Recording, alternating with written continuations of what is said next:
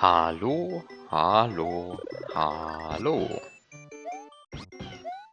Hi.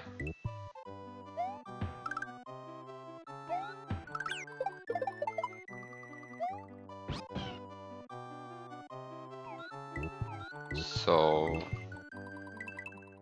let me just start the level. Let me see how the level looks. Still the same. I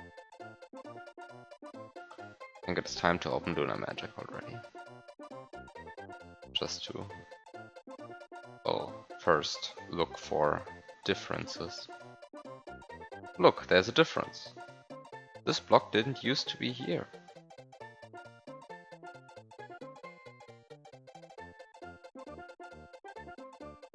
This is a new block. I have no idea what it actually is supposed to achieve.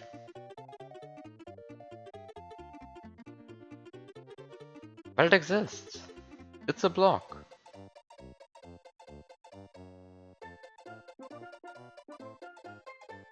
You realized that I broke way more than you thought.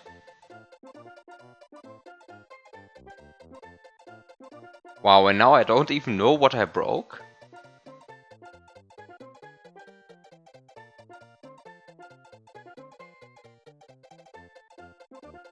The break was the fish? What did I even do with fish last time? Did I do anything interesting with fish last time? I don't even remember fish.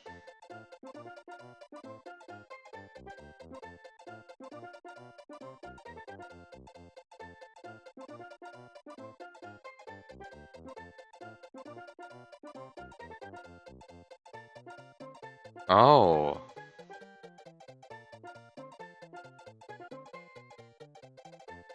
Oh, I fed baby Yoshi here, you mean? And this is a break?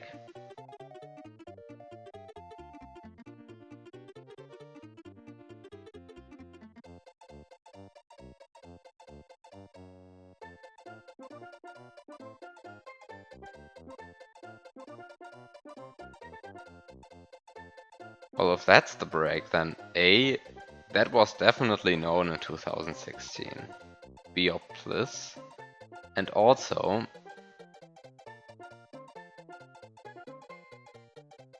good luck fixing that.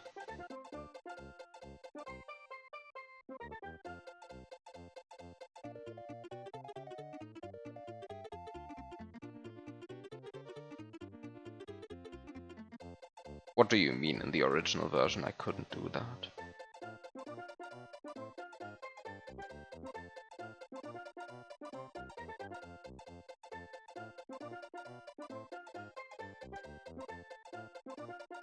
What was so different that that wouldn't be possible?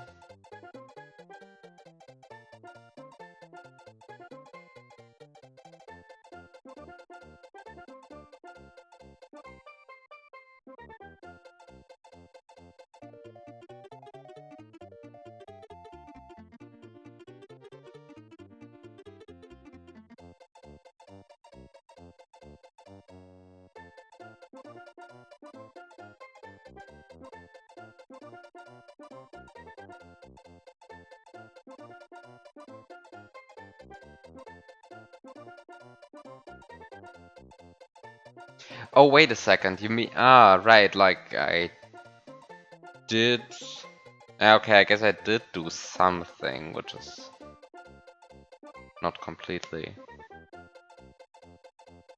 trivial.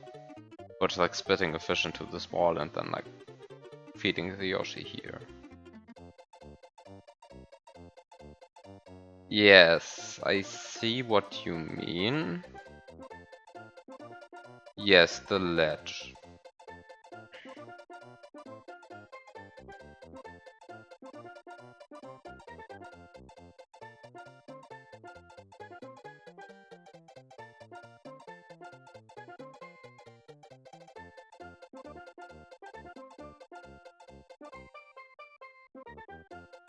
Wait, how did this look in the original version? If I take the very old version. I think this is the first one that I got. Well, this admittedly looks very different.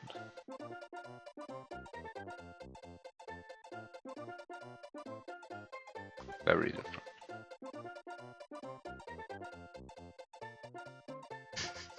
So many things have changed. Amazing.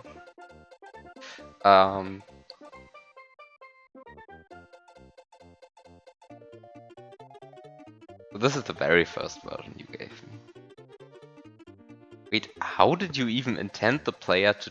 I mean, you said...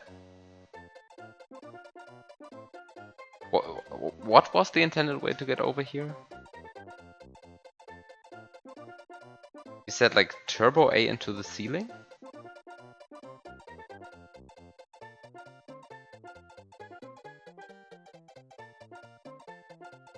But how did you intend the player to get into the ceiling?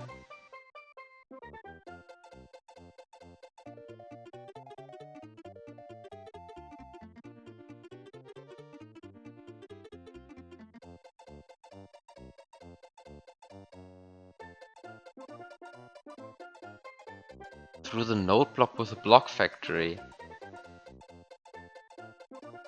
Okay, then let me rephrase this thing.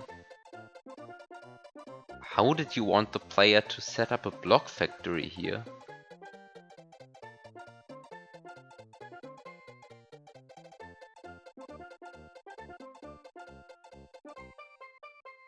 Because I mean, you have this node block available. This on, oh, this on off, and then you wanted me to go through here.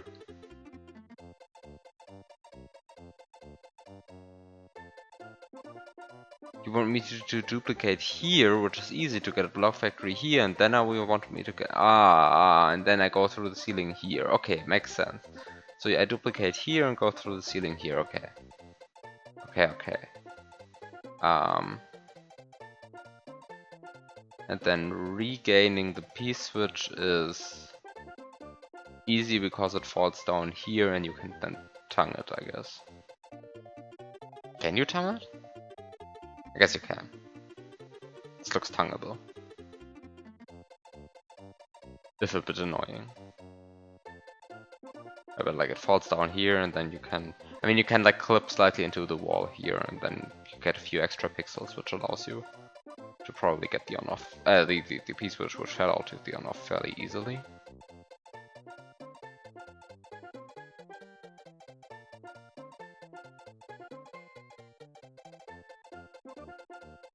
Okay. I see.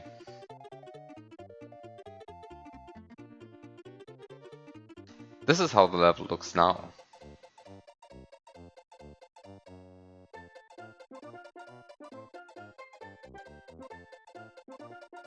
Getting Yoshi up there was supposed to be the actual challenge.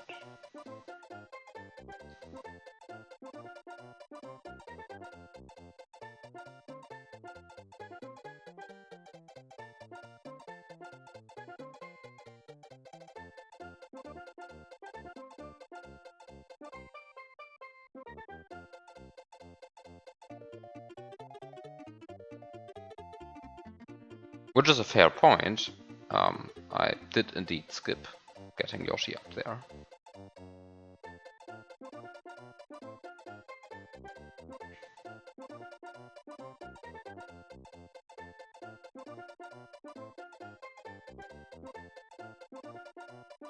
This version also has like very different line system here and also no instant kill munches here.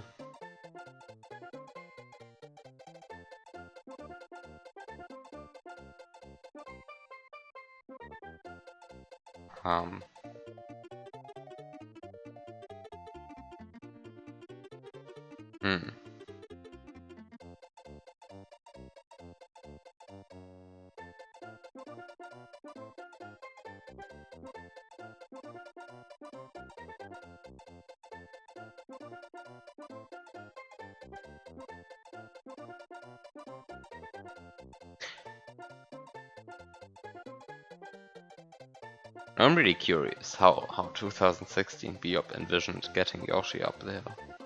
Because like I see ways to do it.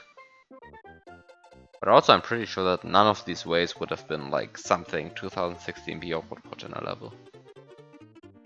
Actually half of like most of them are not even things that 2023 Biob would put in a level. Because they're stupid.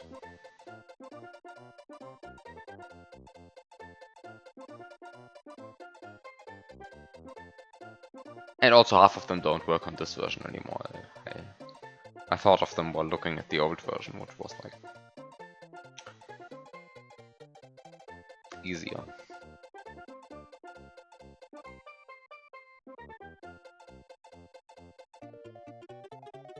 Because I mean, this looks already like a mess. It's funny how the levels always...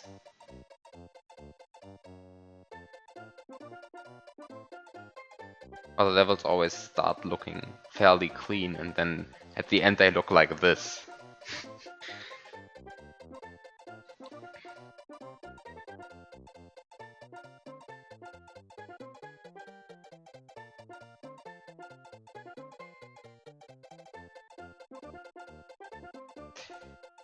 Well, anyway, you didn't change anything significant in this room, right? You added a block here, I have no idea why it is there, but you added a block here.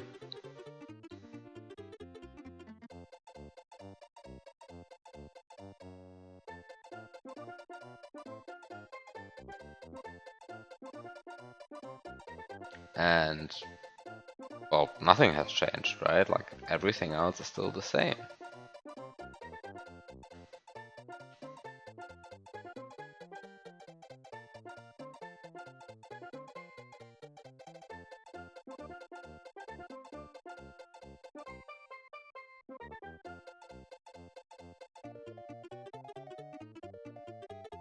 But how do I actually get there? Where I was stuck last time? I mean, I guess, did you change anything in this room? This looks the same.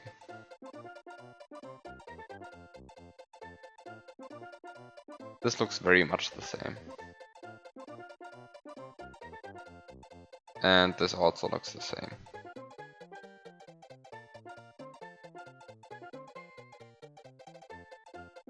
Yeah, this looks the same.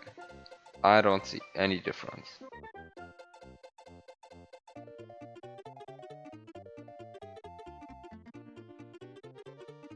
You changed things during last week's stream and that's all you did.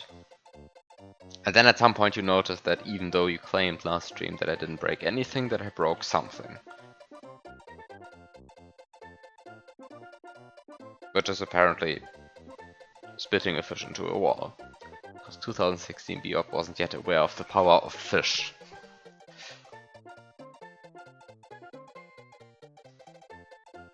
Which I guess is fine. Nobody really knew that the fish is so strong.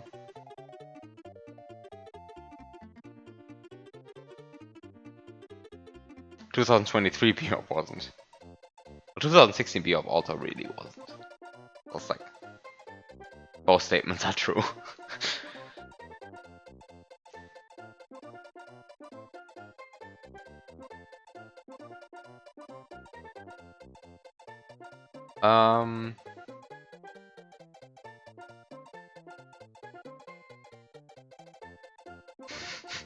I also love this construction right here. It's amazing. Okay, so you didn't give me any quick access to level 107. So I suppose I have to play everything again. Oh, do you have save states? Well, I have this save state. Oh, this is a bad save state. What's this? What's this? This might be good enough.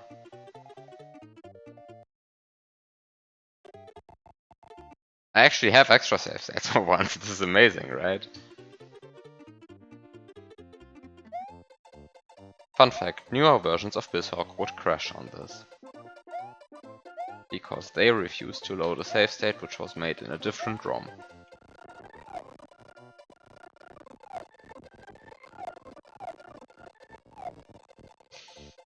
Okay, I guess this is now the save state I'm going to use. I can enter this pipe.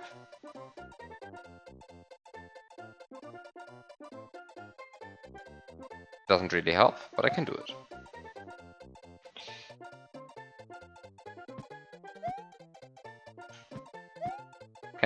Can I do something stupid in this room maybe?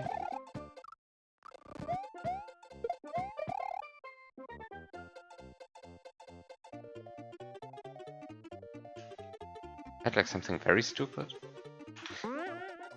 I want to test something.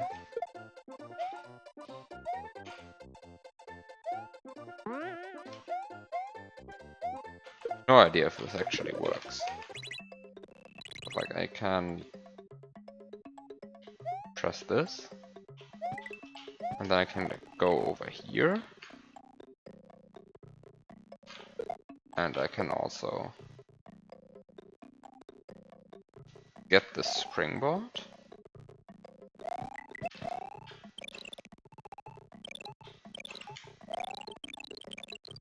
And I can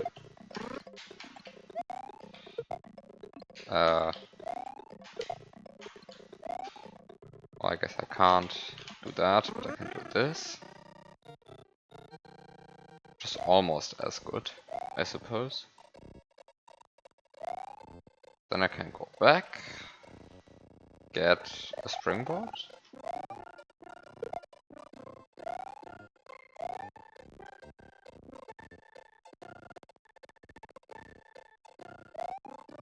Then do something, well, somewhat stupid, I guess.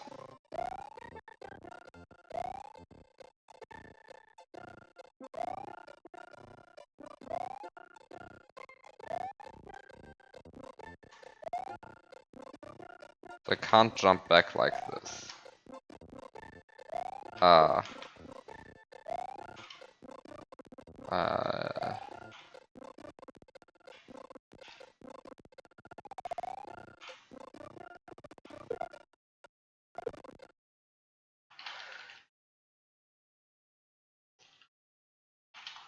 I mean, this is not an elegant break or anything. I never claimed that.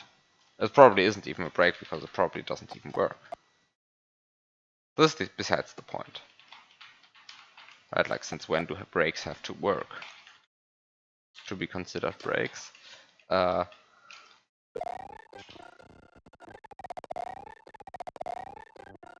am I even going? And I can land here. Okay, that's good.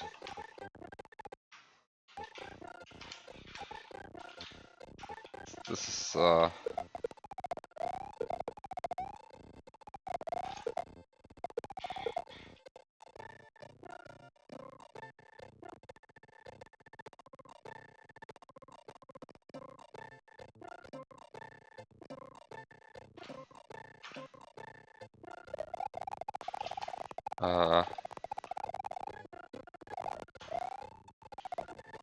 well, almost.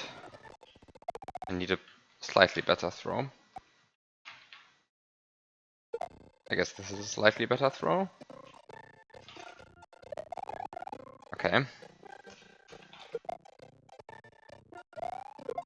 Now I just have to go back.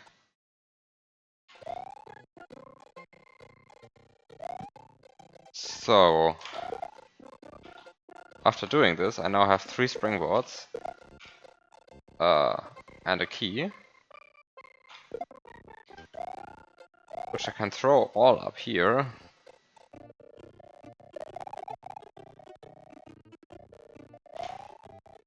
And I can then jump up here.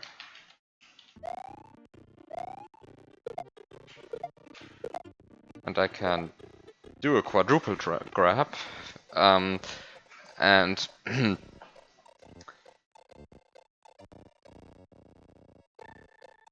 now that I've done the quadruple grab, I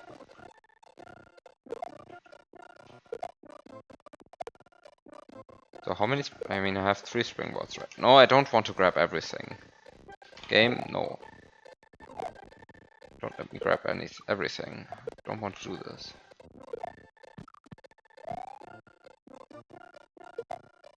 I put the springboards in there, I guess.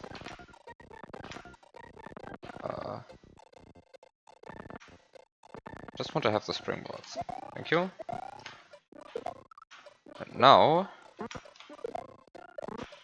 Ah...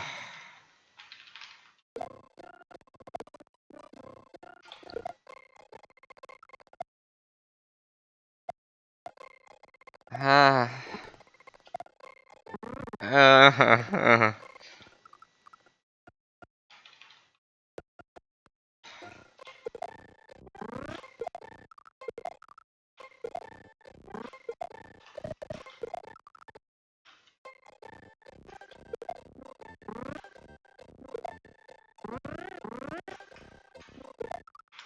Wait, can I just use another springboard? Because I can't grab the springboard.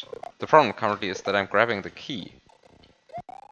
But the springboard I can't grab.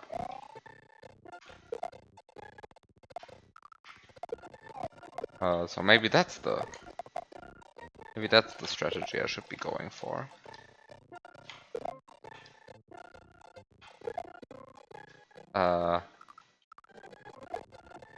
Not use the key, instead use the springboards. Oh, I of course have to somehow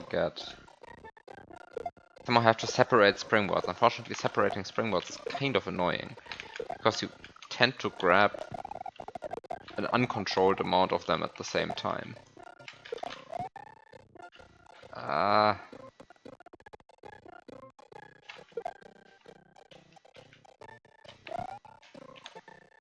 Okay, I think I have 2 springboards in my hand right now.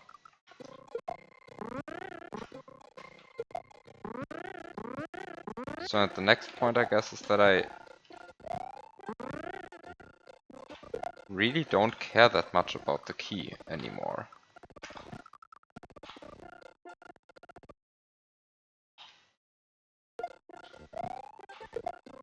Can I should have just not taken the key with me.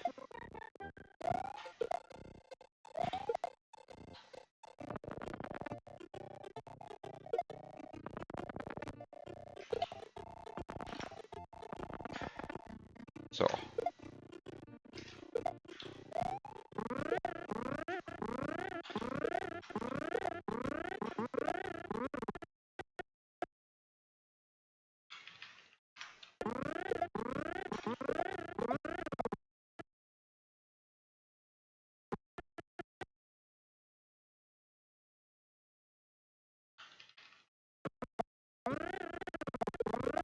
Oh, this is the other problem.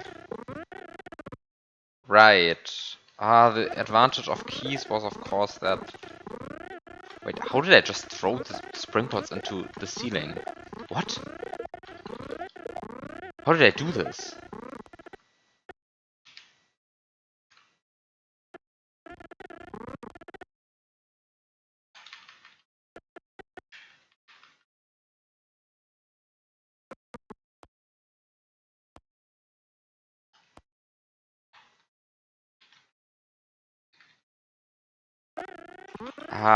So this is the other problem.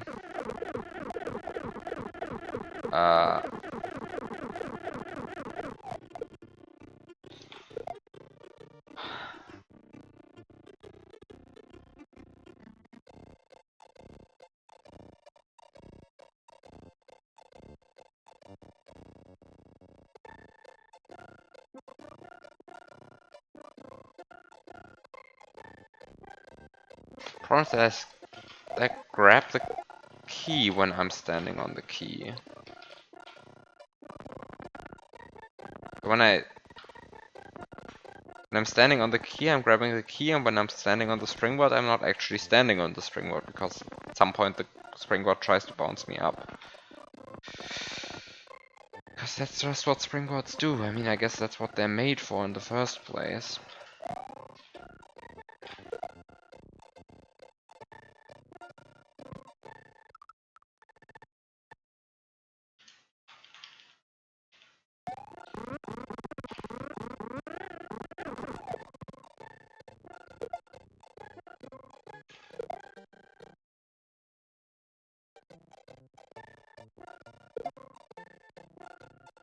Okay.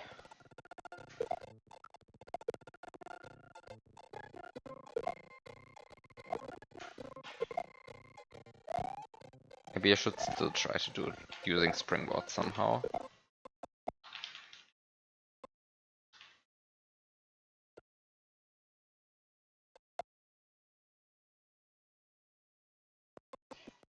Problem is that no matter what I do, I end up grabbing the stupid key.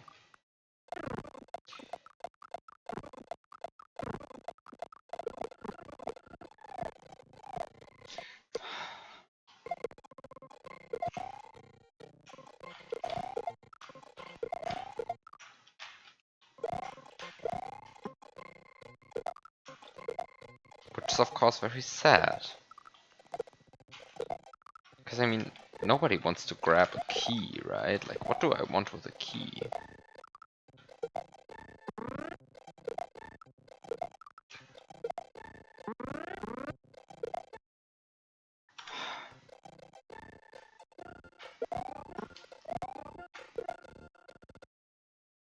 But I'm getting so far into this, and yet the wall still tries to push me left, because like that's what walls do in this game.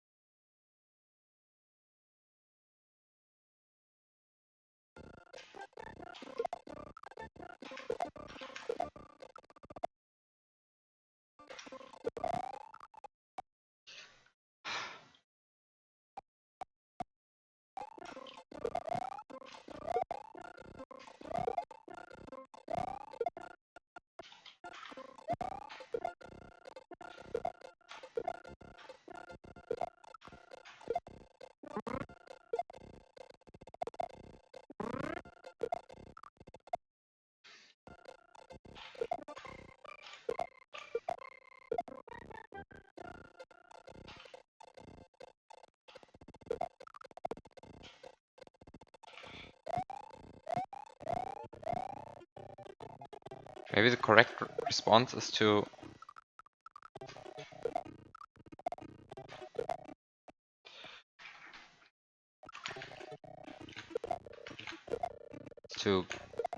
somehow go for both the key and the springboard standing there. But then for some reason I don't actually land on the springboard. I just immediately die.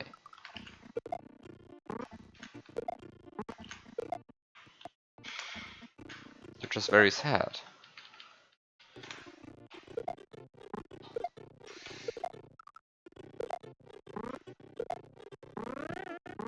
Now this is very sad. Very sad.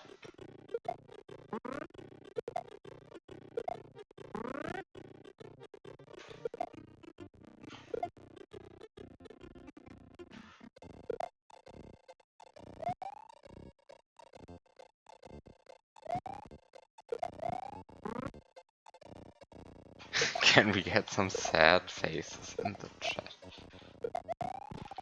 Yes, because this is so sad. You don't even realize how sad this is.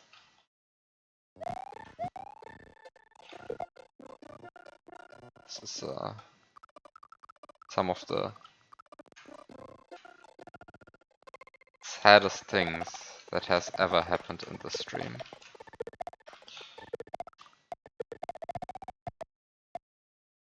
Because I think this is one of the best ideas I ever had.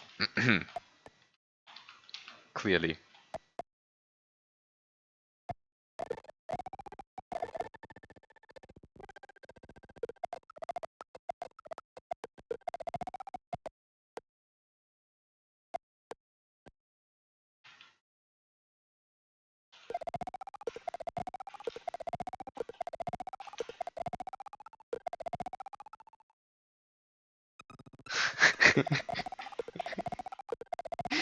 Up there with the springboard strat. From no, that one was that one was even so much more stupid than this. I think this is very fair compared to whatever I was doing last week.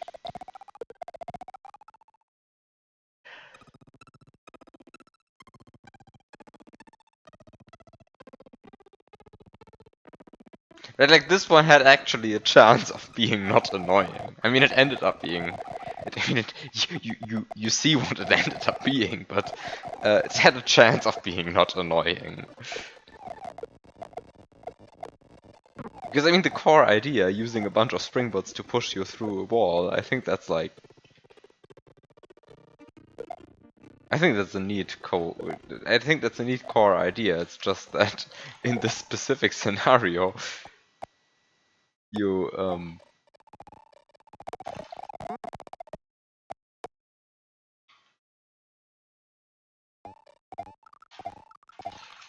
you uh, are kind of screwed.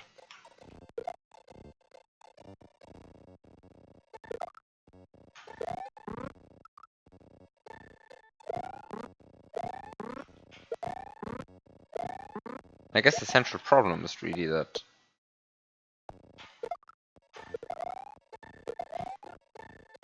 Well, the central problem is, of course, that this block really doesn't want springboards inside of it. Like, if there was a way to get springboards inside of this block, everything would be fine. Right, like then I would just put the springboards inside the block, everybody would be happy, well, except for people who hate springboards, of course. Couldn't be me.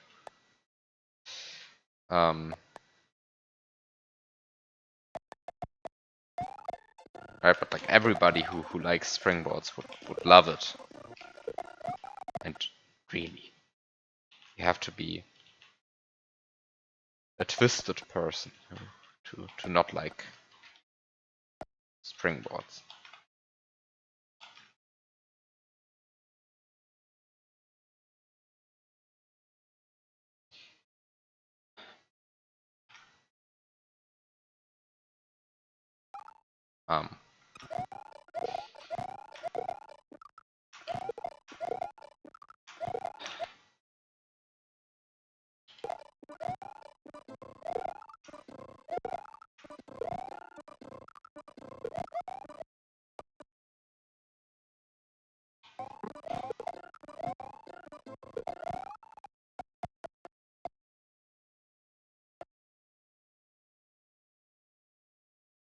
Now, if only there was a way to prevent Mario from grabbing the stupid key. Now, if I had two keys, of course, then everything would be fine. But I have only one key. Maybe if I had more springboards. But clearly more springboards solve all issues. If 3 springboards are not enough, get a 4th one. And so on. This is how solving glitch puzzles works, I think.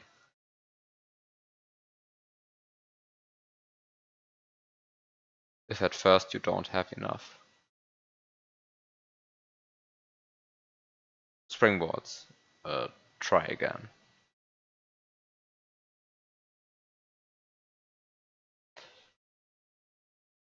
Unfortunately, there's only this one extra springboard here. Doesn't give me enough, which is kind of hard to get. But I guess I can get it, right? But there's really no way to get an additional key. There's also no way to get an additional key in the previous room. This is sad. With a second key, everything would be better. But I only have one key.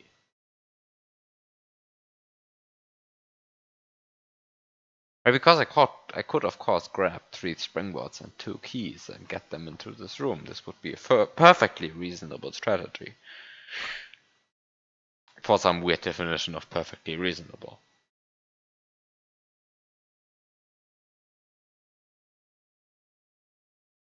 Honestly, for no definition of perfectly reasonable.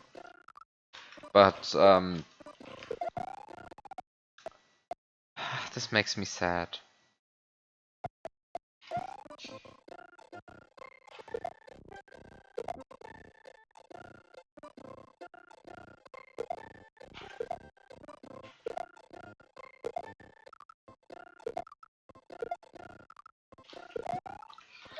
Three springboards are just really aggressive.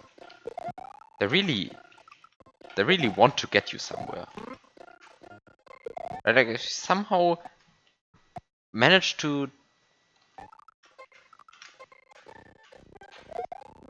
get three springboards, then they really want you to, they really want to get you somewhere.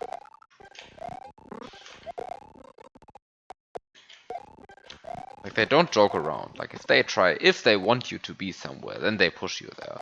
It's just the unfortunate problem that Mario dies while doing that.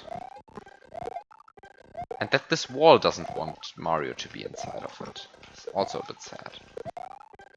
Like, if this wall wouldn't continuously push Mario down, then everything would be fine. It's just a bit sad that this wall is a bit aggressive in its well, wall interaction. Right? I hate it when my walls actually work, and so on. I'm not used to that. Also, this is a very nice interaction. Mario landing on one spring and two springboards just aggressively pushing Mario into a wall while that is happening. Amazing. No, if only I could get that into the other direction, right? If that could happen in the other direction, then I'd be pretty much good, right?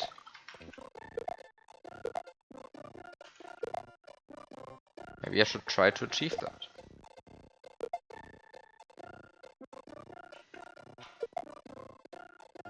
Okay, so now I carry two springboards around.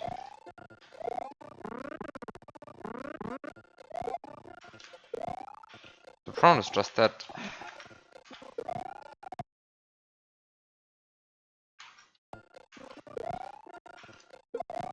first of all, for some reason, I'm not actually landing on the springboard, which is of course already very sad.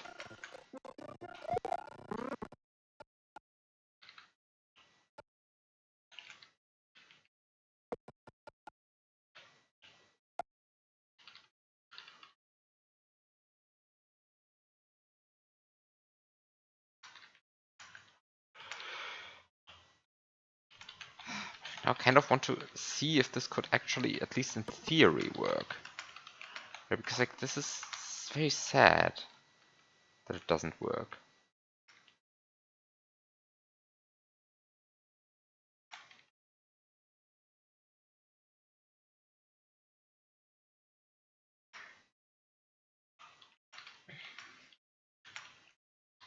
For an appropriate definition of sad, of course.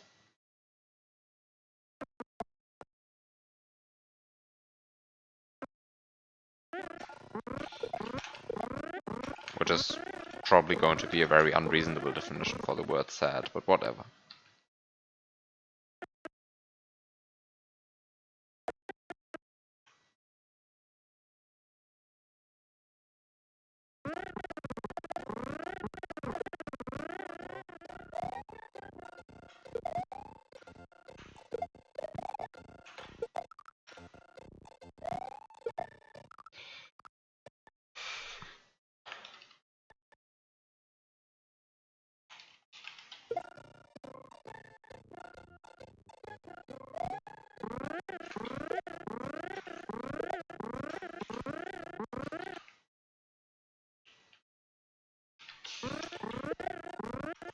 If I had more springboards, then maybe I could do more.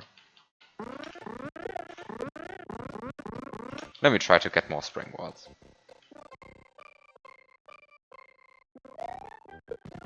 think this is the appropriate reaction to this.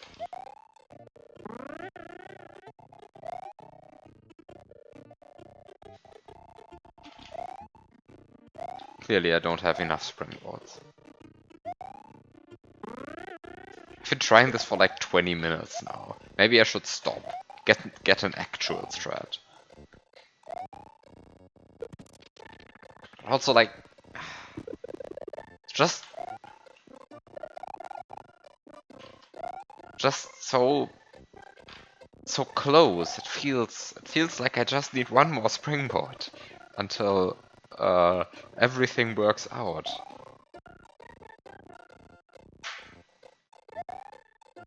Right? If the unreasonable strat doesn't work, try an even more unreasonable strat.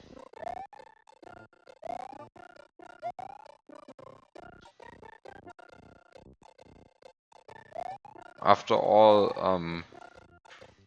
what does the word reasonable even mean? I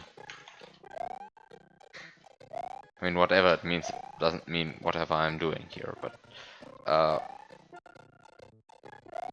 whatever. So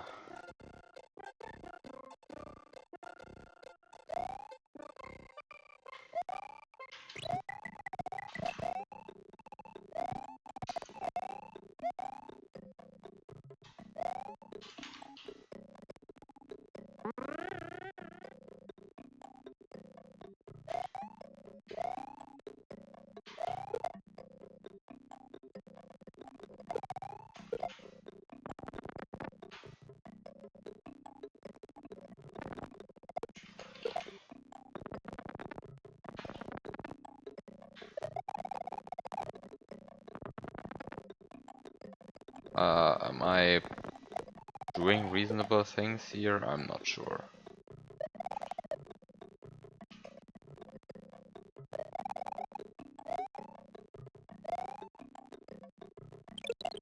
Oh no, I have to set up this... No, I have to set up this clip again.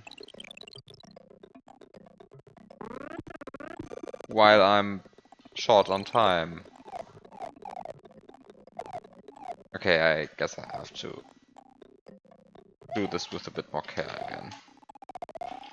Okay. Put the key down here.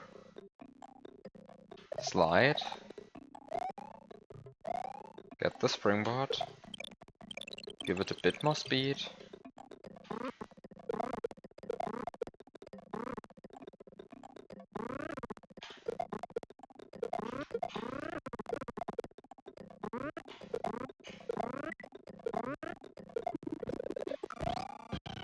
Wait, where did the key go?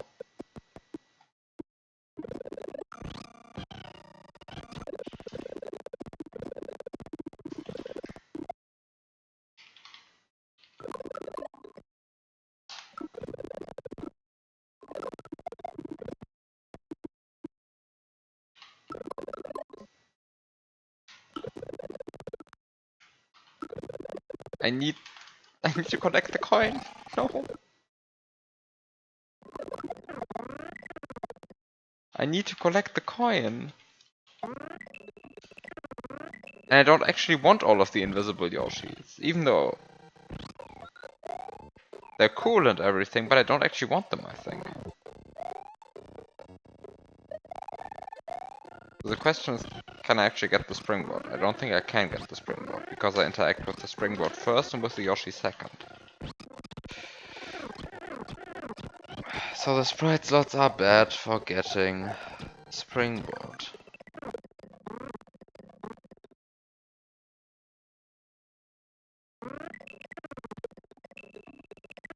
So what are the sprite slots good for? I have no idea.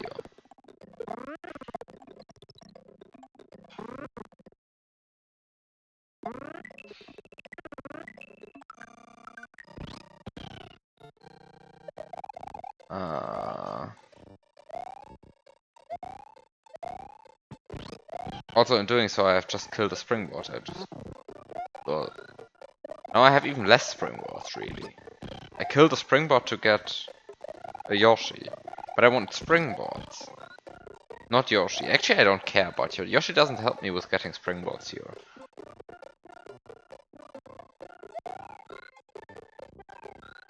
I don't gain anything from having Yoshi.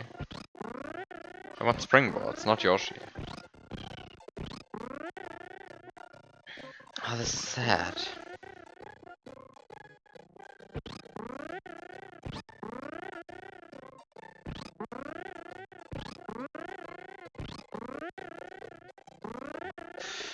Now, of course, more springboard.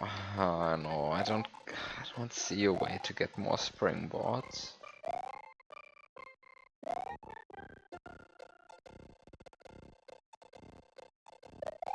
I am unhappy.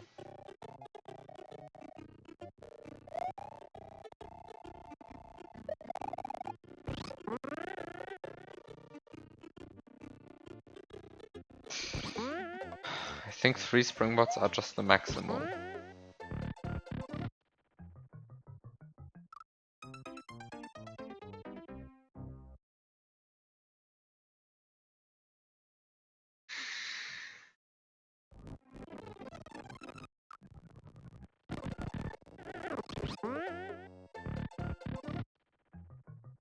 So this is how you're supposed to get in here, I guess.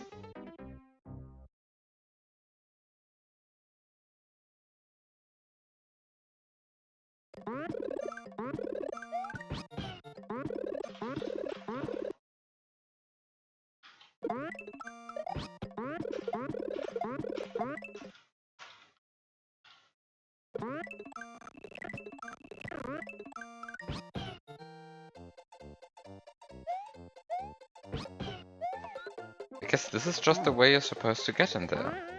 Hui.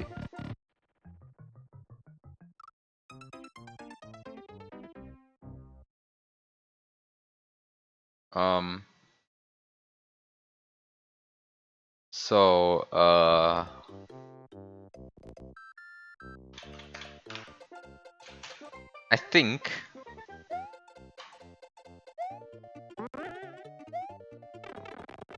think you win again.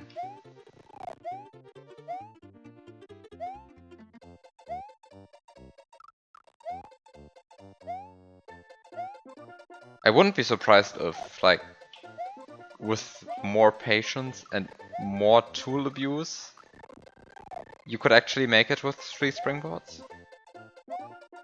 But also it's more tool abuse than I'm willing to do for this hack.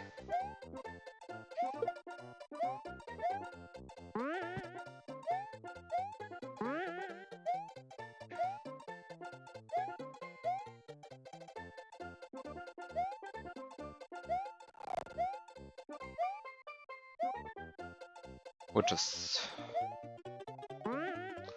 sad. It was like such a clean strat. You just take all the springboards you can get and use them to push yourself through a wall. Caveat, it doesn't work.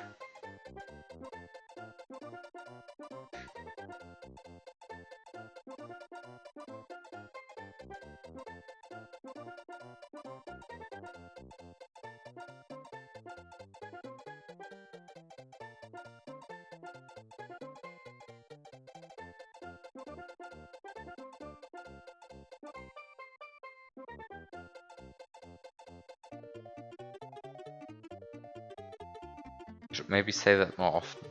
Caveat, it doesn't work. Anyway. So I guess it's time to stare at Lunar Magic because I have no idea what I'm doing again.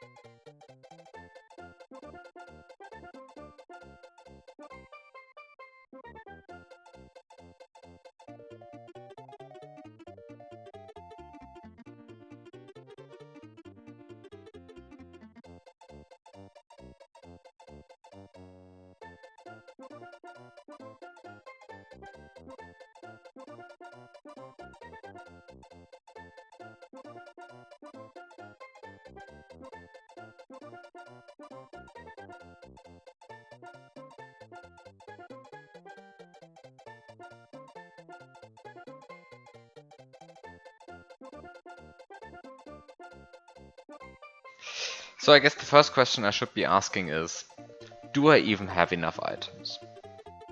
And I think the answer to that is yes.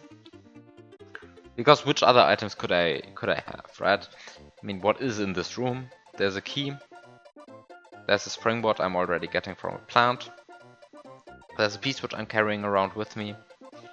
And I have to get, first of all of these items through here, and then I have to press the P switch to remove these brown blocks. Because there's no way to get to this pipe without first removing these brown blocks. Leaving me with a key and a springboard.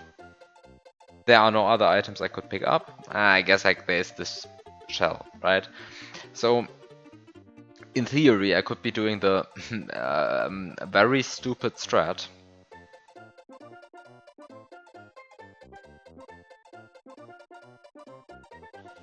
of double grabbing key, a shell, and then also combining this to a triple grab with a springboard.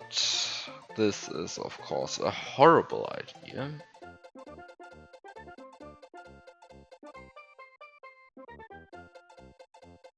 To do a triple grab like this. And I don't think it was intended by 2016 BIOB. I am actually fairly certain 2016 BIOB did not intend me to do a triple grab. Key, shell, springboard. Because that just already sounds miserable.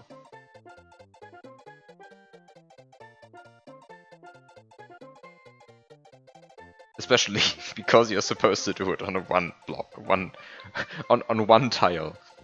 Like this. With a mantra 2 blocks above you. It's about as bad as a triple grab can get. Anyway, there's also this feather. I don't think the feather is actually intended to do... Well, I don't think you're actually intended to get the feather right now.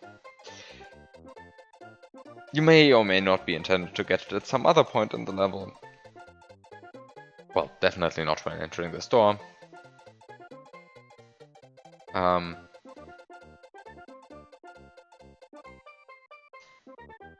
And, well, also not while entering this glass block here, because, well, if you're getting to this glass block, you're coming from here, where you are, well, I think it's fairly safe to say that you are not intended to keep Yoshi into this pipe.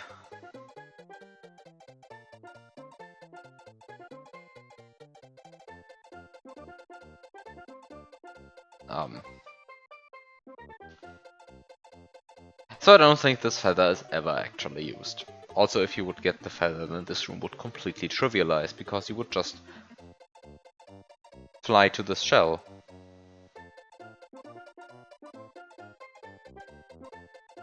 Press a P switch. Get the shell. Go back. Right click through the floor, go back, go back, go back. Hit yourself with a shell. Get the moon. It would entirely trivialize the room.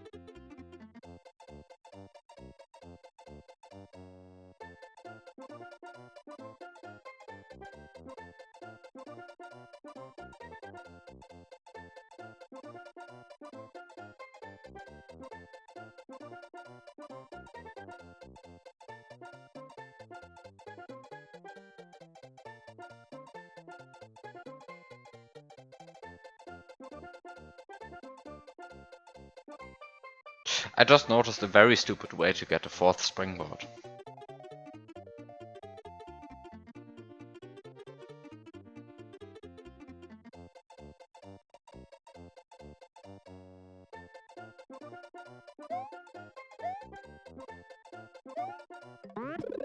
It is very stupid. I mean, of course it is very stupid, right? Like, it's... of course, it already involves getting a fourth springboard, which is just... I think you even... I think you've already won. Uh, let me just show it, because it's already so stupid. I'm not even proud of finding it, honestly. It's like the kind of stuff that you just, I don't know. I don't even know. I don't even know why I'm doing this at this point anymore. This is the strats are getting more ridiculous and more ridiculous. It's kind of, I don't know why I'm doing this. I can just press the B switch. I really hate this. I don't know why I'm doing this.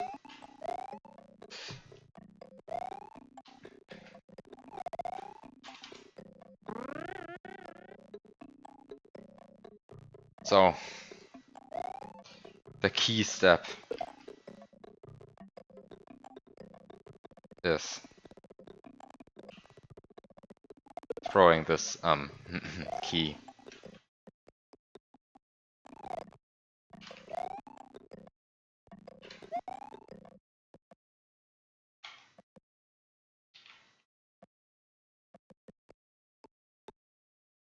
This is the key step.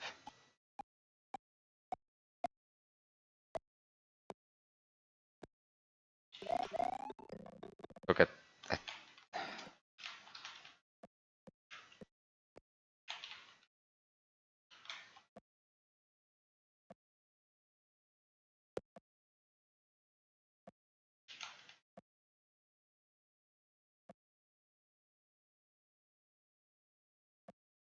It doesn't even work properly.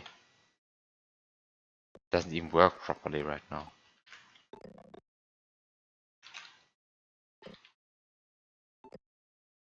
Now, if only it worked, right?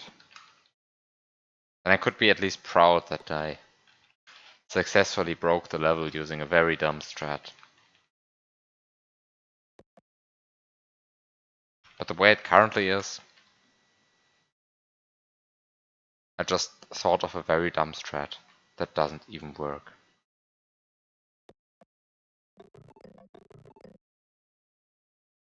Which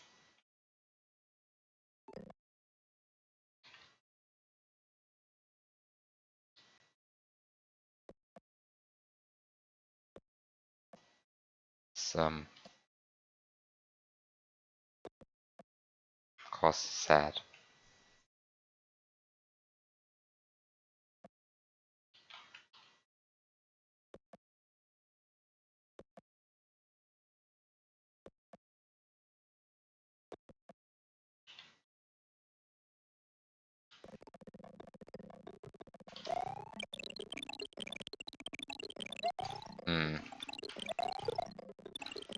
Well, I don't really know what to say.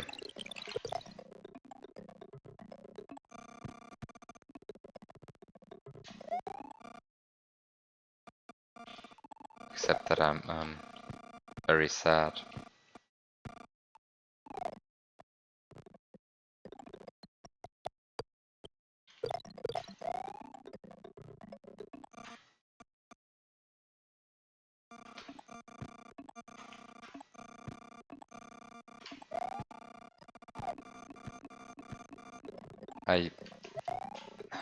I really prefer it when my stupid strats are at least working.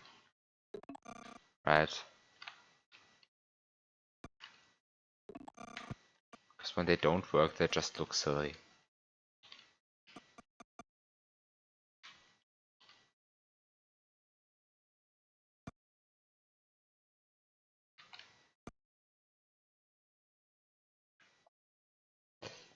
But this is not working.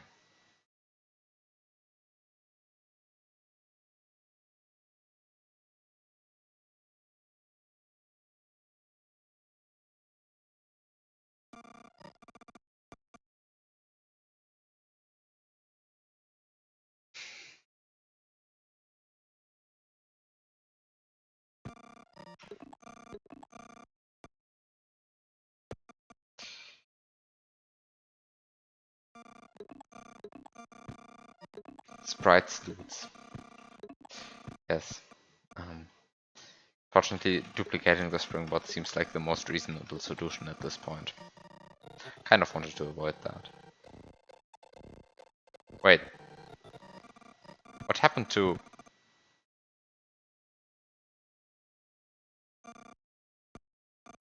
Oh, what happened to the piece which I wanted to ask? And the answer is, it got pushed out of a block. Into the void. Goodbye, P-switch. I never wanted to have a P-switch anyway.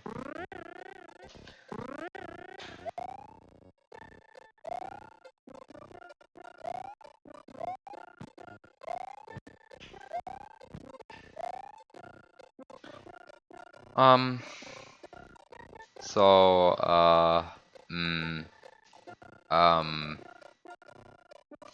yeah, but even if I had a fourth springboard, well, then I would enter this pipe with 4 springboards, right?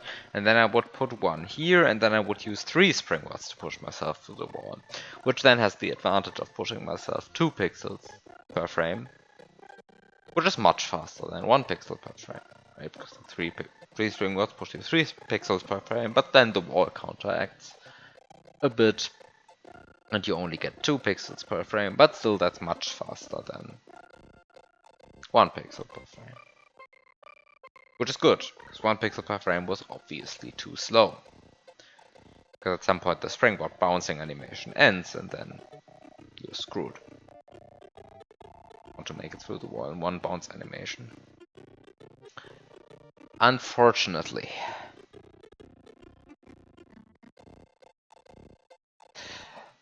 Well, it's also probably going to be very annoying, and also it's very annoying to already get the 4 springboard, so it's probably better to just think about a proper strat. Well, unfortunately, number 2, finding proper strats is pretty hard. Because, as it turns out, I'm only inventing these stupid strats because I have no idea what the intended strat actually is. Okay. And with that said, I think I've successfully wasted an hour. How has it been an hour? How am I wasting an hour on stupid springboard strats again? Why do I do this?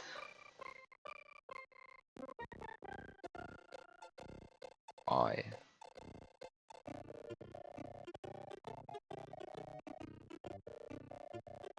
Why and...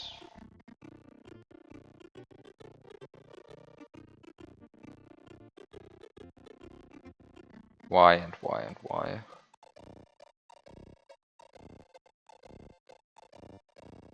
Why am I like this? Okay. Well, enough complaining, time to actually figure out a solution, I suppose. As you said last time, I may or may not be happy with the outcome.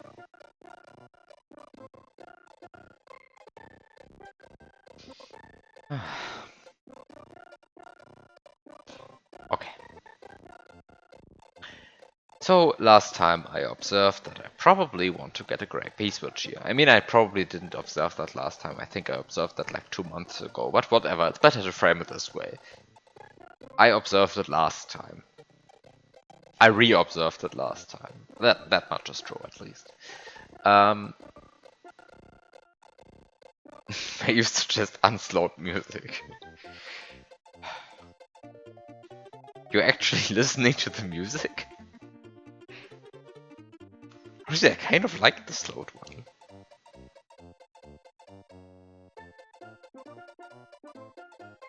I think like 50% slow. That's exactly the correct speed for S&W music. 25% always sounds awful. Like 50% slowed has a nice charm.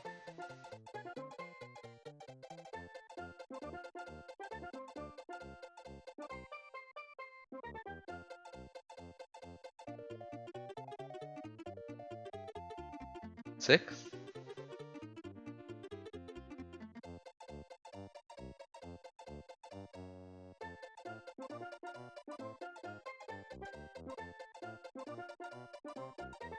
Deceness goes down to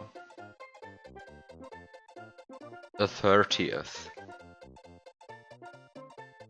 Because deceness only knows a half, a third, a quarter, a fifth, a sixth, a seventh, and so on.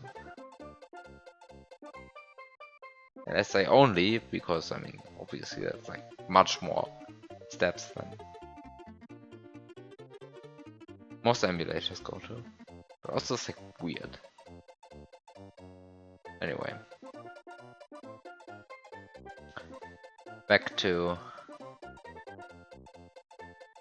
this. I mean, I say it's weird because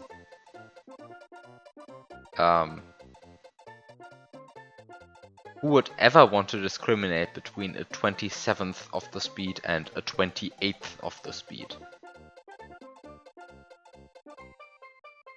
Why would anybody ever want to discriminate between that? I have no idea, but that's the way it is. Wait, how much does this emulator actually go to? I press once, 75, 50, 25, 12, 6, 3. Oh god, what is this?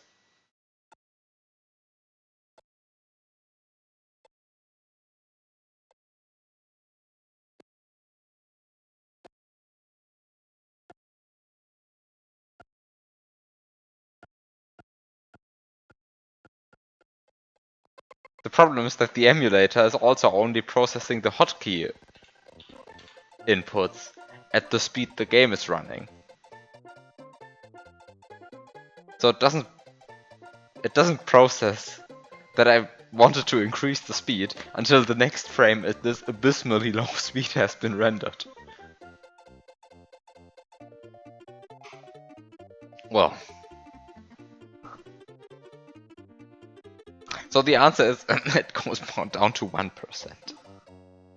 But I think the 1% is really I think it's really 1.5625%.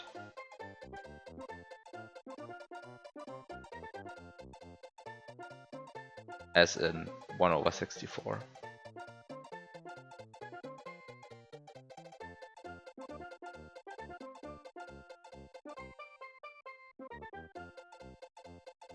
Yeah, because like apart from 75%, which I have no idea why anybody would ever use that, to me that's like completely useless setting. BizHawk only does powers of 2 in slowdown.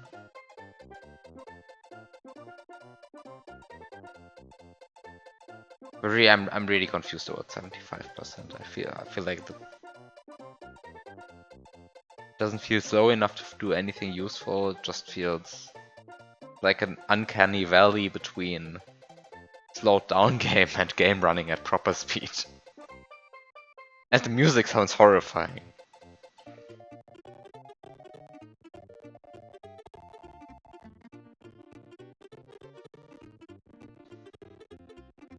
This doesn't sound right.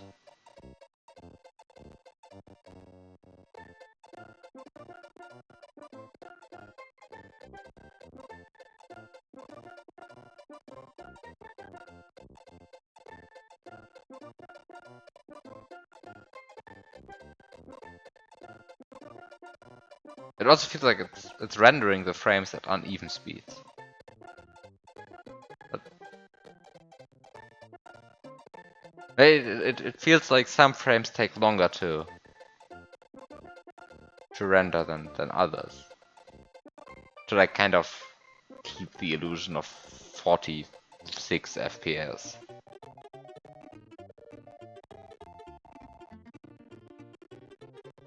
At least this is how the music sounds to me. It sounds like it's randomly speeding up and slowing down. Like ever so slightly.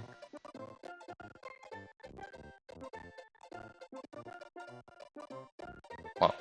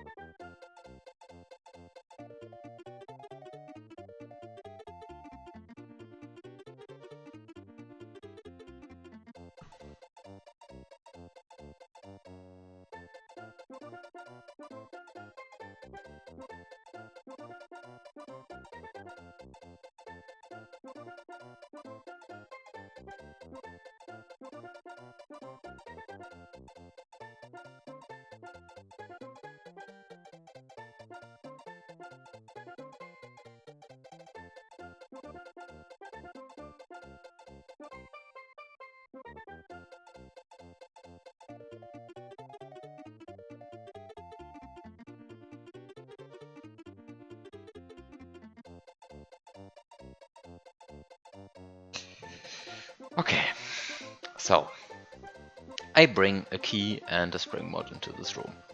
And I know how to get Yoshi now, even though I sacrificed the spring mod doing that. And I know how to do a bunch of other stuff, but really, what is it that I want to do? Because like at the end of the day, I want to get here somehow. I want to bring a blue piece switch here somehow. I want to find a way to get items through this barrier somehow. I guess Yoshi. So I somehow want to bring Yoshi here somehow, even though these blocks are here. And well, I mean that's already enough problems, right? I don't need any more problems. I have enough of them at this point.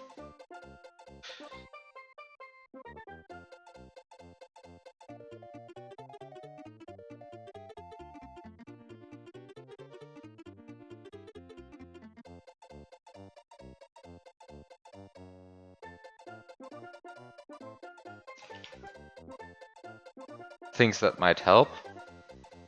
This is a bunch of real dirt, not death dirt. Things that might not help. This is a bunch of death dirt.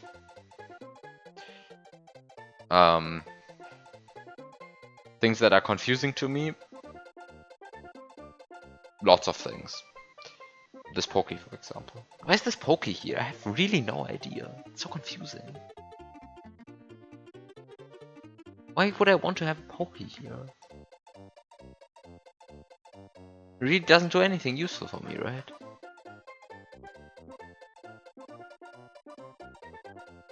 Oh, wait a second.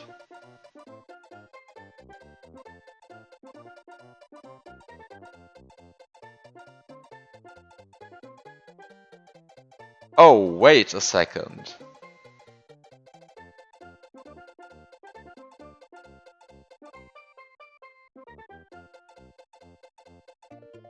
Is this a great and brilliant idea by 2016 TheBiob, or am I massively overthinking this at some point?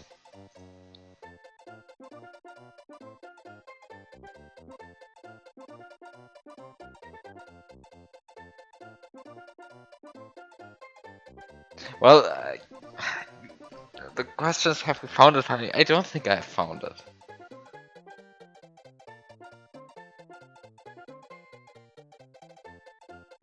Because there's like still a huge gap. Which is, how do I actually do the thing that I just thought of?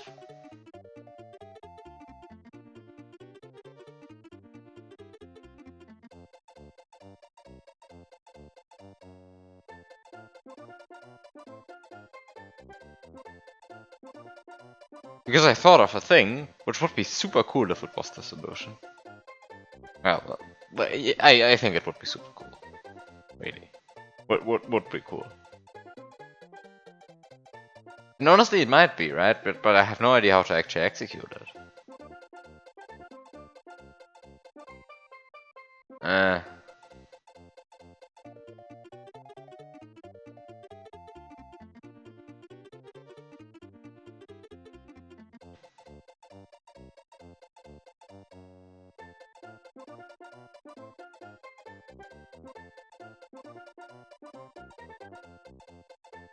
I just have no idea how to actually do it.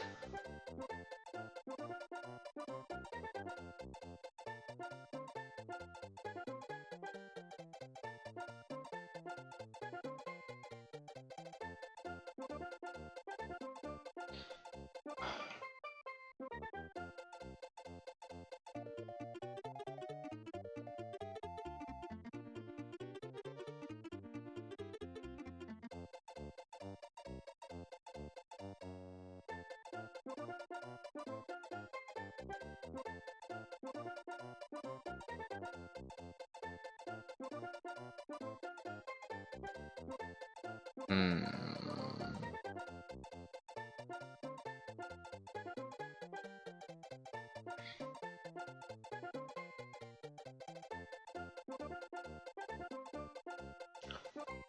Hmm. Hmm. I'm looking for something, but I don't see anything.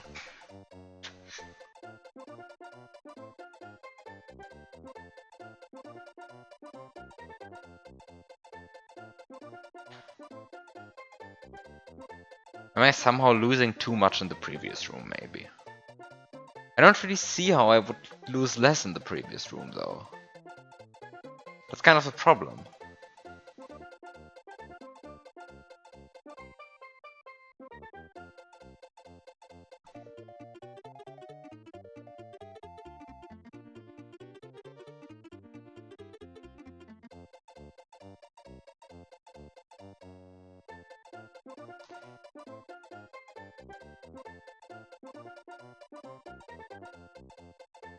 As it currently stands, it feels a bit stupid to be losing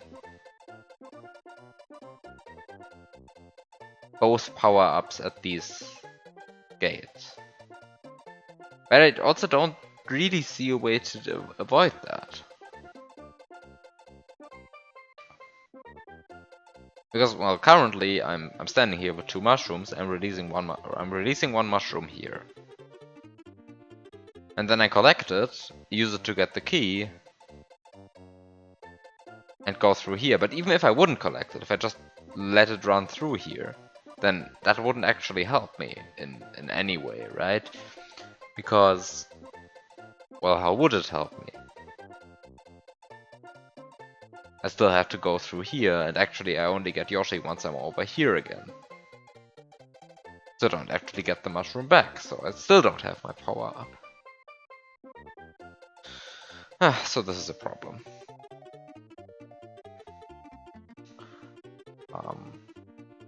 Anyway, I'll be back in a few minutes.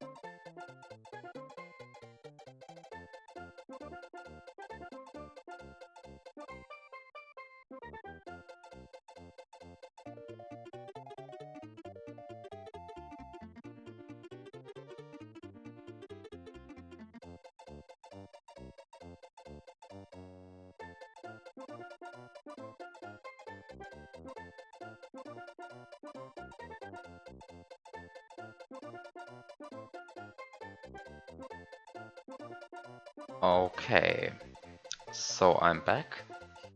Um,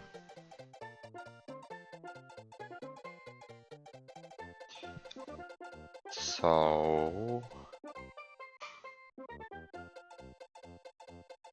the last thing I thought about is how to actually keep a power-up into this pipe.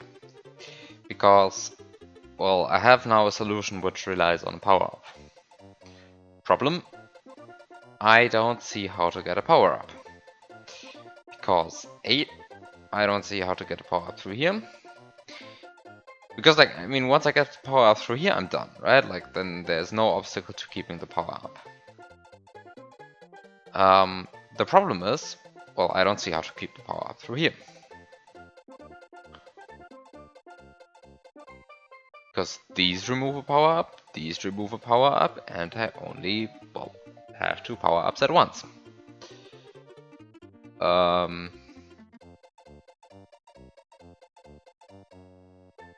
It is of course questionable how much I actually need the key. Maybe the key is just fake.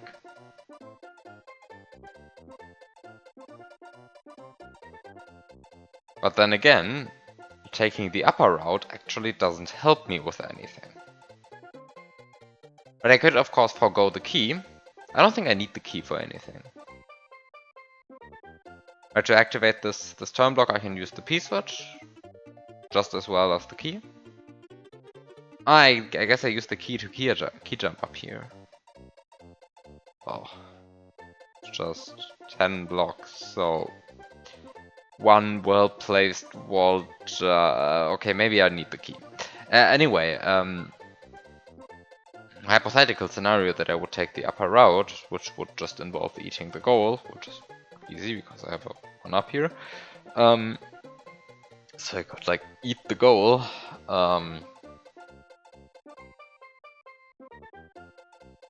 But then the problem is here the anti-Yoshi blocks come first, and then they are the item kill blocks.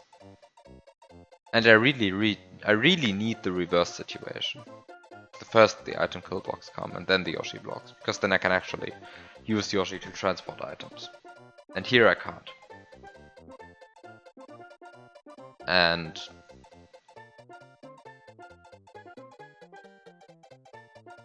well, that's a problem.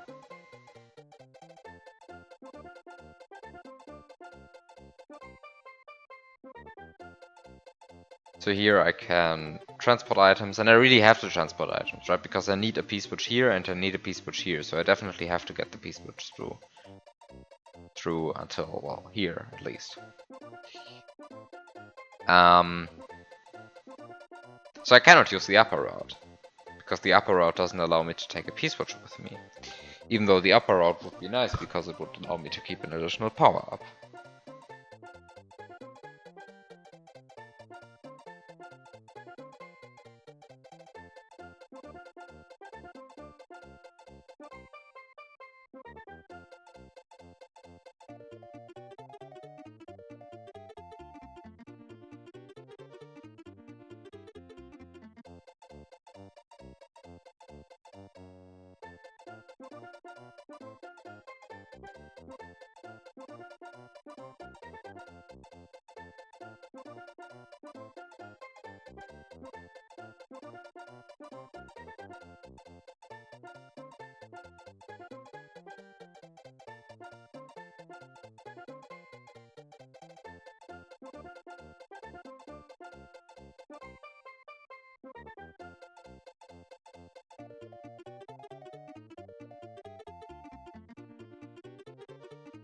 Oh god, I might be seeing something.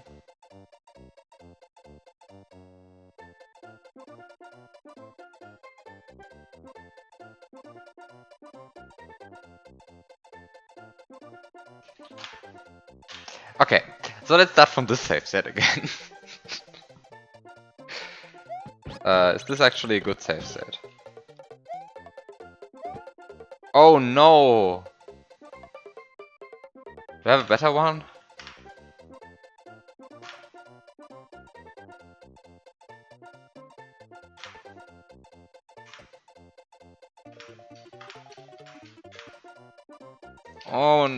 no. I thought this was at least... no, I thought it was at least a safe set where I had already gotten the springboard. Okay, time to get the springboard again.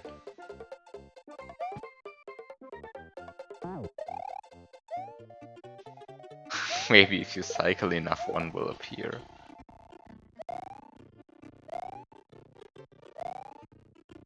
Unfortunately, I kind of doubt that. Although it would be so nice, right? Because, like... Wait, why am I taking the Yoshi with me? Yoshi can, like, stay here. I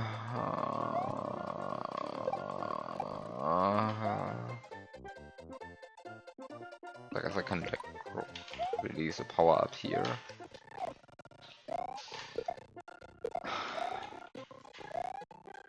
So, time to do this funny section again. Haha, I love this. This is my favorite section.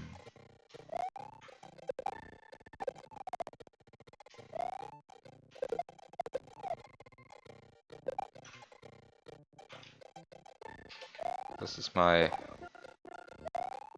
favorite section by far. I love this section where you transport Koopas, because transporting Koopas sure is my absolute favorite game mechanic.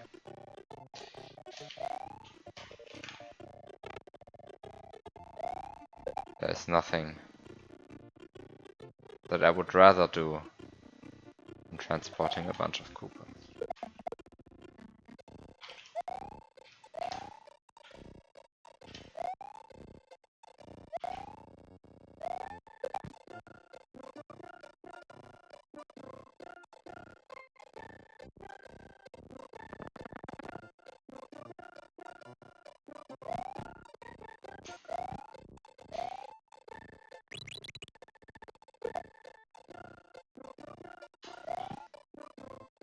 Oh no. Oh no. Please. Okay, I have both Koopas on screen now.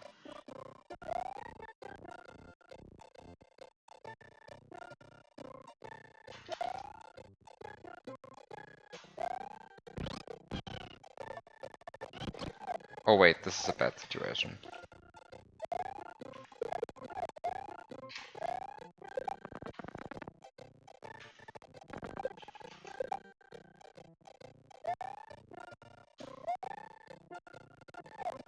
Should have done this earlier.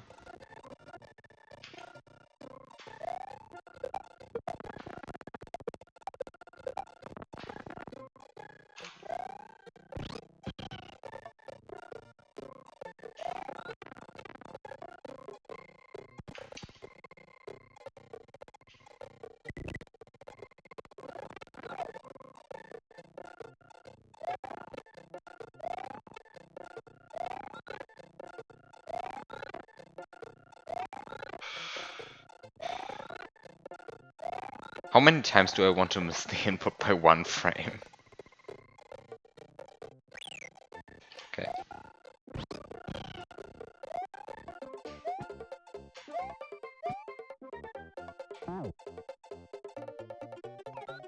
Okay, I have the springboard. Great.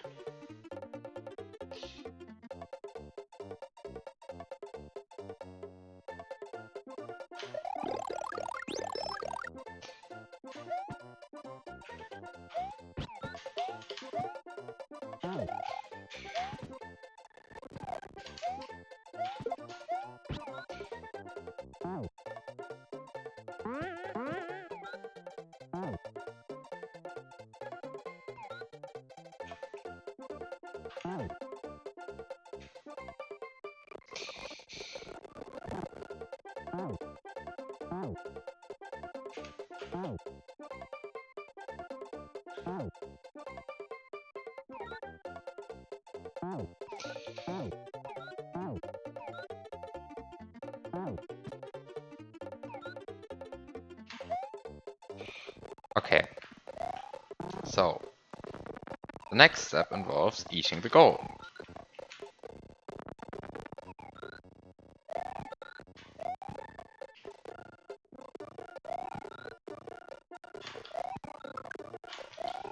Because I always wondered what this 1-up is for, and now I finally found a use for it. This is already promising.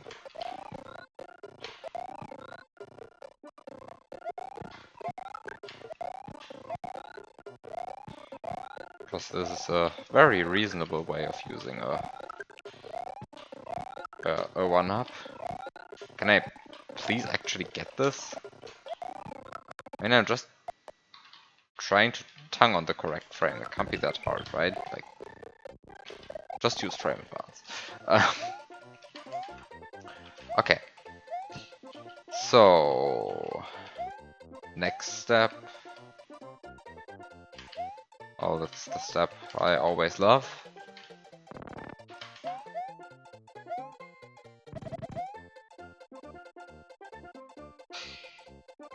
Dear Vanfish, please come over.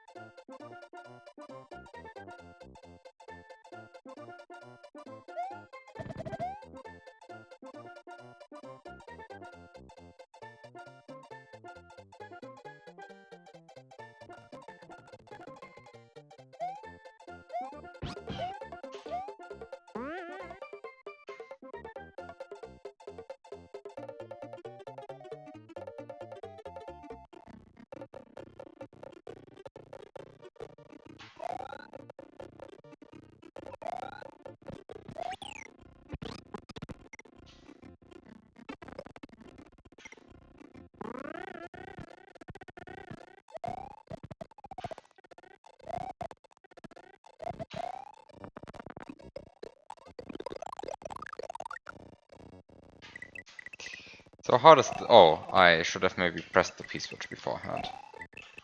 Oh, I should maybe have pressed the P-switch beforehand, then I would be... Oh, time to actually press the P-switch, then I mean that's not the problem, right?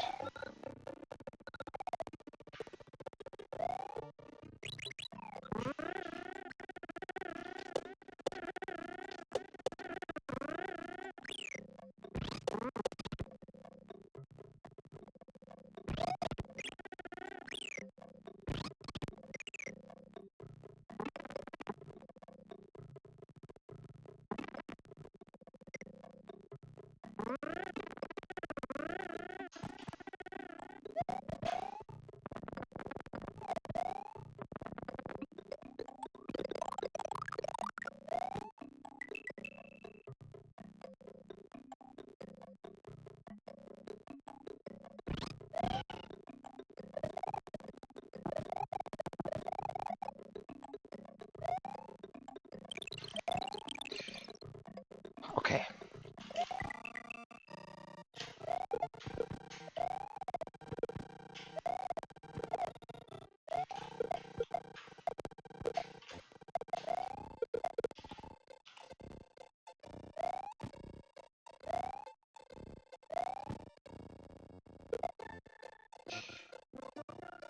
So...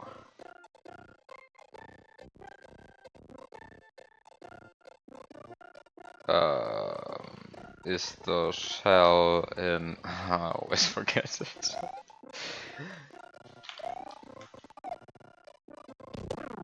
is in the wrong slot, right? It should be in the lower slot.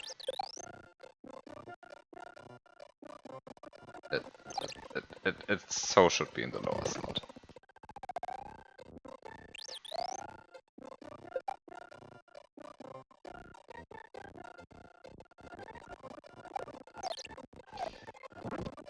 Time to look it up. Okay, it's in the lower. It really should be in the lower slot, right? Well, that's the wrong slot. Time to find the...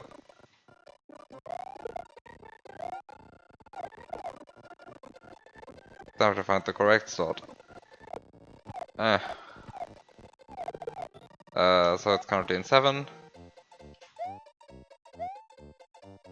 Now the feather is in 7. Now the shell is in 1. Is that the entire purpose of the feather? We will never know.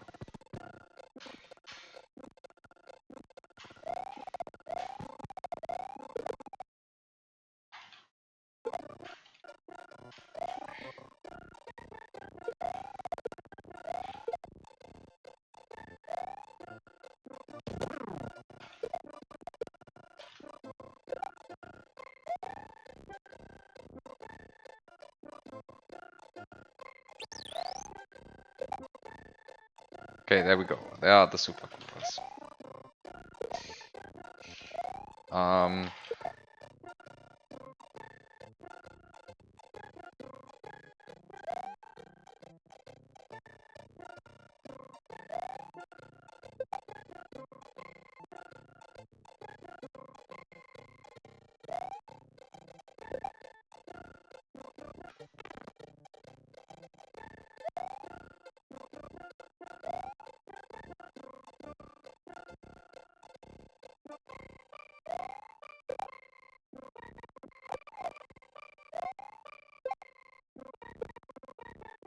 Okay, I actually got up there. I'm not really sure if this is a good idea. I think scrolling is not a good idea. But let's see.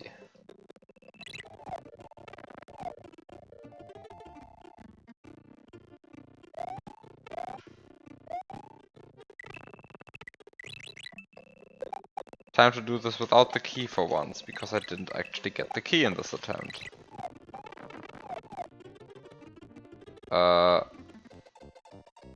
This is awful. Okay, maybe this is a good Super Koopa.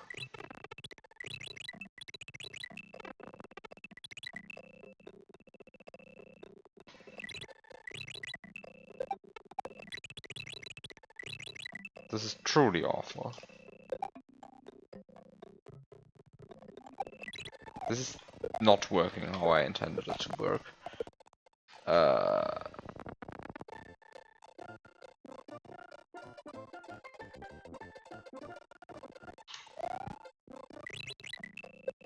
This is also horrible.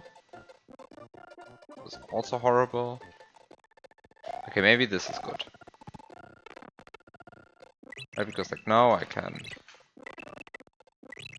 actually go here and jump on the Super Koopas in a way which is not completely ridiculous.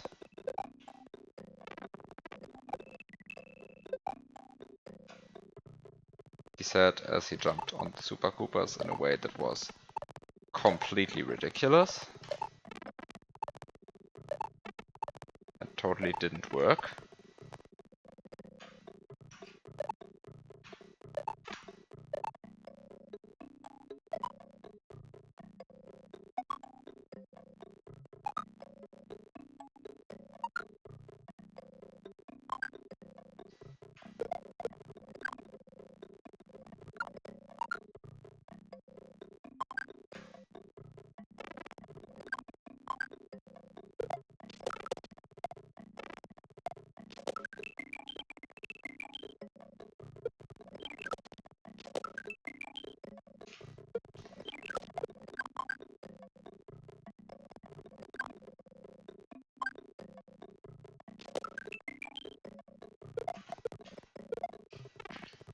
This is stupid.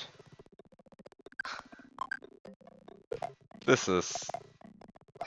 I really preferred it when I still had the key. And I could just key surf. It was like... much nicer. Now I have to do this. No, I'm not reaching the super... Why?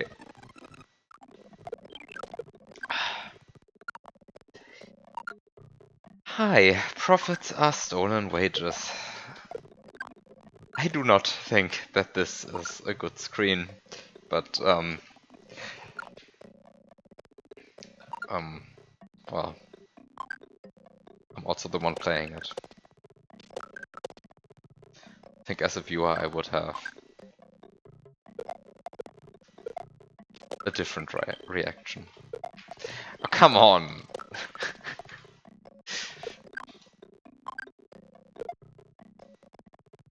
The worst part about this is that there is a feather in the top left corner of the screen. Because like, if I had a cape, then this would be far less annoying. Also, I swear I cannot do anything differently here. Like, I don't have that much choice in what I'm doing. I just have to bounce on the Super Koopas and just hope that I get lucky, because like, if it spawned from the other direction, if the Super Koopa, which is currently coming in slot 2, spawned in from the right side of the screen, then everything would be fine. Right, but it isn't.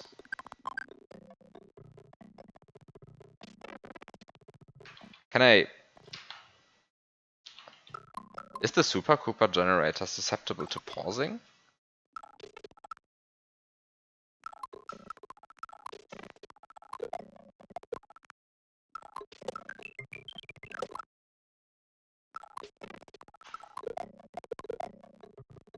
Ah.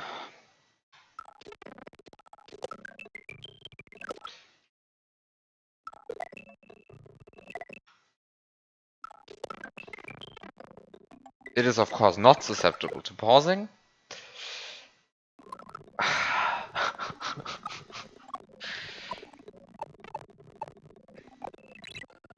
So I think it's time to wait for a different cycle.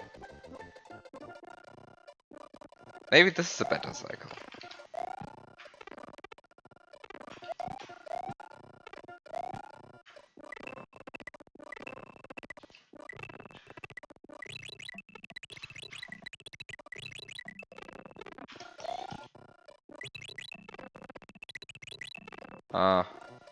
I don't think this is so great.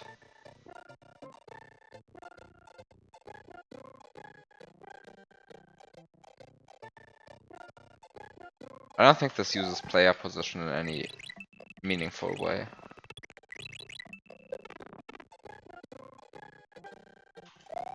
It would make a ton of sense, yes.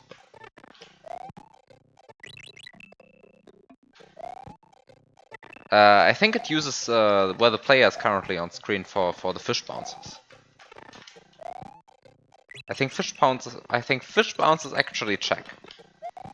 Because there they made sure that it's extra random. So they didn't just use the RNG, but they also used the global frame rule and also used where the player is currently standing on screen to make sure that no fish bounce predictably.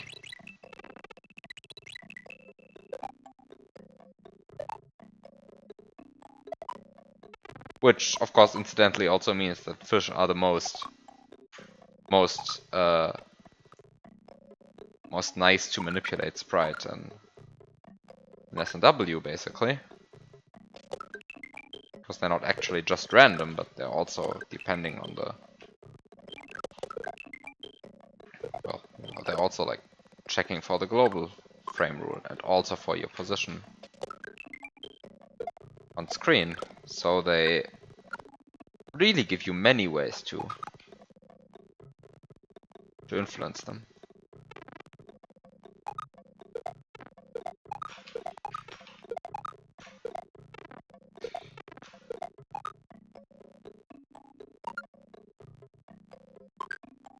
I don't think Super Koopas use any of that.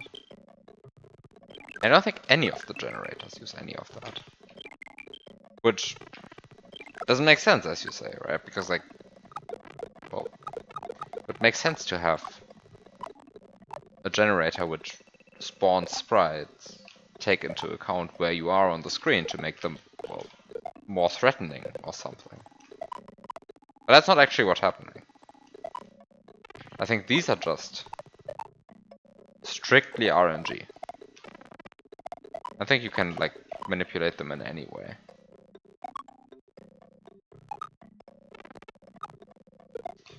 Of course, none of this makes sense, right? Because it's S&W.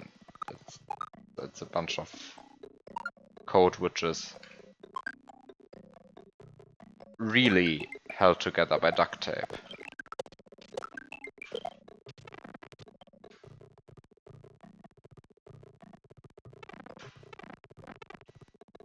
Which is also what makes the game so great, but oh,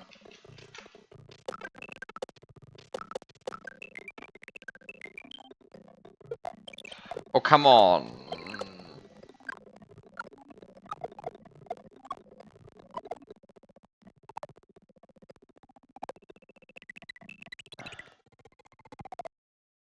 I always forget which one $14 is. $14 is the one that you cannot manipulate, right?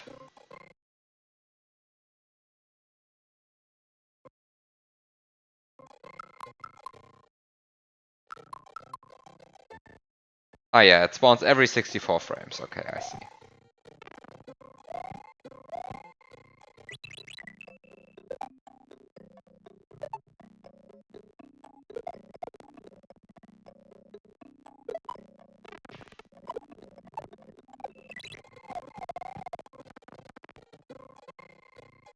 It's really every 64 frames.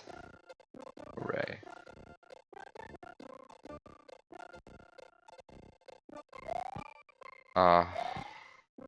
Maybe this one. Maybe this one.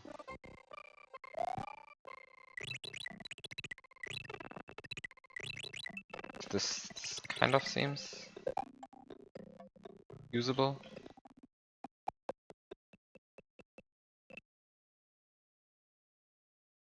There are no empty sprite slots, so the stupid useless Super Koopa in slot 2 is taking up space from one which I would really like to have.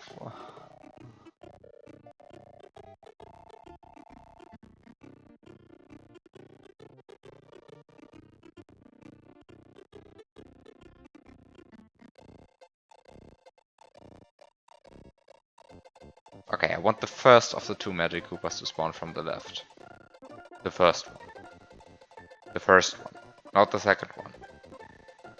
How unlucky can you even be? There we go. Now this is a good. This is a good spawn. I'm going to take this one.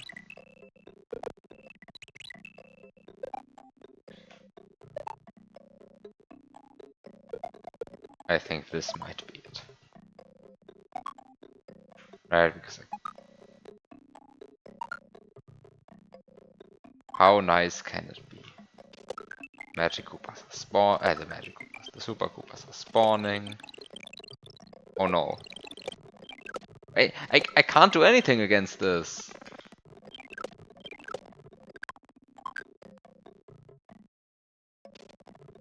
Did I, like, bounce suboptimally? I mean, there's really not that much that I can do, right? I can only make sure that I always reach terminal velocity before I bounce on a Super Koopa. Which I currently am making sure. And I also reach terminal velocity on that one. And I also reach terminal velocity on that one. There's nothing else I can do.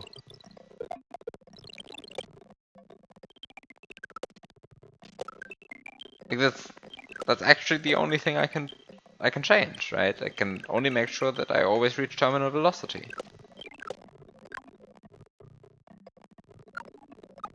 And I can make sure that every single Magic Koopa. Magic Koopa. I always say Magic Koopa.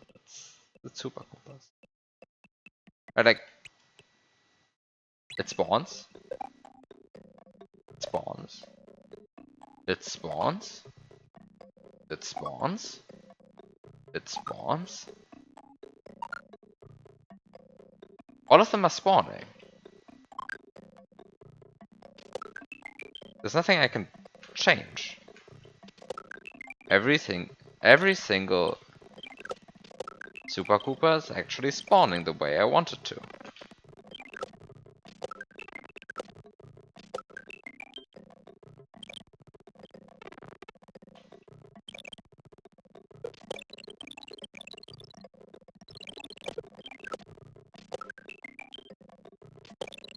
Every single Super Koopa is spawning. It's just that... Well, first of all, this one is like... Well, it has the same speed as all of the other ones, because all of them have 24 speed. Right, all of them have the same speed. So I can't even complain like that one is particularly slow or particularly fast. They're just spawning at like different heights, but the heights don't actually matter that much. Except that, well, kind of the one that's currently in slot 2 would be nice to have in a somewhat lower place, right? Because then I would actually hit it on this frame.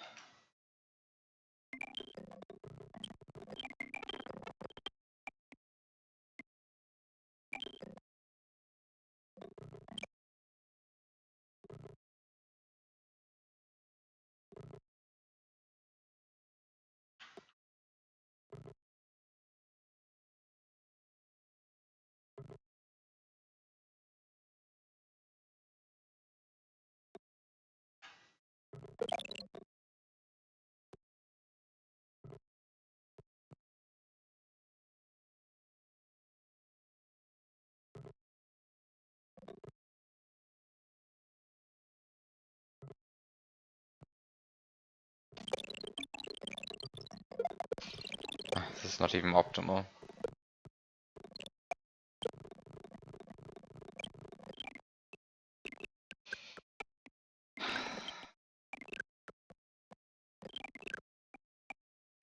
The problem is, like, even if I... The problem is, it's not even that there are sprite slots missing, right? I cannot just empty a sprite slot and then suddenly more Super Koopas spawn. Already all sprite slots, I mean, not all, but there are enough sprite slots, right? They could always take sprite slot 0 if there were some... They had trouble. But that's not even the point. There are enough sprite slots. It's just that a Super Koopa spawning every 64 frames is just not enough. Because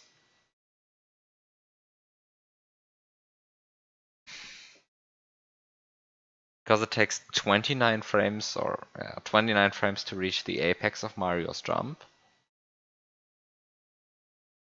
And then like after another 30 frames, he's at a position where he was before. And maybe it's not 30, but like 32. But still, that means that there are 3 frames missing. And after I don't know how many Super Koopa jumps, at some point you are just missing a Super Koopa. Because like you're bouncing on 10 Super Koopas and then you're missing 3 frames every time, so at the end you're missing 30 frames, which is like half of a Super Koopa you're already missing, and I'm missing it. I mean, I could try to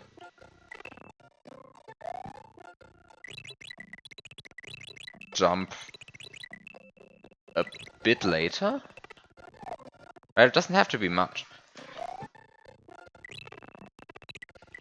It just has to be some amount of time, but already I mean, this is the best I can do, pretty much. But I'm barely reaching the first... I'm barely reaching the first Koopa. And then...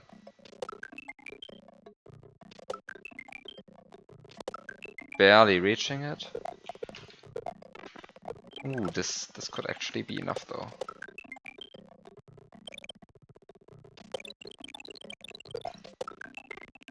Oh, except that it's not enough because like this guy's spawning way too high. Which means that I'm like wasting a bunch of height. Ah. If the last Super Koopa spawned, like the last one, which is spawning currently in slot 2, if that spawned from the other direction, then I'd be done. I hate this. I hate this because this might, I mean, I like this because this might be actually possible for once.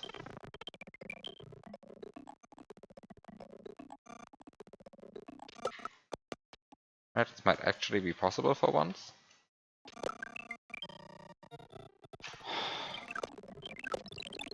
I hate this because it's just barely not possible.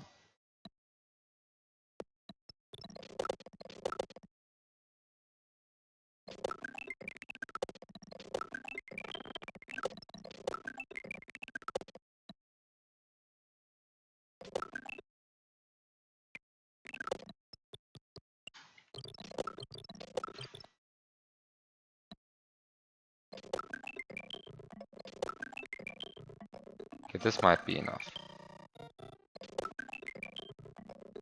But some tricks.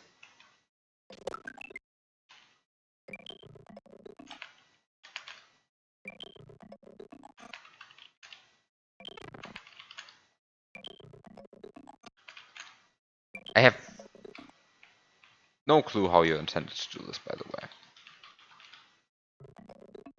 I mean, of course I could, like, do an extra shell jump.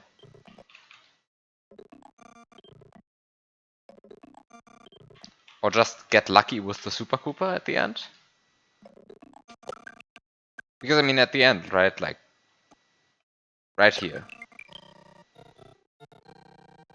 If this guy spawned from the right side, I'd be done. Without whatever I just did.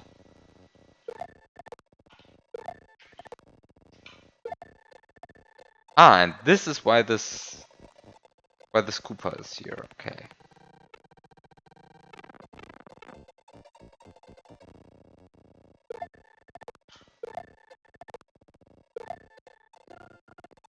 And nothing I can do about this. Okay, so I could have shell jumped. I'm not sure if I actually care about this. Actually, maybe I do care.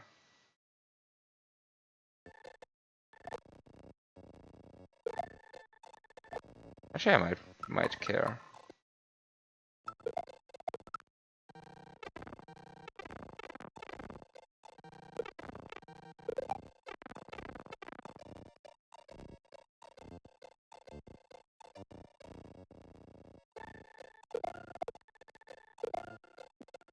Can't really do anything though.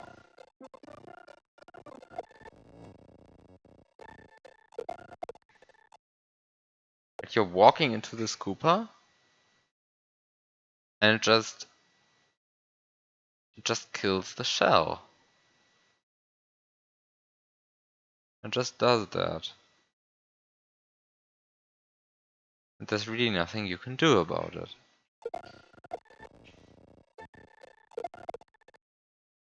Because the Koopa is both falling and interacting with the shell.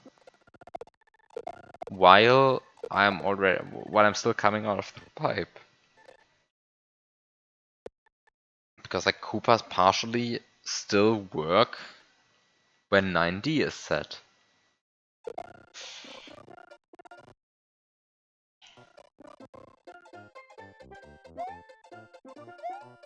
Well, that's a great thing.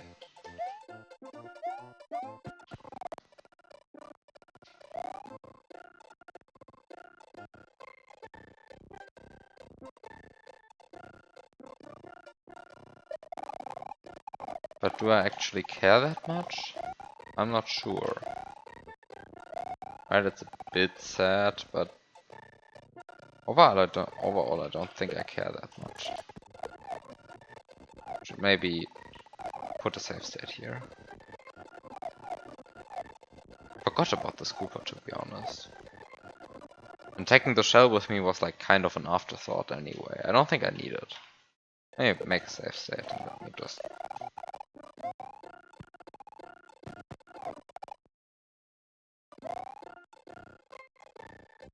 try to do the stuff that I really wanted to do.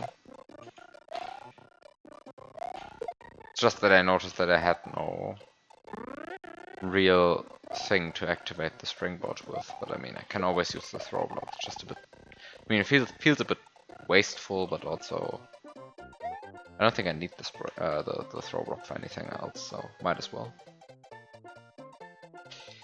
Okay, so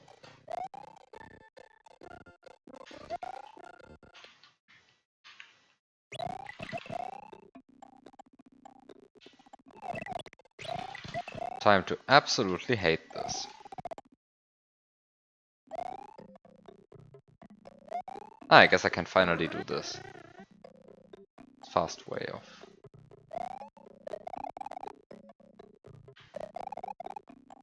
crossing the gap.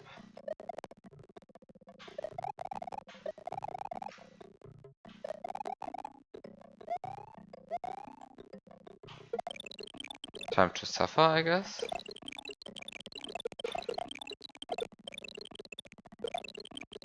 Is that like, I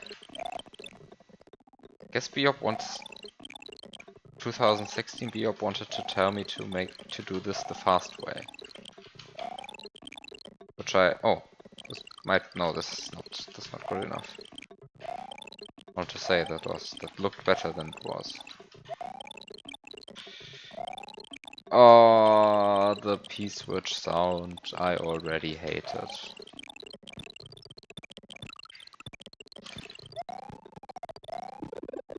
Okay. I have the Yoshi. And it's in slot 9. I have no idea how I deserve that. But it's in slot 9 and it's amazing. Okay.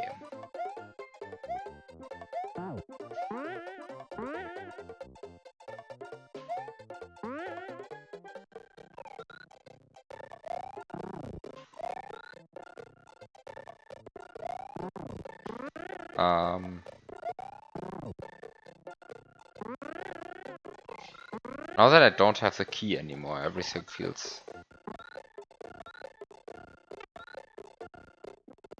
a lot poorer. Right, like I used to have the key and then I was rich.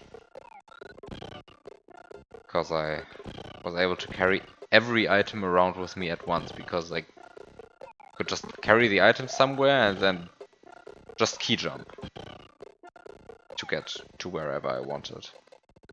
It was so nice. Everything worked out.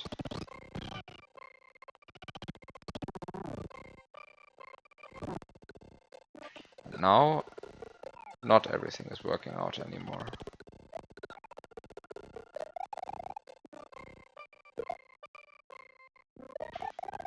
Guess I can at least get the springboard up though.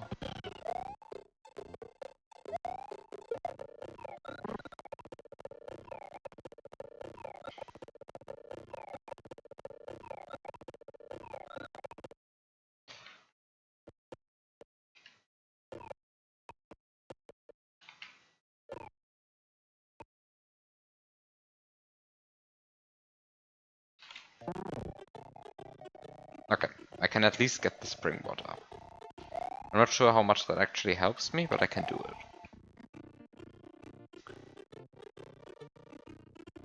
So now the question is, what can I do? I mean, now that I'm big, I can actually get out of here. Oh wow, right, this is the thing.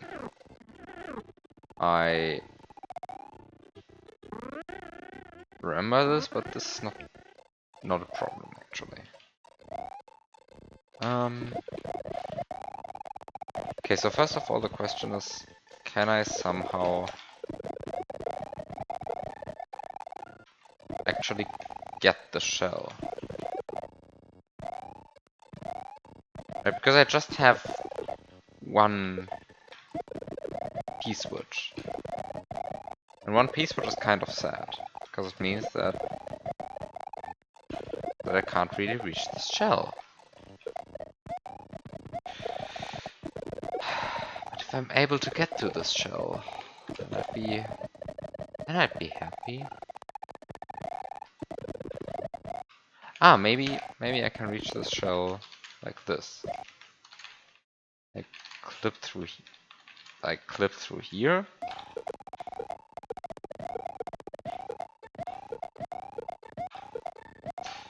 And then I noticed that, well, oh no. Oh no. Well, okay. This is not how you are supposed to get out of here. But I mean, I can do this here, right? I can clip through here. I can actually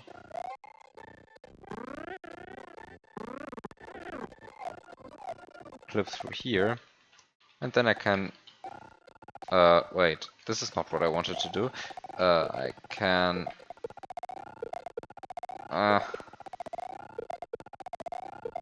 okay, maybe this is a bad idea.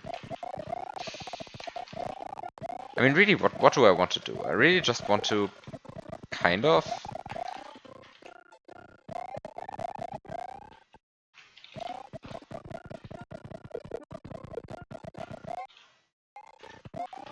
put myself onto the springboard so far that I can actually reach the shell.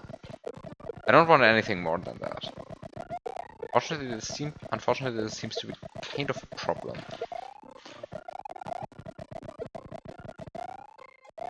Right, no matter what I do, I cannot actually reach this shell.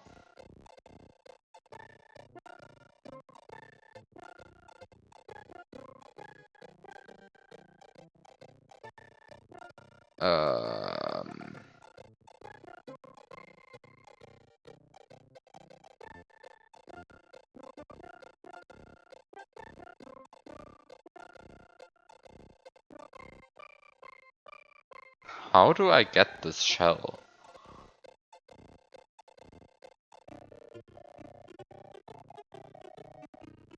If I can get this shell, I'm pretty much done. Ah, how do I get this shell?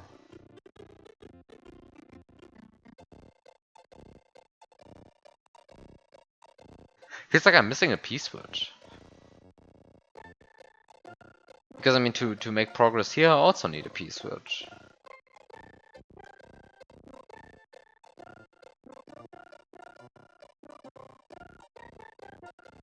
And to make progress here, I also need a P-switch. So it just feels natural that I should have a P-switch. Because I need a P-switch here, and here, and here. So I would like to have a P-switch. Unfortunately, I only have one P-switch. Because I lost my shell. Well, I guess this is a poor excuse. Even with the shell, I wouldn't have two P-switches right now, because I don't think I can actually set it up that a shell and a throw block hit the same P-switch block on the same frame. Because I think they will just hit each other first. And if they hit each other, then, well...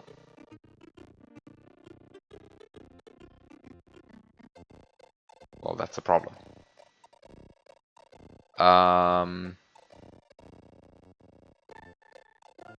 So...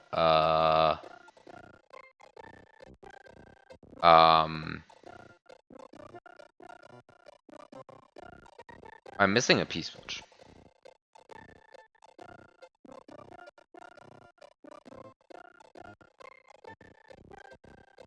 Right, and even jumping from up here to over here wouldn't actually solve the problem, because I still need the Yoshi.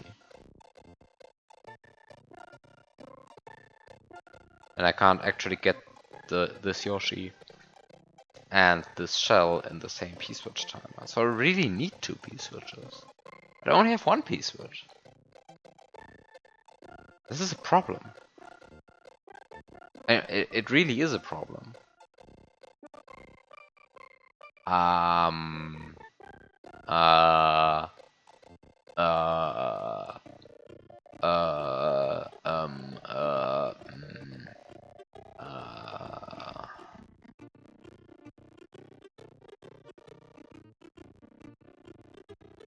I just have to find a way to get this shell. Oh no! I have to rewind. I have to rewind so much now.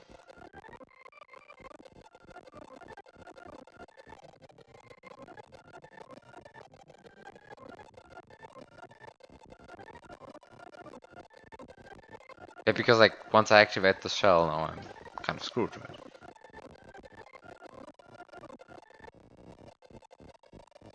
Because I can't get it, and now I can't leave the screen without despawning the shell.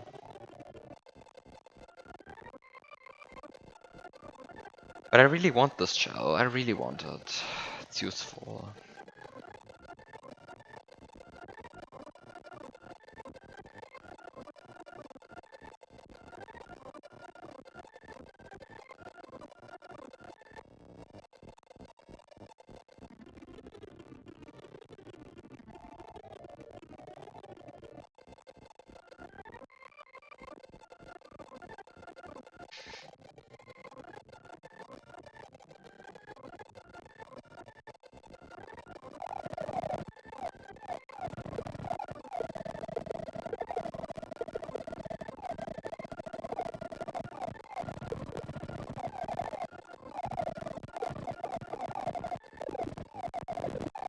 Oh wait, it was not activated here on a few attempts.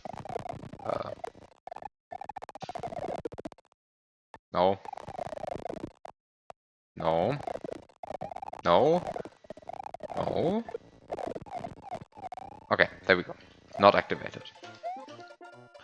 So, so really, if I was able to grab this shell in some way, then I'd be happy.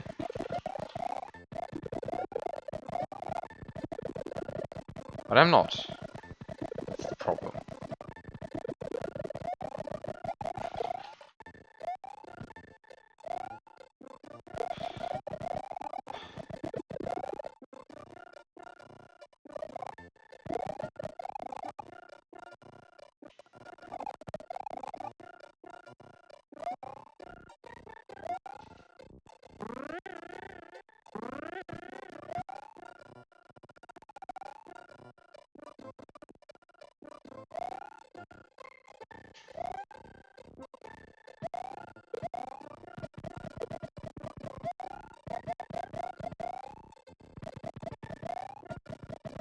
Now it's a Koopa.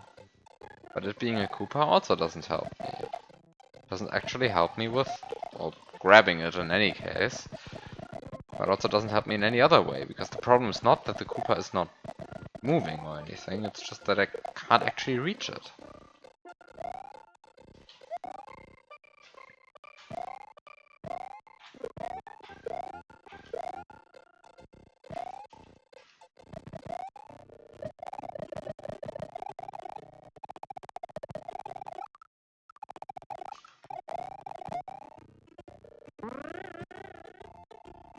When clipping like that, I can't actually do that to reach the Koopa, I think.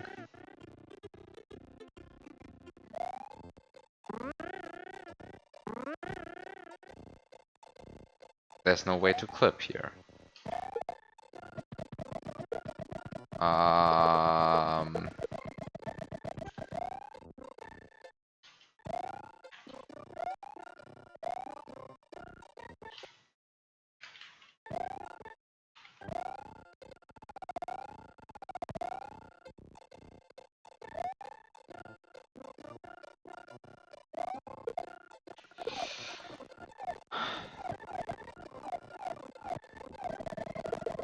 Is it now really the problem that I can't reach this Koopa? Like, there's a shell? And it's like one block away from me grabbing it. But I can't actually grab it.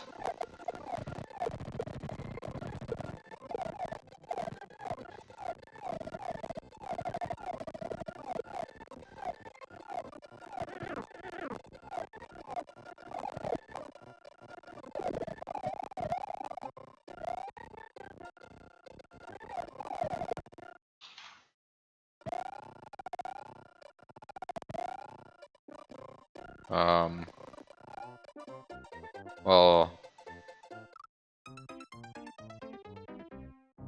um, um, um, so, well,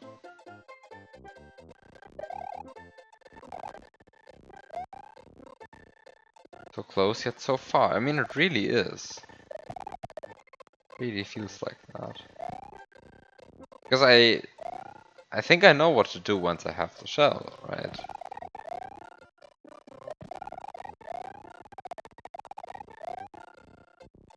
But I don't have the shell.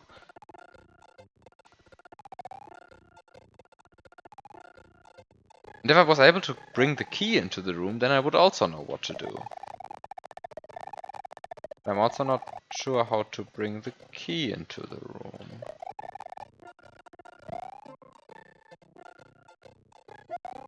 Wait a second.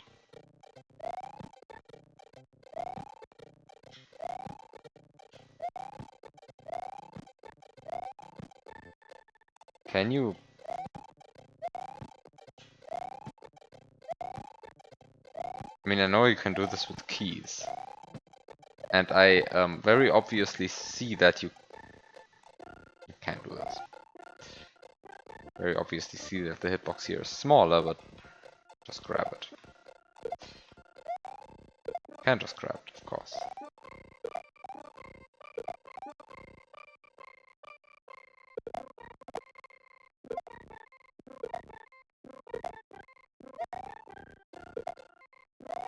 Of course you can just grab it. Come on. Come on. Go through. You want to go through. You want to go through. Doesn't want to go through.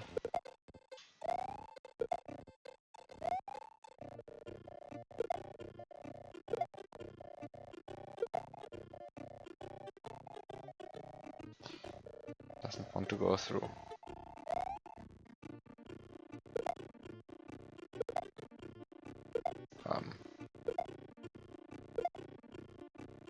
It's just a slope.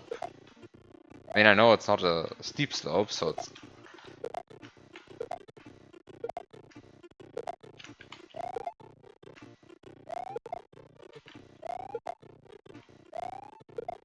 It's a bit different, but still you can just throw the shell through, right? Like there's a bit more precise, but you can still do it, right? For some reason I'm not succeeding.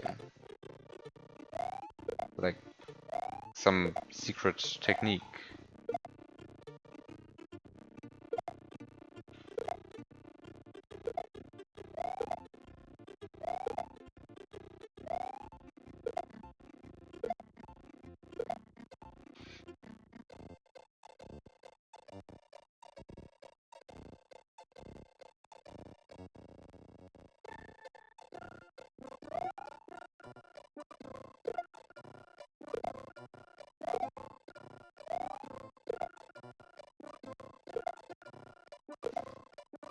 I mean, this is possible, right?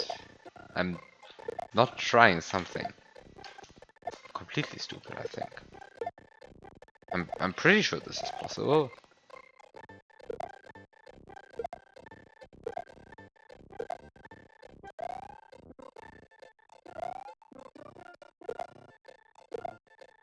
Am I just unlucky? Or is there actually something behind this? I guess it might be like more annoying to do when you're big. Because like the shell is at a different position. But is this a matter of being big or small? I mean, it might be. But how do I...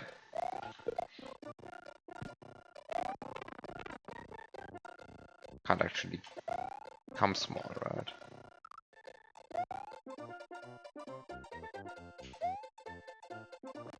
How do you become small in this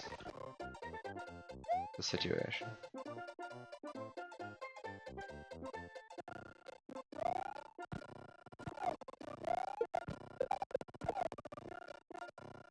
Uh,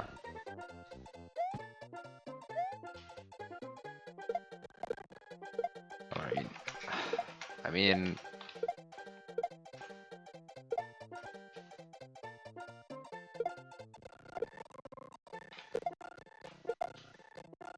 I mean,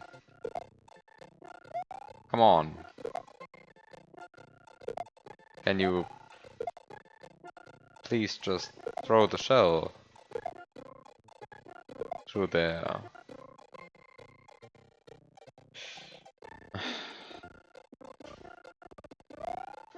Apparently, throwing a shell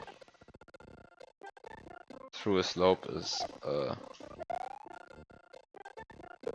much less trivial step than I thought. Thought this was easy. Just throw.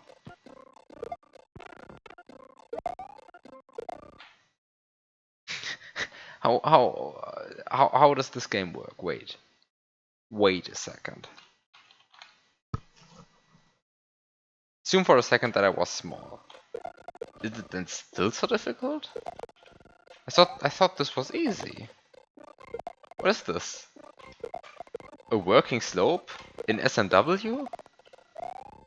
High noise. I'm trying to throw a shell through a slope.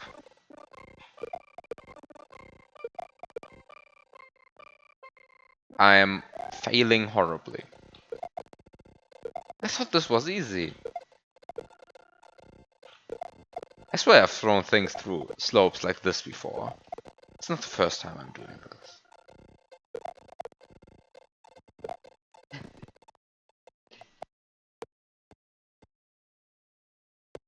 You see? You see it's possible.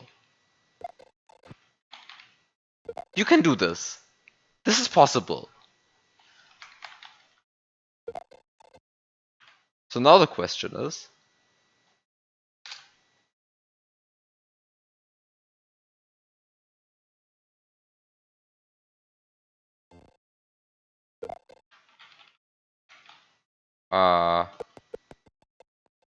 might be a bit of a fake.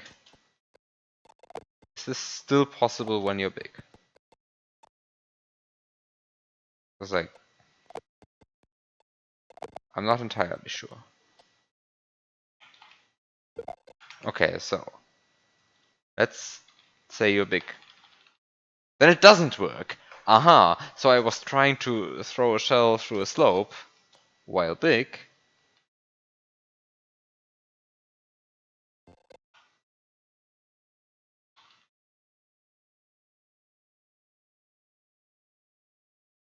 And that just doesn't work. Because this is a good game in which some things work and some things just don't work. But you can drop a shell through a slope like this. And maybe this is the reason why there's like something here?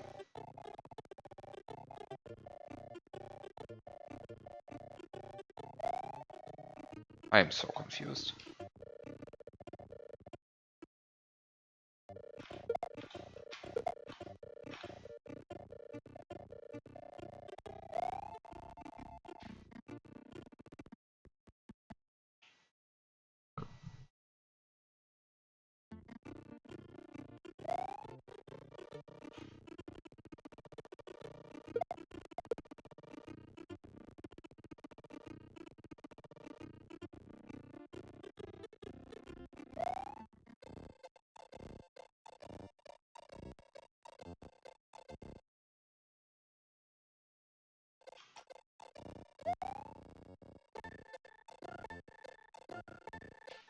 So I mean, I can drop the shell now.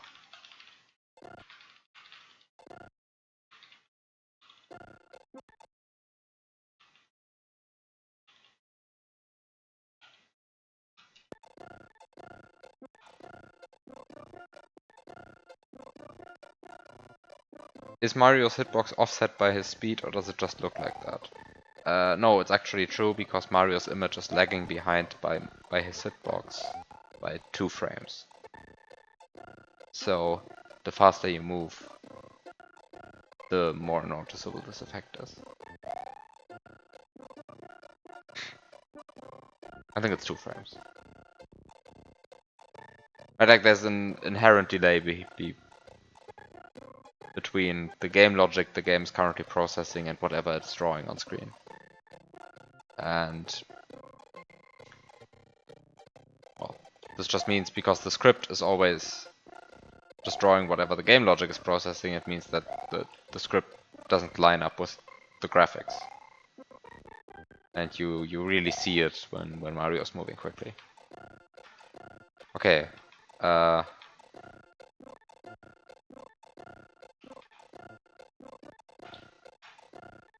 Wait.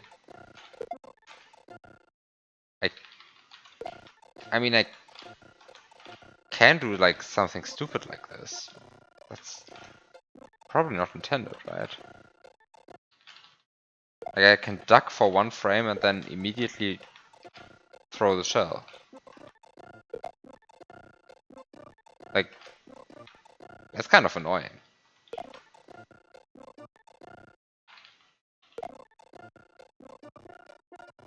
Especially just because, well, clipping things through a slope like this is just already annoying as small Mario.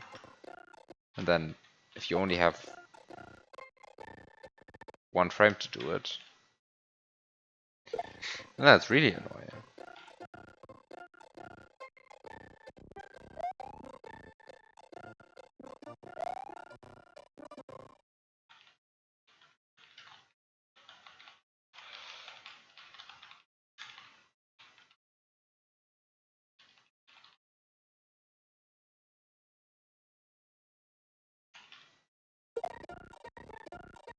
Come on.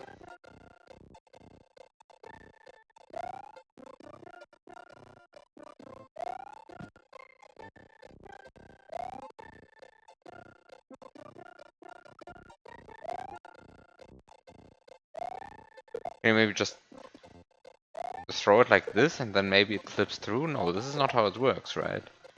Because like things clip through slopes because they are not moving up enough. Well,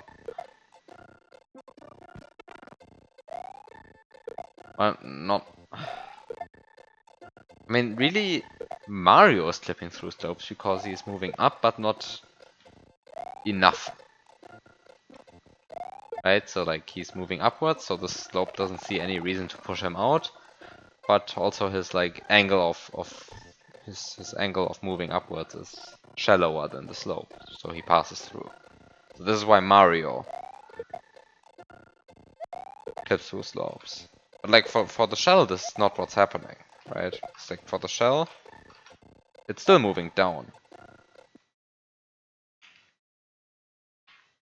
But I guess what's happening there is that because Mario is like carrying the shell in front of him,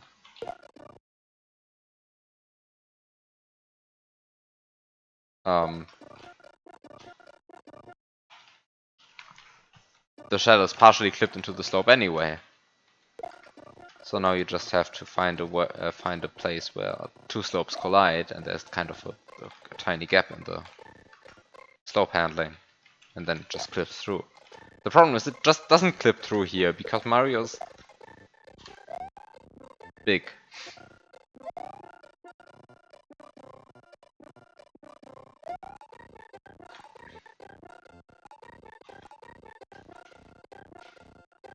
And I would really like to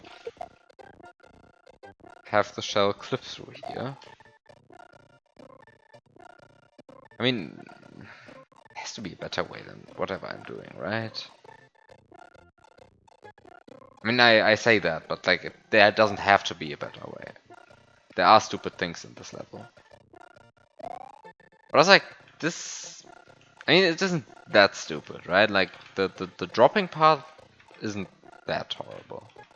I mean, it's just a bit inconsistent, because, like, throwing anything through a slope is a bit inconsistent.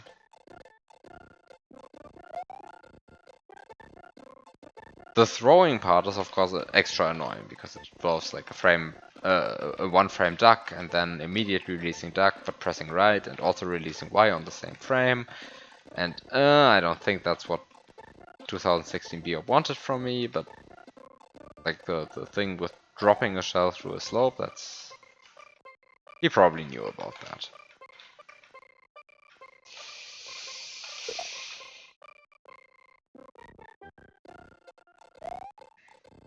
Well, if he intended for me to do it, that... Oh, I don't know, but...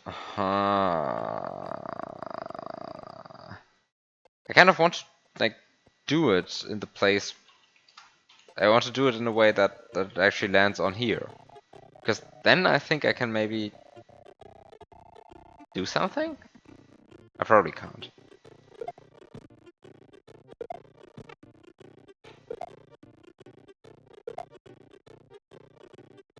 Also, what's happening here, actually? Something very weird is happening here. Like, this looks very weird, this transition. Actually, I don't know why it looks so weird.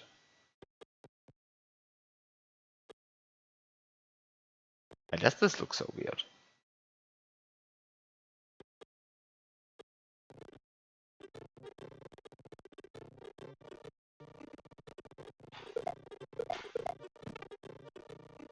I think it's just the camera thing that's looking so weird. Mario's movement looks fine. It's just for some reason the camera is deciding to move not for a certain while, and then suddenly for 2 pixels in 1 frame for whatever reasons. And then it stops moving again, so like it looks jittery because of that. This is moving well, in 2 pixel intervals when it really shouldn't be moving at all. Or at least in 1 pixel intervals instead. So yeah, I've seen that a random tasser is tassing again. I've also heard that he's working on something. I wouldn't expect it to be out anytime soon, though. But yes, there is a certain problem with moderation, as in, well, as in the obvious thing of the end taking a lot of time, and also the pit level 2 being not particularly short, and also Mario Must Die 3 being not particularly short, and then I guess there's Mario's Evil Level, which I could, like, do in less than, I don't know, 50 hours or whatever, but,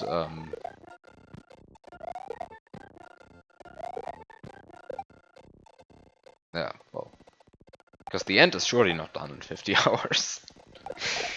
That much is clear.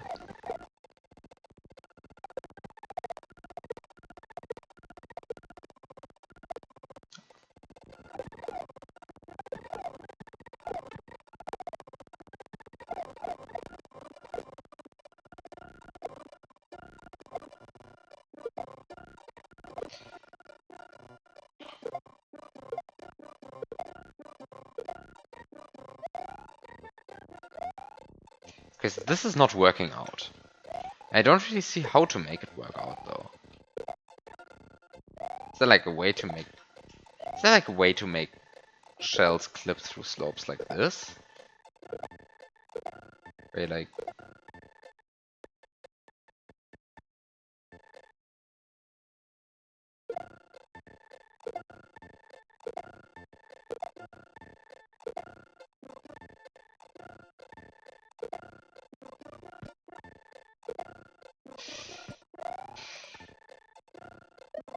Well, the end is just much longer than Cataclysm, right? It's like 3 to 4 times as long as Cataclysm. And... well, that tells you already quite a lot, right? I'm not actually sure how much time I've spent on the end right now.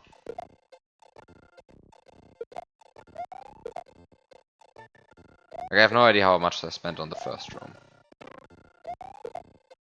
I think for like if I'm going to estimate it, then I think I'm at like 70 hours in the end at this point.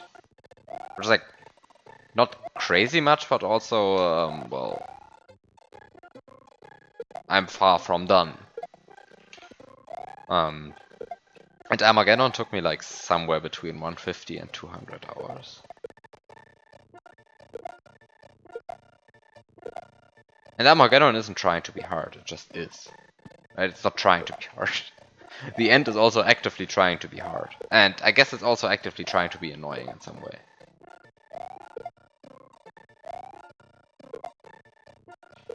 I want to...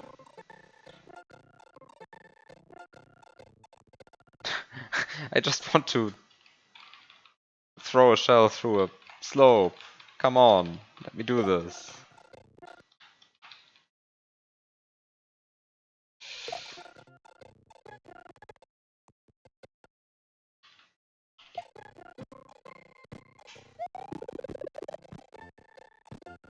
There's no way this is intended.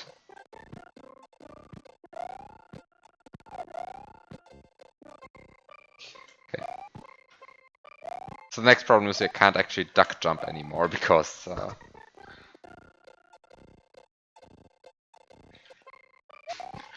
well, there are a bunch of slopes there, but that's not a problem because I can just re-grab the shell.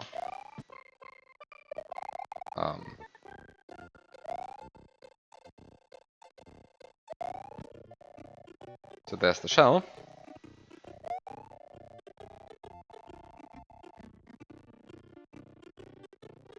Which I can then use to duck jump. And I can press the gray P switch.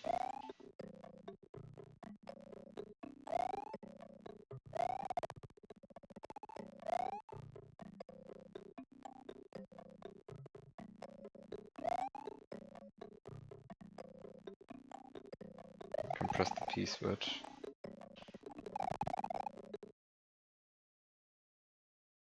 Are you kidding me?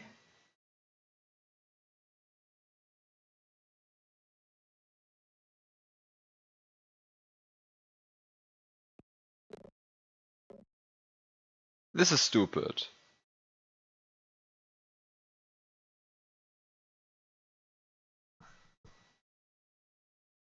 This is not intended, right?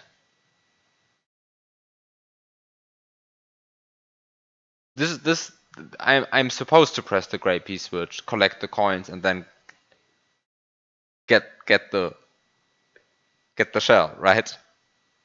But this is a bug. I'm not accepting this. This is stupid.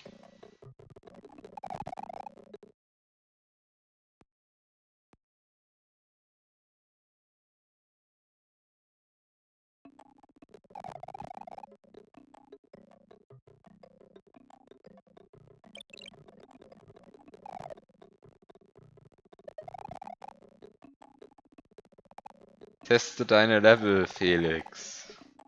Yes.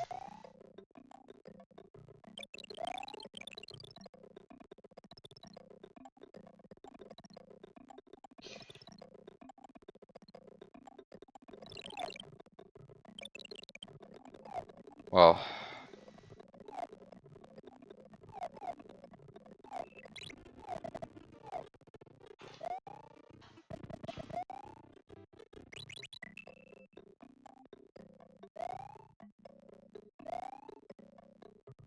Let me simulate the level working correctly. Time to simulate the level working correctly.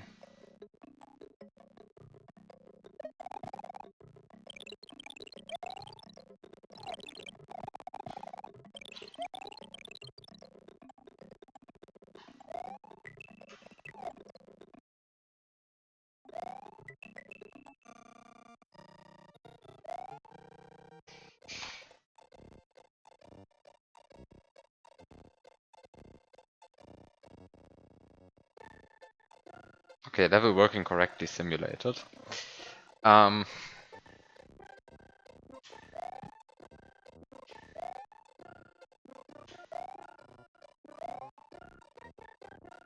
Okay. Now, with this shell, I cannot do anything, really. Except for one thing, which is good enough. And I don't want to use this red shell. Instead, I want to use this green shell, which I can now do, because I can now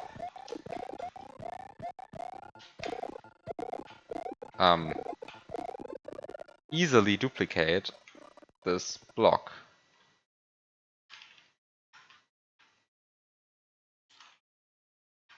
And now I can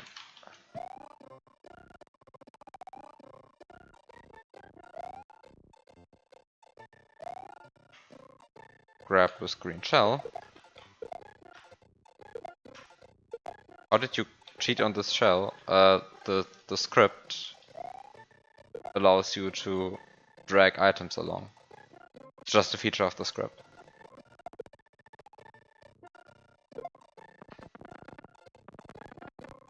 It's just the thing it lets you do. You have to, well, allow cheats, right?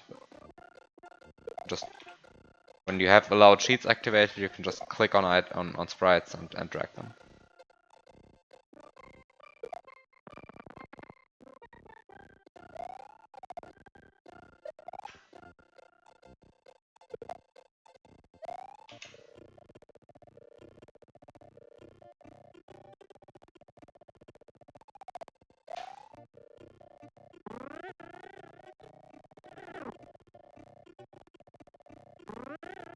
Oh, come on.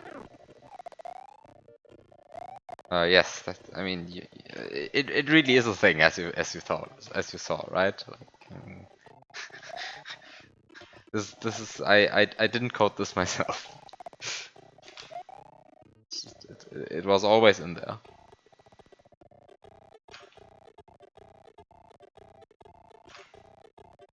Yeah, I don't know when I learned it. Maybe somebody else told me even. I mean, I've now known about this for a while, but I'm not actually sure how I learned it.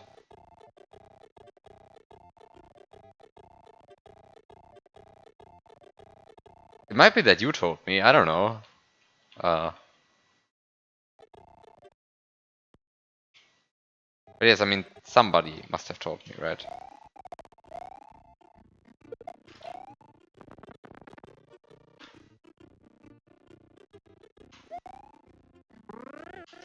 Yeah, it is a thing, right? Like, of course it's a thing.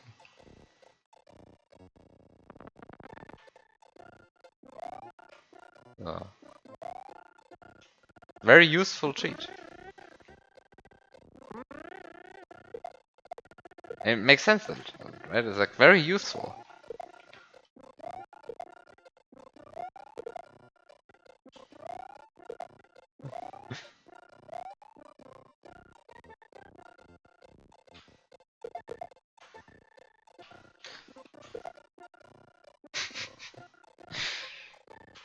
So you learned something. Learned something today. Okay, what am I doing? I am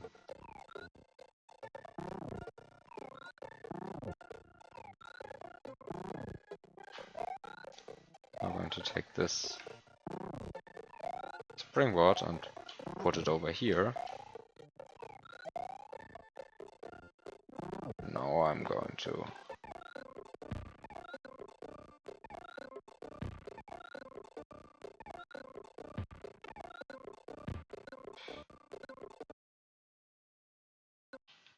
this is never working the way you intended to.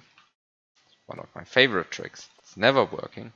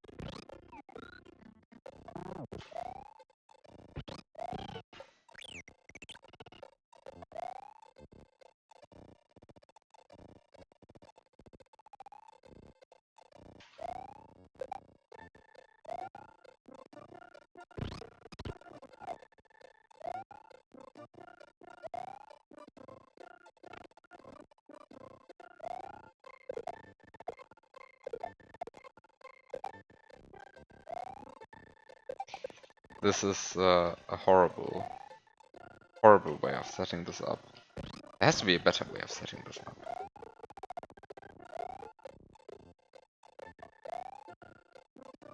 Has to be a better way of setting this up.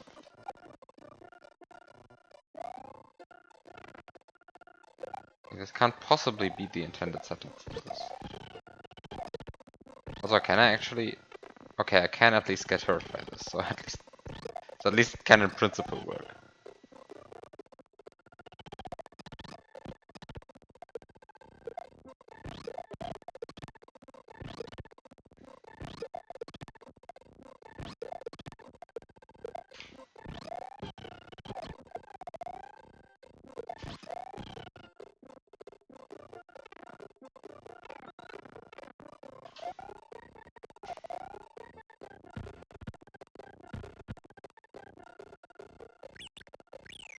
Okay, it worked for once. For once something worked. Okay. Now I can spawn a goal.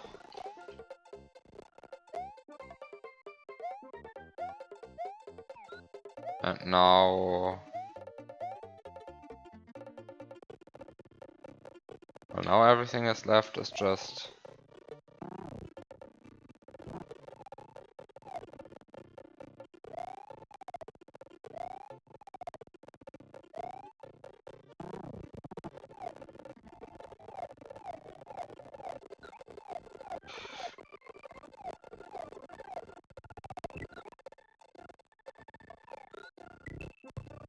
Wait.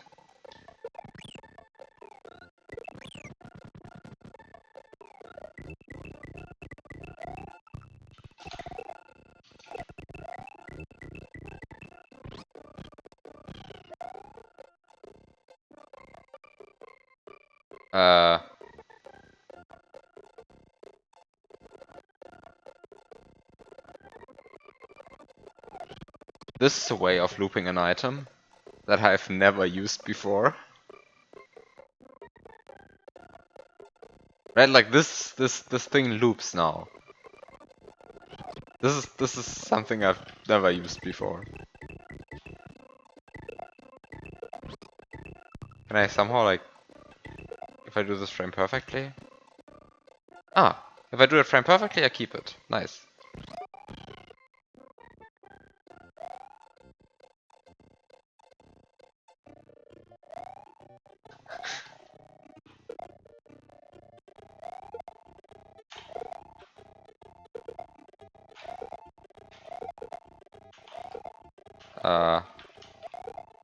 Okay, this is a good double grab.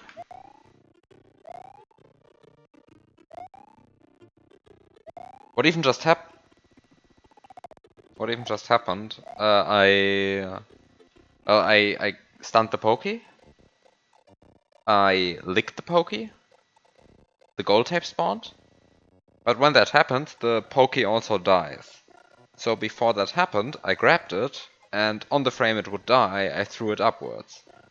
But if you throw it up too early, then it dies while moving upwards, and it just keeps its speed and goes up to into infinity upwards.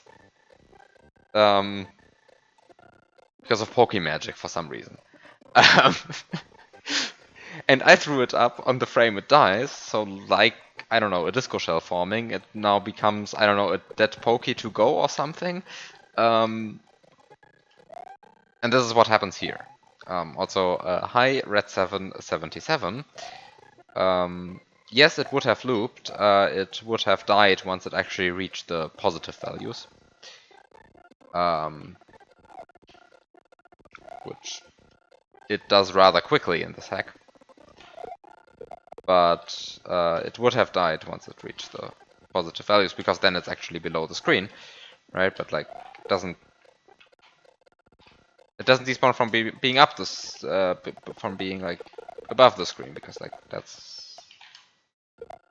no, it doesn't actually go around, right? Like in the same way that the dead pokies that you get from eat canceling a pokey on itself Right, like, I mean, these also, like, bounce up and down, but if you do it too low, they just despawn. Like, dead pokies despawn below the screen.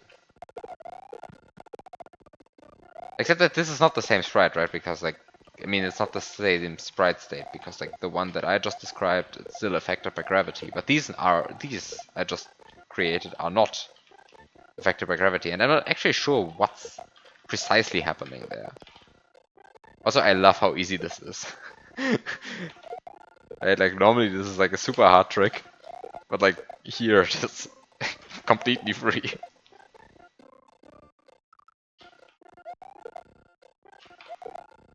Just throw it up and and kick it while it's moving upwards. It's amazing.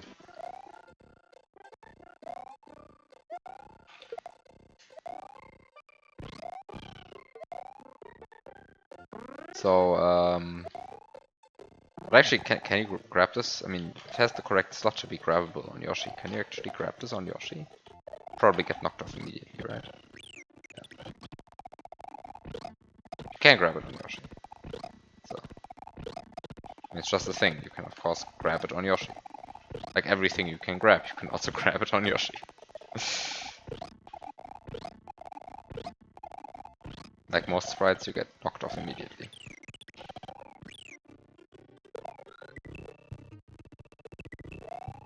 Yeah, but you normally don't see this, right? Like, you normally don't see,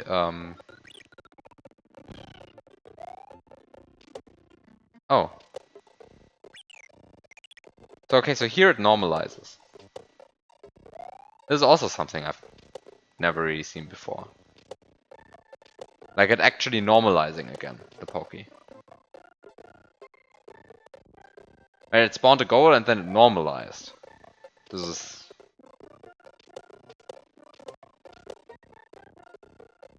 It's very interesting what's happening here.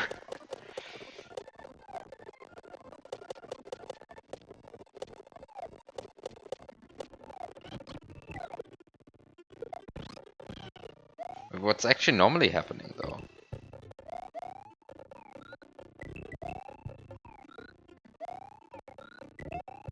Is it... Does it always just normalize? I don't remember that happening. I guess, like, normally it's like... No, wait. Normally wait. Normally it just falls off screen, right? Why does this one normalize?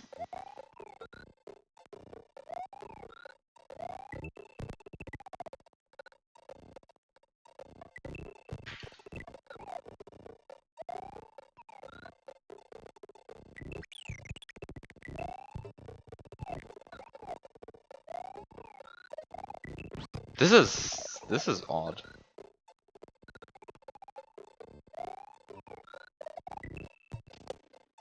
It doesn't always normalize, right?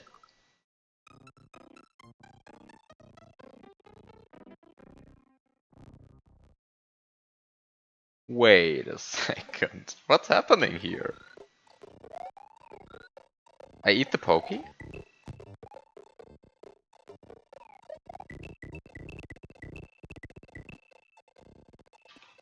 Okay, so here it is now moving upwards quickly again.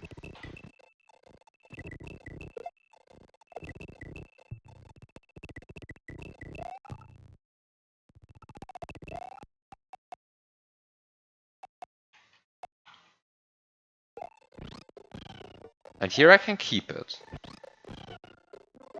Yeah, for some reason this Pokey, when I mean, this is just a stun Pokey, right? Like, this is normal. Just a stun Pokey, nothing happening here. But when I eat it, it spawns a gold type as normal, but it also gets normalized. And I don't think this is normal, right?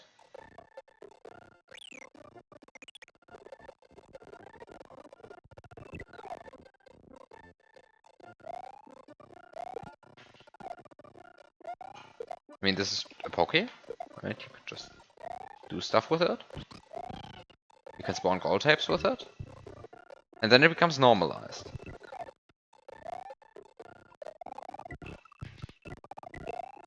And I can also throw it upwards. And then it flies off screen. Arbitrarily far.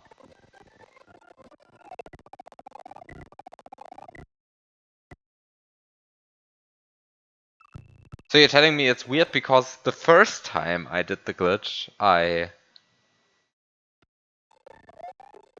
threw it upwards? Do you mean that?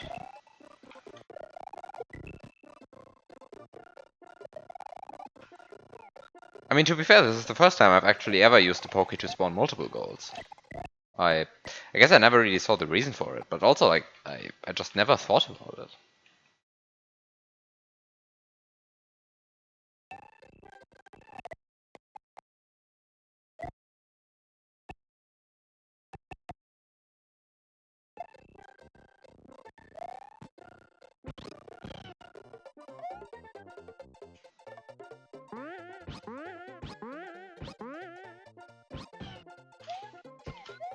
Um,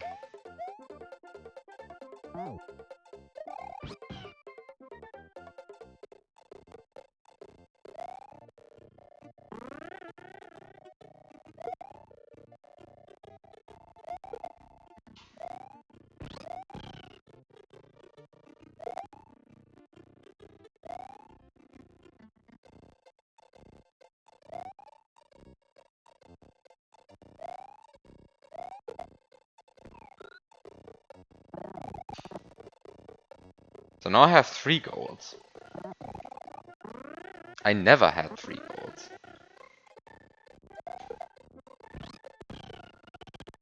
I've never actually created multiple goals using this glitch.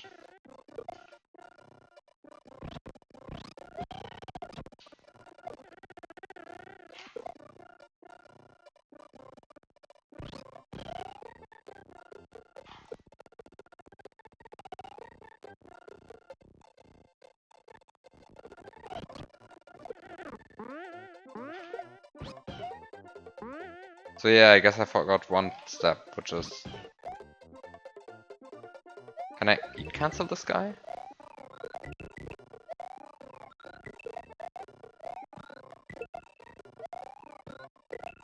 Can I somehow cancel this?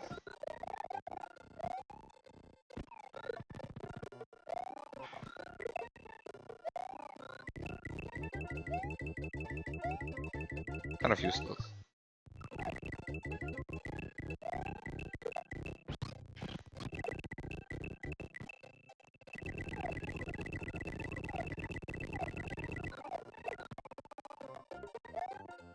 I unfortunately killed my only source of...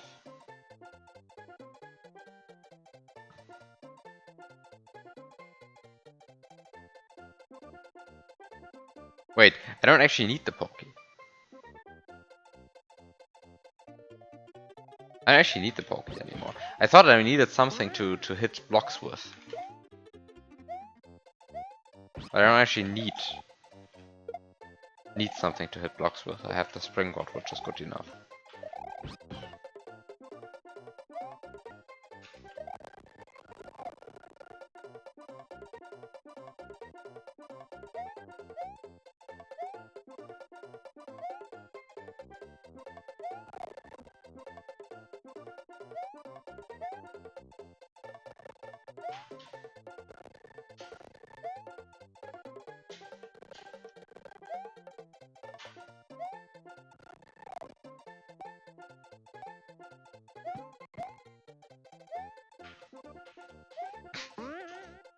I've never been in possession of 3 goals.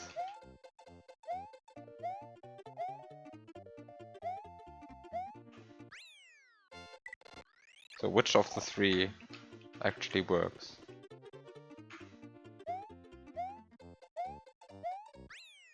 And why is it none of them?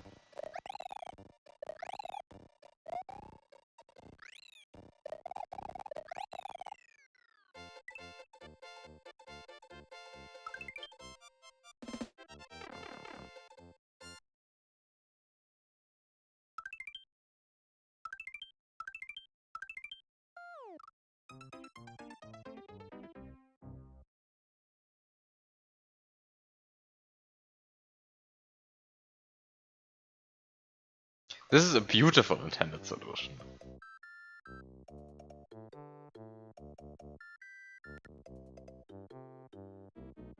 Wait, that was 99% intended?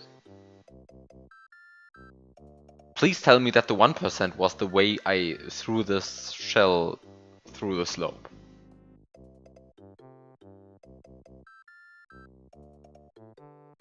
Please tell me that's the 1%.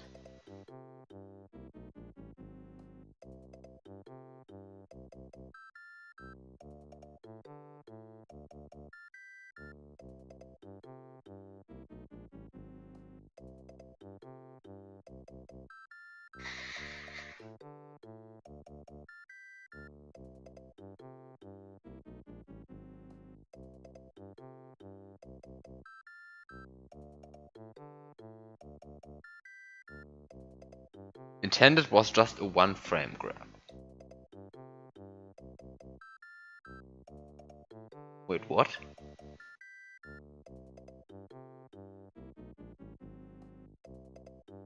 You, well,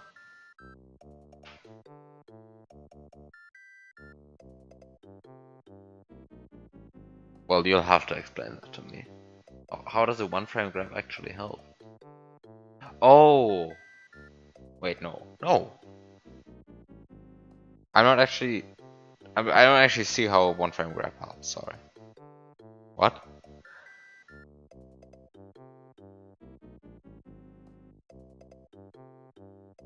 Because like a one frame grab allows you to drop the item through the thing. But it doesn't allow you to throw the item through the thing, right?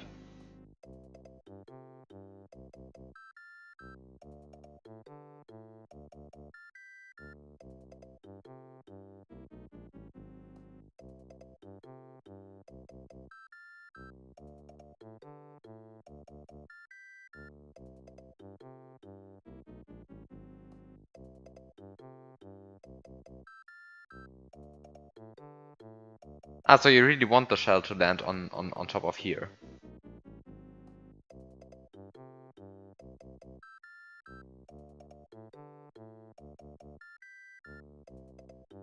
So you want to put the shell on top of here and then kick it. Ah, okay, yeah, okay. That I mean that was also what I was trying to do at some point, but then every time I dropped the shell through the slope, it always fell down. Well, here. I mean, I guess you saw it.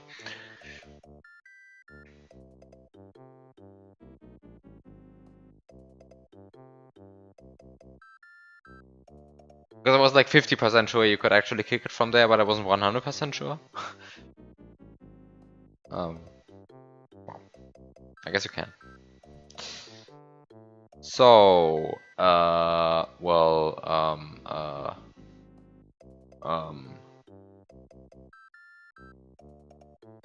um, uh.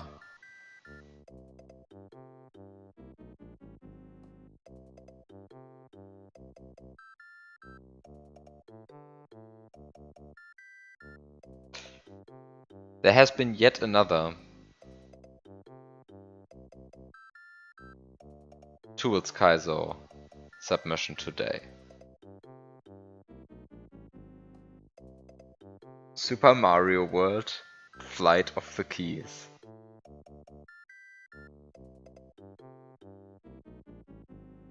Kind of just want to check this out now.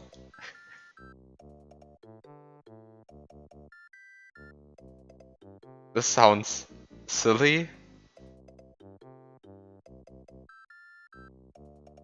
and short.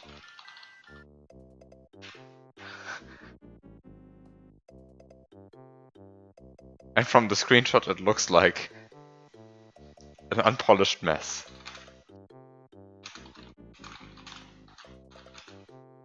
I'll just randomly saw that.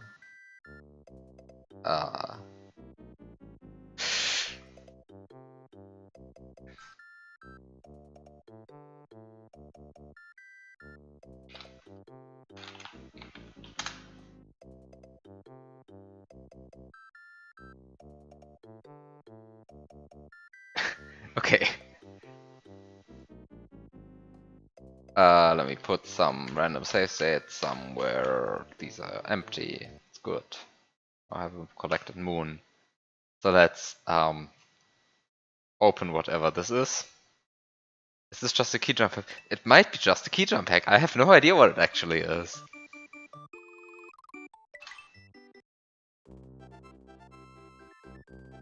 Oh, it has an actual intro. Oh no. It has an actual intro, which is... Okay, it's just one key jump. I can do this. I cannot do this. I can... I thought I wanted to, like, key surf a lot. Can I please get... I mean, I even have slowdown activated. Come on. At some point it's ridiculous. Well... Oh, I thought this was a pipe that I could actually enter.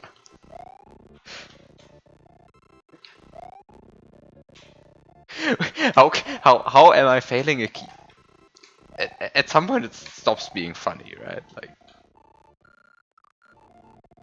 At some point it just stops being funny. How?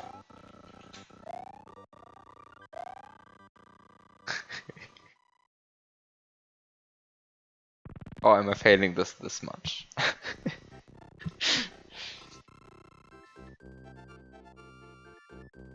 Okay, time to time to scale a wall using a key. I'm already using slowdown because I'm not capable of playing apparently. I swear there's something weird with this key. It's not my incompetence. Totally not. I guess it's really just my incompetence. I think these are perfectly normal keys. This is a perfectly normal key.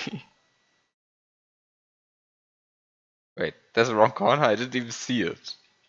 The palette is so horrible, I don't even care. Oh, there's another wrong corner. Wait, this is not this is not this is not a pipe that I'm supposed to enter. What's up with all of these pipes?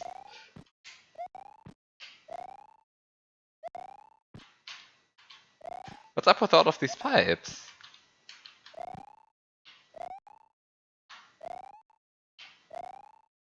Okay.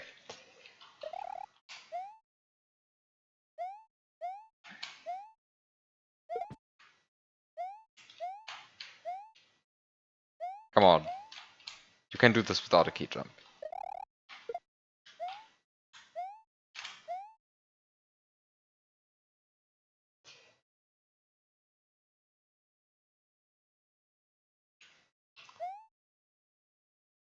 There are people who can beat this without tools, so far.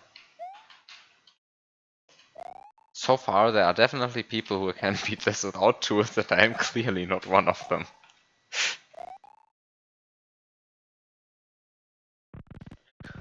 Clearly, I am not one of them. Okay, so now... Uh... Uh... Uh... Uh... Can I... Okay, I can apparently not. I can apparently not save. So, okay, let me try to beat this without a rewind, at least. I feel like rewinding is too much for this. I can beat this with just save states. There's nothing wild in here.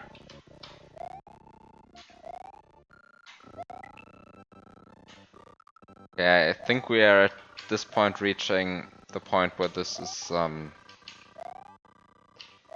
kind of not having actual level design anymore.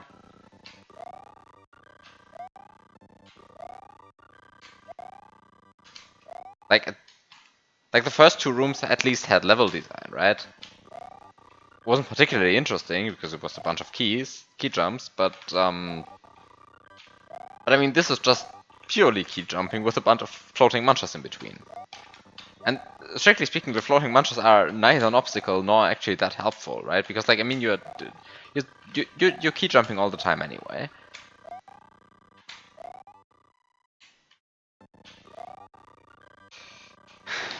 Can't wait for the LM3 room,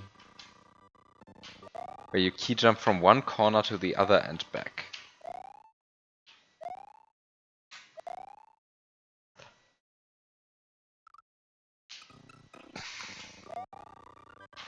Bold of you to assume that this creator has even found the way to change the level sizes with LM3, or maybe this is just an elaborate shitpost and the creator actually knows how to do so, how to create it. Like I don't know. But so far, this is I'm not convinced that this is a hack worth playing. Oh come on! I hate this.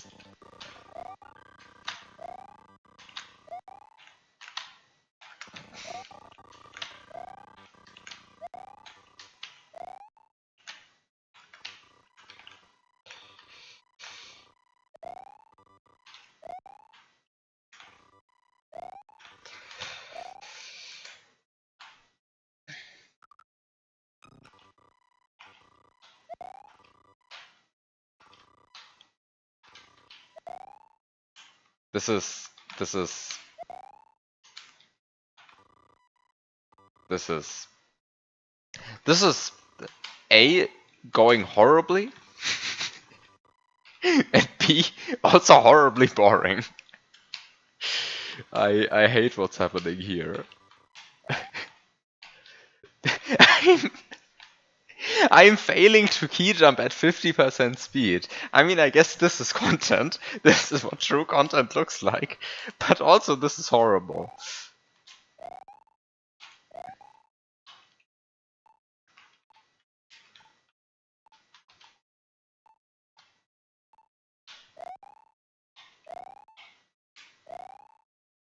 Oh no, no, no, no.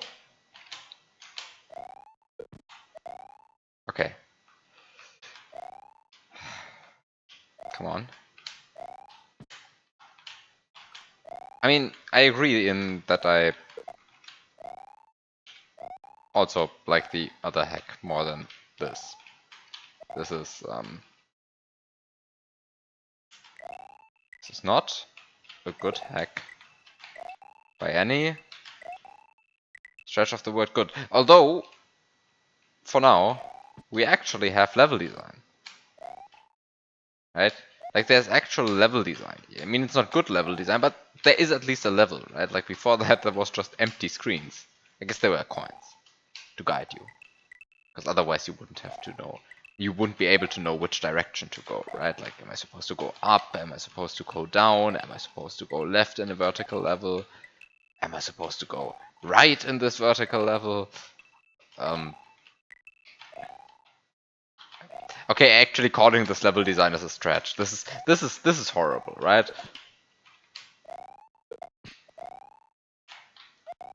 Like at the beginning, this was funny, but now we're actually reaching the point where it's just, what am I even doing? I mean, I guess this would also be less annoying if I wasn't so awful at this. Let's test this and go for a frame war. I'd rather go for a frame war in Cataclysm. I'd rather go for a frame war in Armageddon, right? Like there I would actually spend like 200 hours every time we would go back and forth. But also, there would be actually things happening. Also, I probably wouldn't be spending 200 hours because like most of the input can probably be copied anyway. But uh, you will never open Cataclysm again. This is a strong statement. You don't want to get the 334. Oh, I'm free! I'm free! Yeah, this is the end. Couldn't figure out how to fix the glitch that's about to happen. Wait, that means you won! Hooray!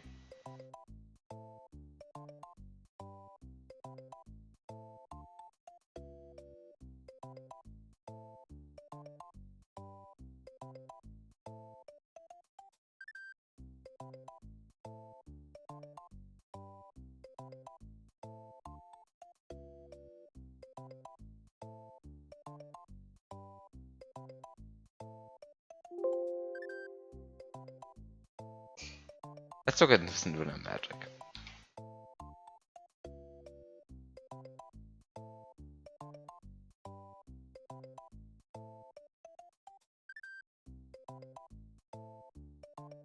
What an amazing experience.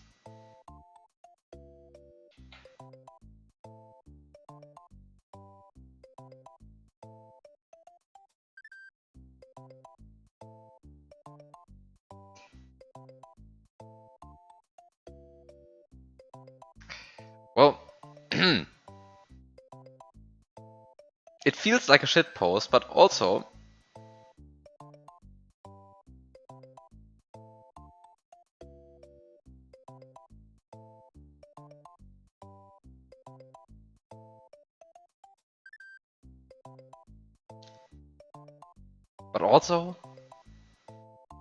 um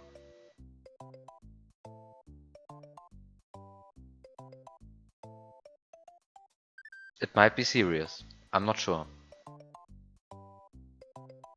I'm not actually sure. Is there anything happening?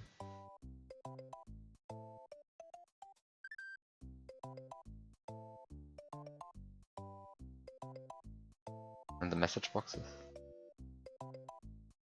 There is nothing to unlock. Use the key to fly over. There is a message box which cannot be displayed in game. There is nothing to unlock. Use the key to fly over there. Easier said than done, yes, but it may just be possible, just not humanly possible.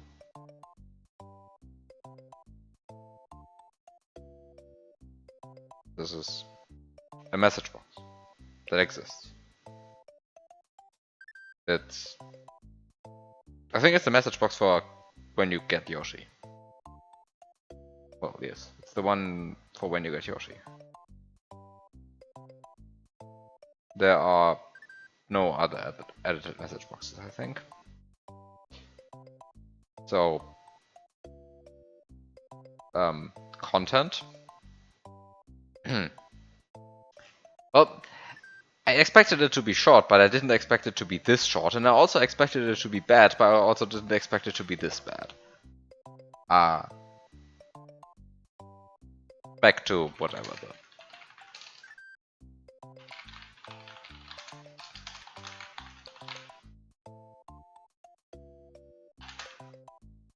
Back to glitch puzzling.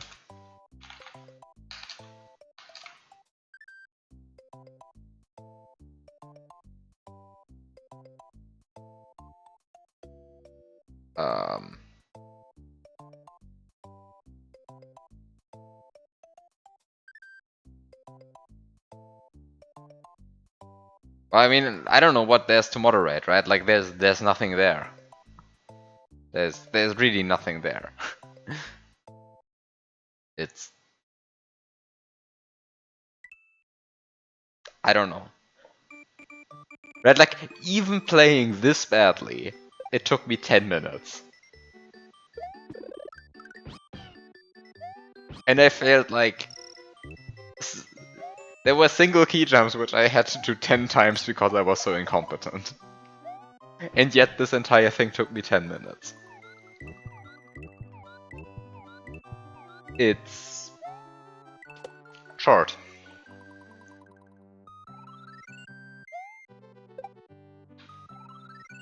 It also lacks any level design. Well, I mean, you saw. All of you saw it. There was nothing there.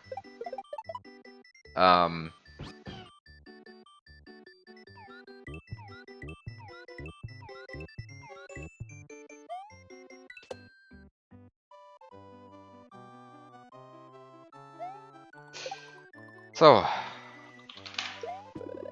Where did we stop? We stopped here. Oh!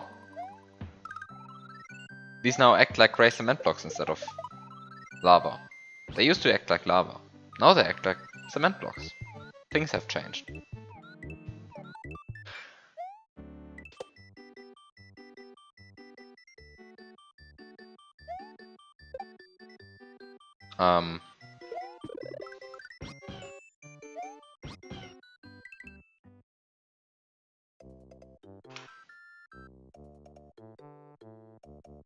So, now that the moon is gone,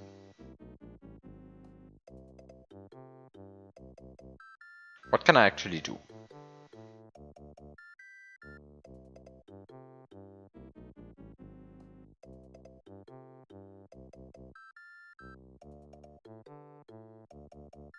Well, I might have noticed it, right? But like, it's not like all of them changed. So, there's always something new to notice.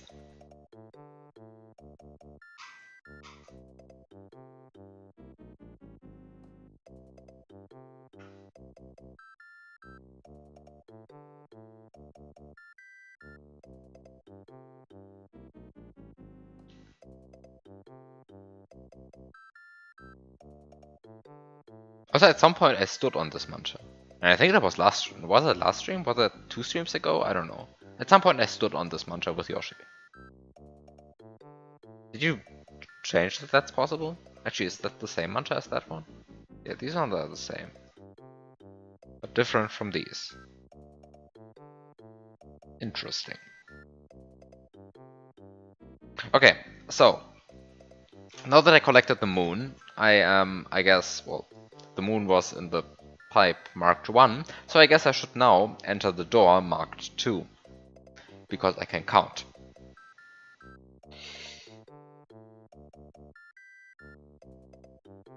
So it's time to enter the door marked 2.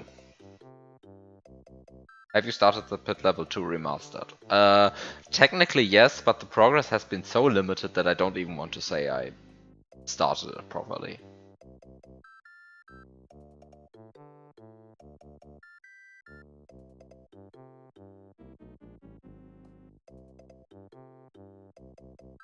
I looked at the entire thing and saw it, well, it's mostly just the pit level 2, right? There's like...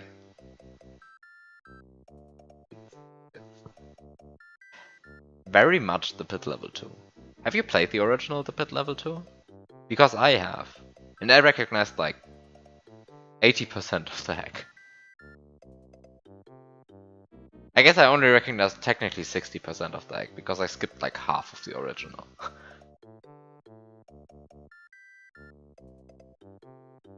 But also like the first 10 rooms were... I recognized setups. Most of them.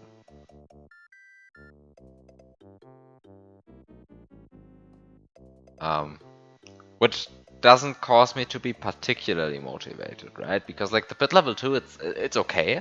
I have nothing against it. The pit level 2 visually looks much better.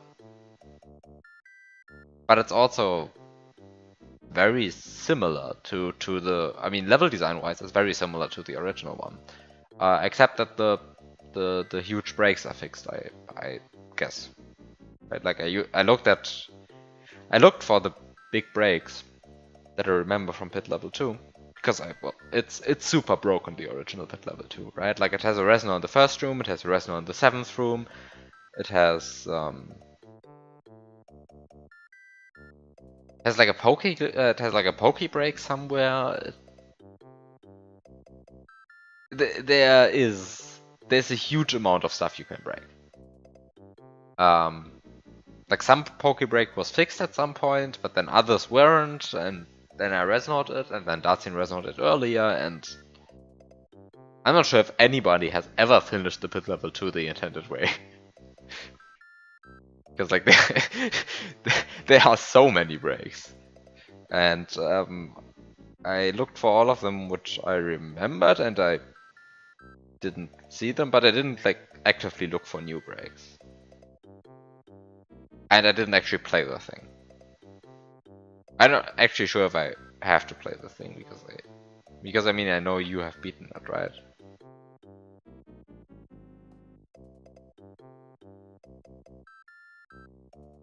So it's like, my part is rather actually looking for breaks.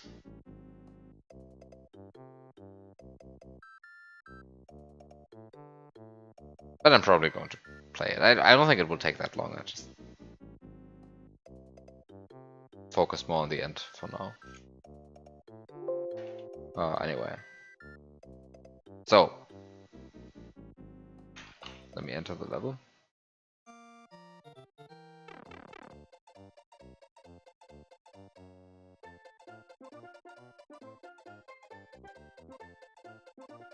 I mean, if you played the remastered pit level 2, then the original pit level 2 is just a way of, I don't know, practicing Resnor breaks in room 1, I guess. But because like the level design is very similar.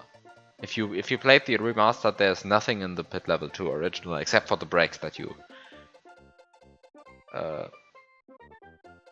would actually see, I think.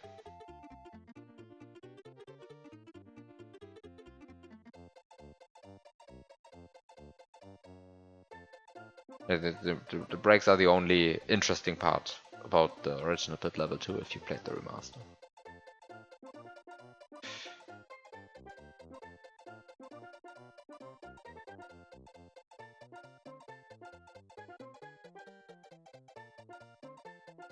About pit hacks for your beaten pit hack collection,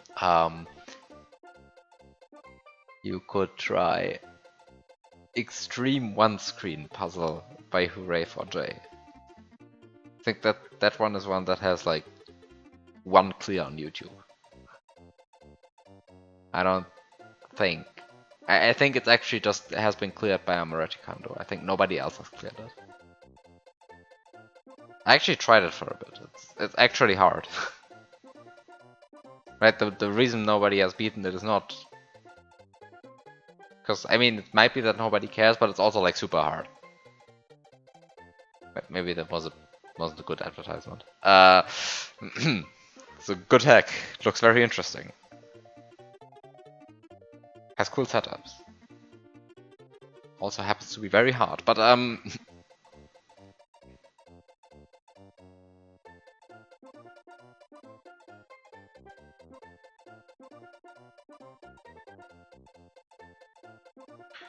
okay. So where was I in this?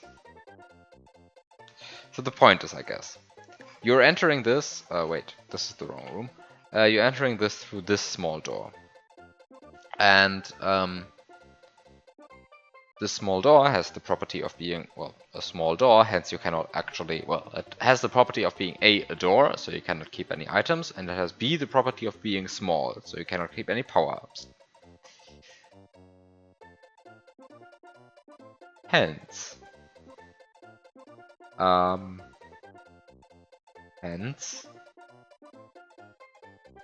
there's nothing you can keep. Also, there is this on-off switch. And this on-off switch means you don't actually have to bother about which state the on-off switch is going to be in once you enter this room. This also means that you have like a bunch of extra freedom when entering this room. Because you don't have to make sure that the on-off switch is in this state, you might as well make sure that the on-off switch is in this state. Which allows you to, well, just go through this gap like a normal human being, instead of doing whatever note block stuff I did last time.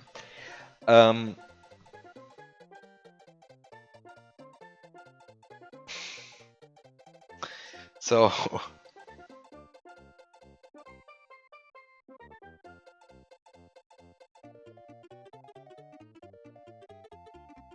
so this might allow me to actually get other items up here, but I'm not actually sure if I want that.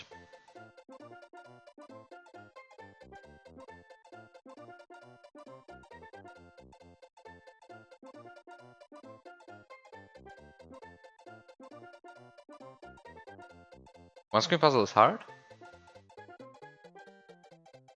I mean the Hooray for J thing, right? No. Oh, I said extreme one screen puzzle. That's the 7-up hack. How's the Hooray for J hack called? One square puzzle. One square puzzle by Hooray for J. That's the hard thing. Like that one's actually hard. Don't underestimate that one.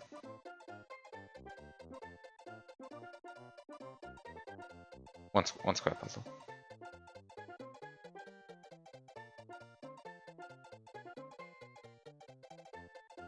Um.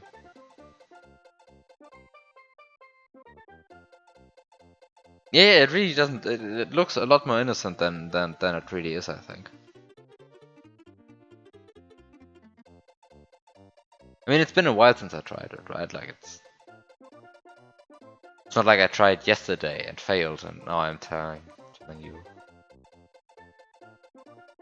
Oh, it's hard. But no, it's actually hard, right?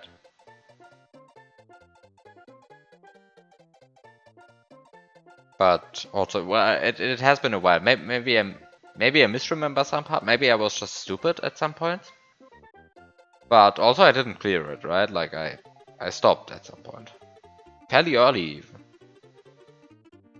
It might be that the earlier rooms are hard and the later rooms are not so hard. But some of them look easy. Right? Like for example, the room where you just do 4 corner clips with the cape. That's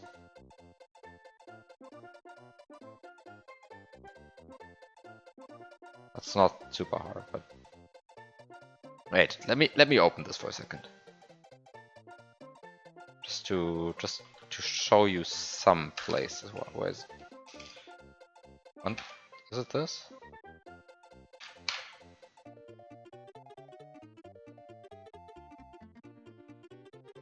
What is this?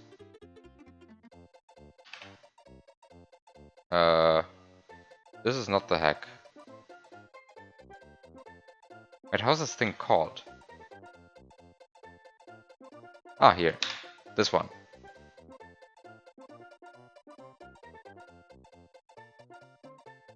Ah, this looks a lot more plausible.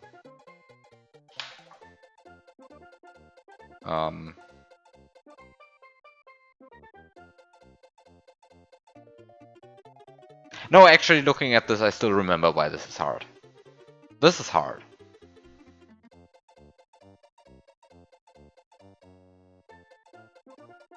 Right, like it's all in the parts that you wouldn't expect, right? But like this shell job is brutal, I think. Because I mean, you start here, you jump through here, then you land on the springboard, and then what? You get this shell, and then you. I'm not actually sure what you do. I guess you can try to immediately wall jump here, but then the problem is getting here. Right, like you can try to make like this.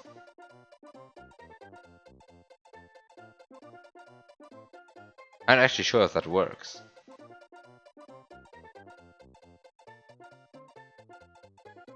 There are problems. There are many problems.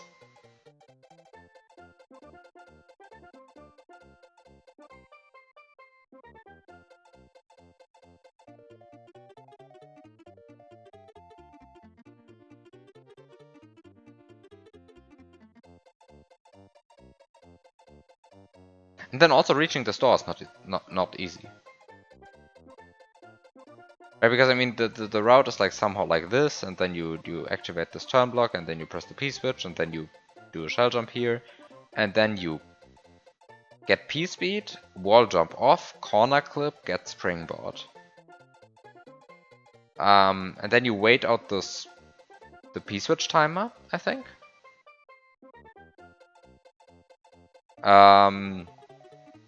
And then you wall jump here, and then you somehow have to get like into the store. And this is also not so easy because like, of course, the idea is just to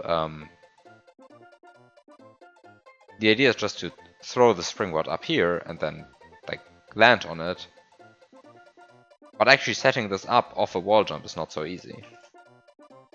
And then there's like this, which has some weird duplication tricks. Where you like duplicate this turn block enough times to get enough space to get P speed, and then you corner clip, which is like, okay, just corner clip, but still have to do it.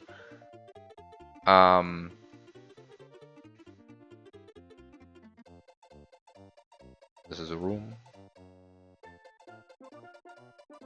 And then of course, like some of the rooms are completely easy, right? Like this one, there's really nothing you can really do. You get speed on the slope, and you corner clip, and you're done.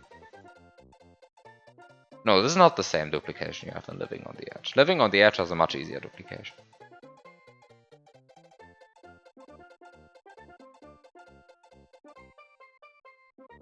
Right, like if you look at the Living on the Edge duplication, where's Living on the Edge? Here's Living on the Edge.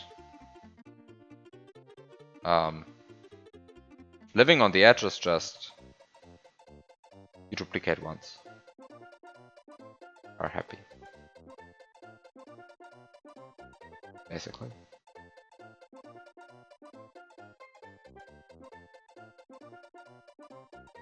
That like in Living on the Edge you just duplicate here. You're done.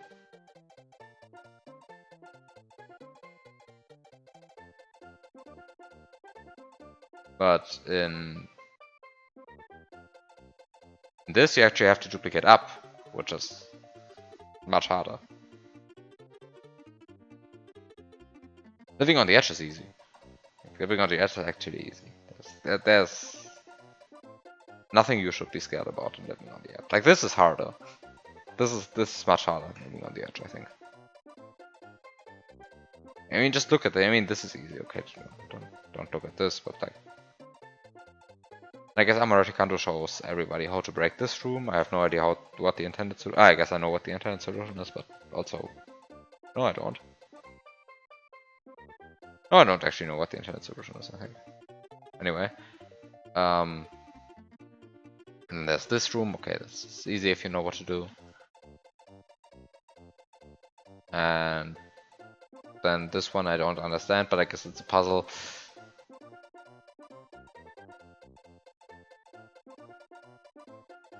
And then you end here. But there are some hard rooms in here. Right? Like if you're looking for a pit hack to play, then I don't know. Might consider going for this one, because I think this is A, much more challenging than it looks, and B, one of the more interesting and one of the less played pit hacks out there. Anyway.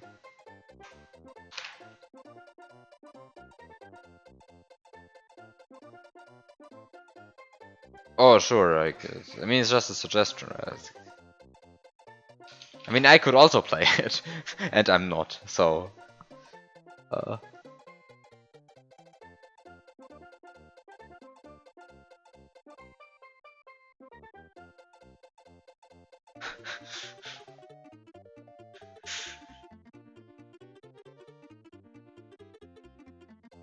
So yeah, Column 4 was supposed to have some rooms based on that hack, and actually, how is Column 4 even going?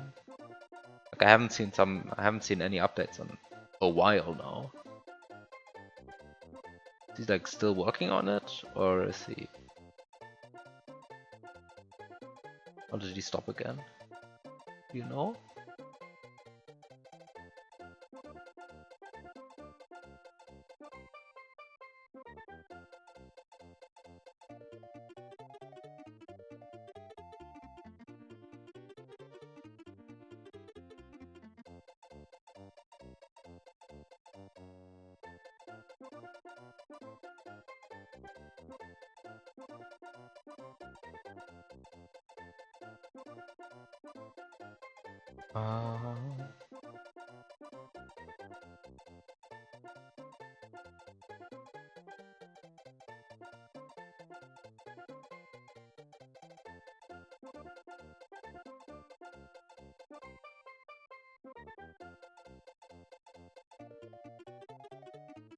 Okay, so I want to enter this room. And I guess at some point I figured out that I want to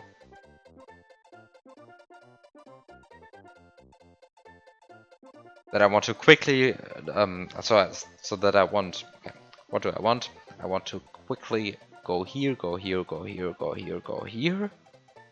Well, I guess get a P switch, trigger the on-off switch, get the Yoshi.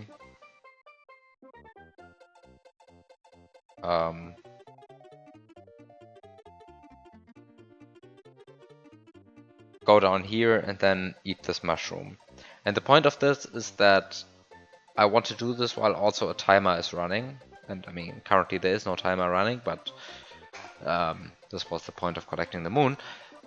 Because, well, I want to eat this mushroom just as the time is running out.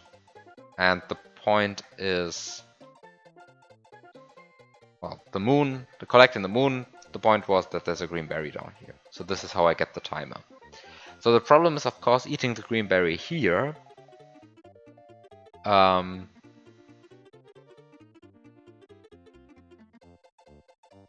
Eating the green berry here has the problem of setting a timer of 20 Mario seconds here, which is way too short, right? Like, I have to go from here to this door. Like, I cannot actually do even that in 20 Mario seconds. And I think this run, which I sketched right here, doing this in 20 Mario seconds is already stressful enough. So I really want to make sure that I am setting the timer exactly the moment I'm entering this door. Which leads me to a big problem. How do I actually do that?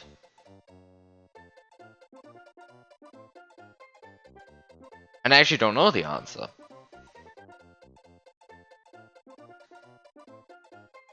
Which kind of worries me.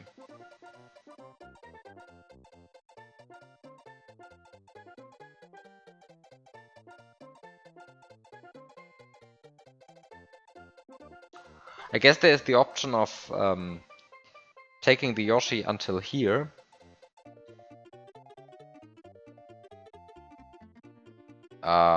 Giving it the key into its mouth. I guess that's what the key is for.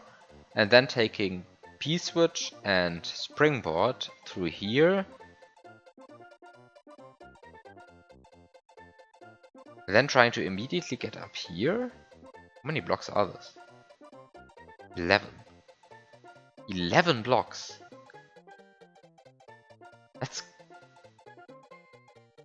That's not doable with a single P-switch jump.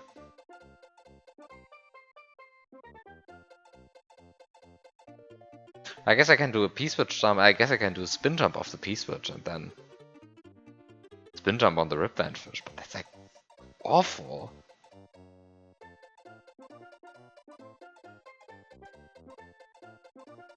And all of that, of course, requires setting up everything in such a way that Yoshi swallowing the key actually triggers the green berry. But there's a glitch for that. There's a glitch for delaying a green berry in such a way that that the next swallowed item will actually trigger the effect.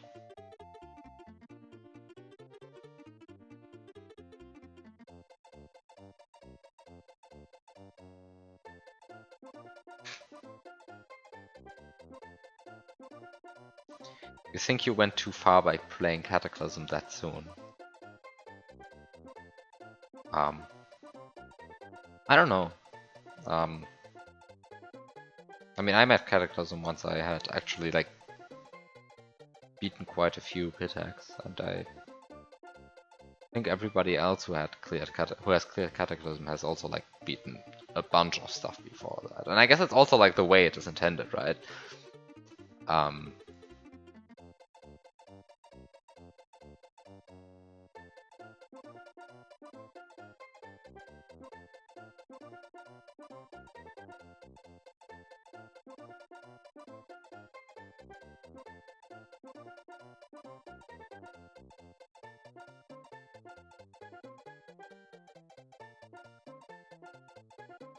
like a bunch of things in Cataclysm are deliberately set up to like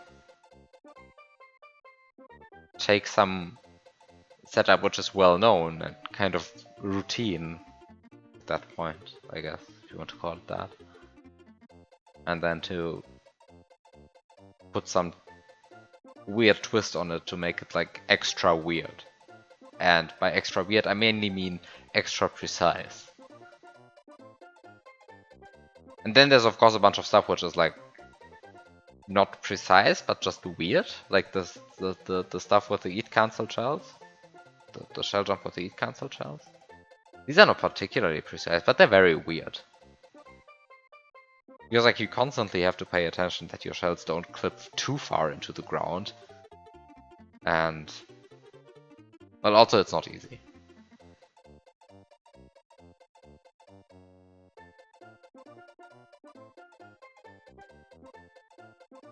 I guess that kind of ironically the cape room might even be the most approachable if you don't know, if you haven't played too many Pitax before, right? Because like the cape room is pretty independent of all other Pitax. It's just like a cape room, but really hard.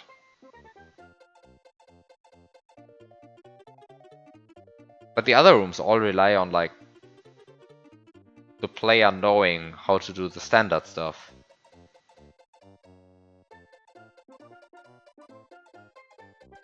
And then putting like a weird twist on it. And by standard stuff I mostly mean shell jumps, because there are a lot of shell jumps in Cataclysm, but there really are. But they're not intended to be the hard part, because they weren't the hard part for me back then, right? Like, I knew how to do shell jumps at that point. And they just are there. But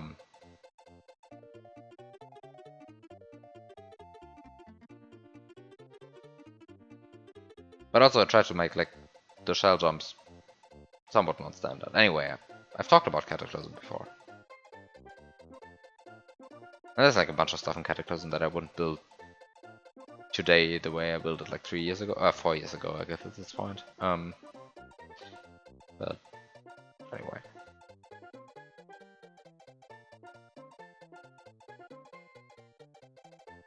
Back to this. I think I actually know how to do everything now, right? Like I get the springboard, I enter the room with Mario, with Big Mario and a reserve power up and Yoshi and a P-switch, and I do the same stuff again. I like get the springboard and then I throw the P-switch up, get the springboard done. I first do something with this green berry. I always forget what you exactly do with this green berry. Like, you do something with a green berry? Is it just you eat cancel it? You don't just eat cancel it, right?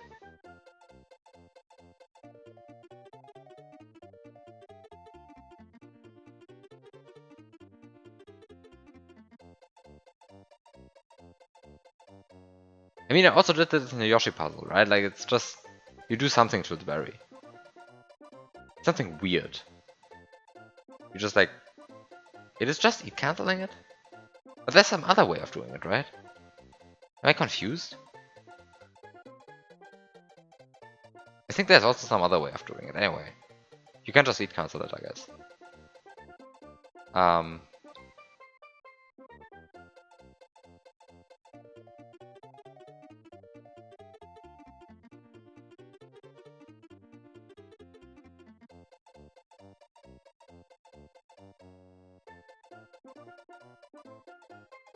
Anyway, and then I just do all of this, put the key into Yoshi's mouth, and then I just run over here.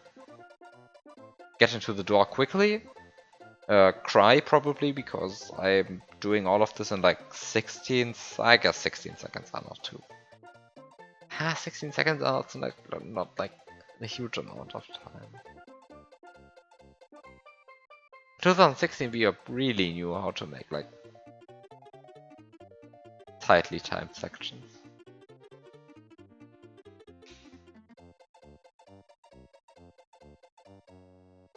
Well, anyway,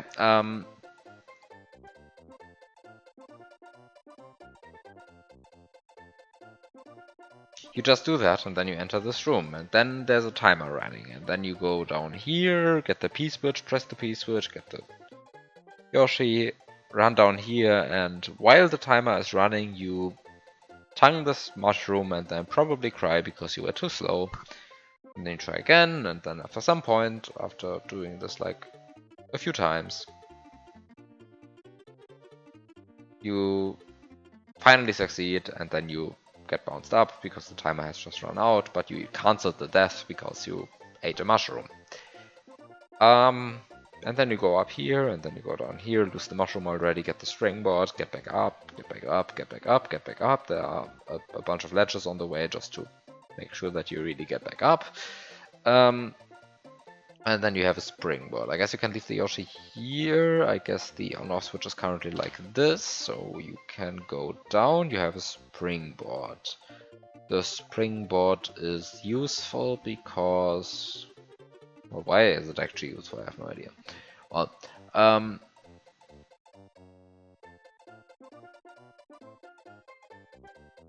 but actually, why is the springboard useful?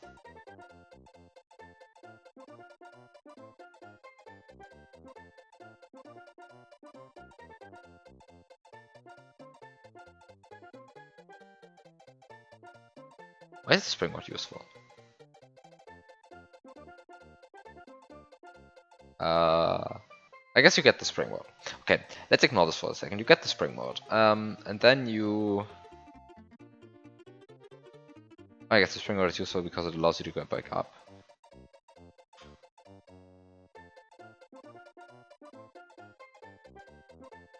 Okay, so currently the on-off switch is like this. Like currently like this. And you have the springboard and you have the Yoshi, but you leave the Yoshi up here, and then you go down. So the first thing you want to do is, I guess you want to activate the on-off switch. You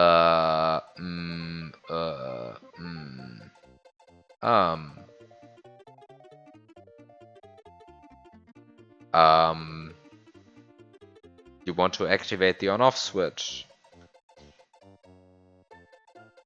Which I guess you can just do by double grabbing P-switch and springboard, and then up throwing the springboard, landing on it, and then up throwing the P-switch while you're also like stuck inside the wall on the springboard, which allows you to then press the on-off switch. I guess you don't even have to press the...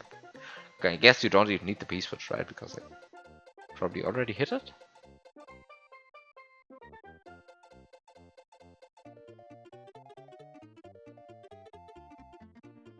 Or just like ramming your head into the ceiling, also landing on the springboard, and I guess this activates the on-off switch. I mean, it definitely helps if you have a P-switch, but probably don't even need it. So then, well, you get the Yoshi. You can feed the Yoshi arbitrarily many times using the same shell. You also, I don't know, get the mushroom. This mushroom is placed in such a way that makes duplicating it either very annoying or impossible, and it's probably the former. And I'm not sure what TheBiob intended. 2016 TheBiob. Anyway, doesn't really matter because you go down here, get the mushroom, then you go up with the Yoshi springboard, you go up with Yoshi springboard, you go up with Yoshi springboard, with up with Yoshi springboard, blah blah blah, you go up. I don't know exactly why... Well, I don't know exactly why this mushroom is here. Doesn't really help with anything. Okay, you go up with Yoshi springboard, and you go up, you go up, you go up, you go up. There are no problems, you can just go up. I guess there's a problem here.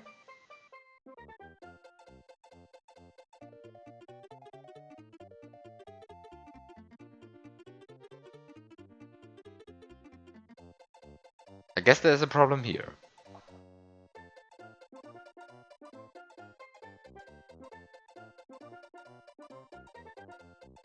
Because there are anti-Yoshi blocks here, and there are manchas here, and you want to Yoshi springboard up here.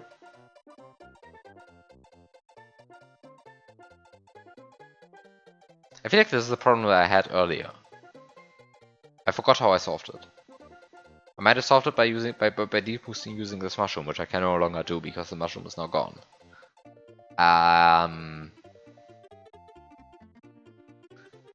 Um, Wait, what happened to this mushroom in my scenario?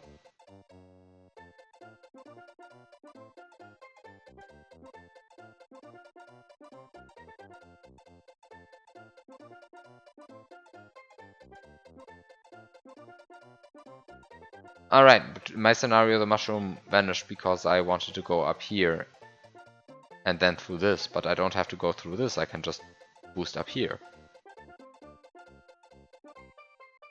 Which is not a problem, because now, well, now I'm up here with a mushroom, and then I can use the mushroom on these munchers, and then I can just boost up through the munchers.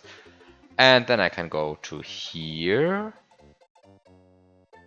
And now there's of course the central problem of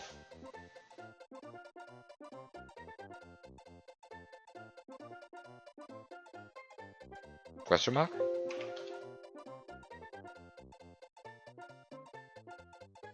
There are lots of question marks here. I don't know what the question marks. I have a Yoshi in the spring world. I can just do stuff now.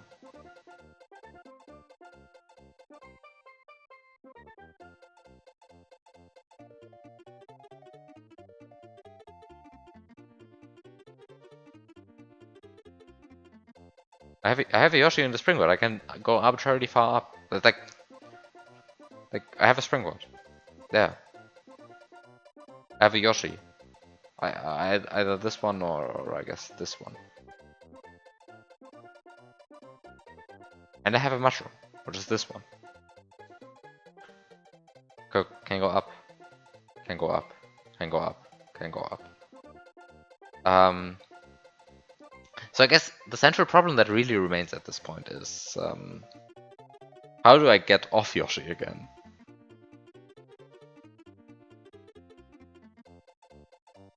I guess this is an anti-Yoshi block which also knocks you off invisible Yoshi?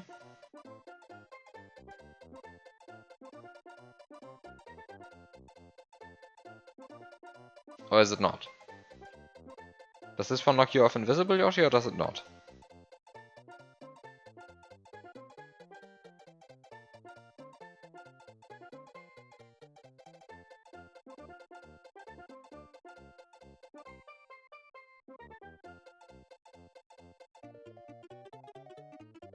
All of them should. Because it has a different tile ID than the has a different map 60 number than the one in the level 105. That's why I'm asking.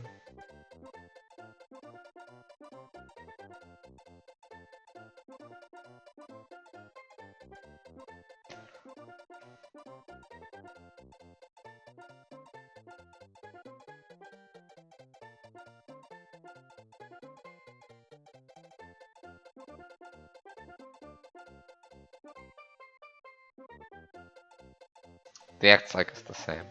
Imagine checking this far when you can just ask. It acts like is the other custom block. Okay, makes sense.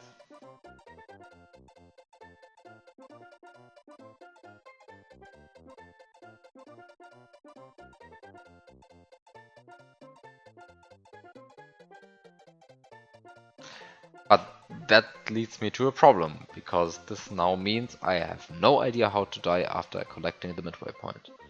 Right, my previous plan was to get an invisible Yoshi, which I now have, right, because like I never killed this Yoshi and I fed the baby Yoshi, so I now have an invisible Yoshi. And I can then sit on it, and then I can go up and go up and go up and go up and go up. Oh, actually there's already a problem here, because I cannot actually go through here. Well, never mind. Ignoring this obvious problem, my plan was to fall down here and then get knocked off Yoshi, but not the invisible one, and then I'm still sitting on an invisible Yoshi, which I can then use to kill myself on the midway, after collecting the midway point. But, now I'm kind of screwed, right? Because, like, I cannot bring an item, I cannot bring a Yoshi. The timer is already at 0 because I already, well, used it with the mushroom up there. Like up. Like with this mushroom.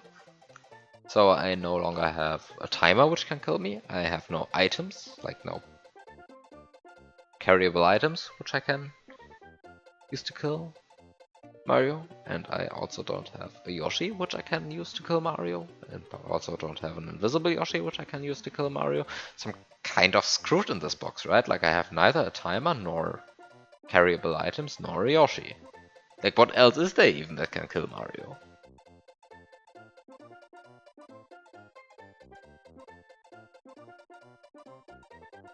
Um, I mean, actually, what can I use to kill Mario?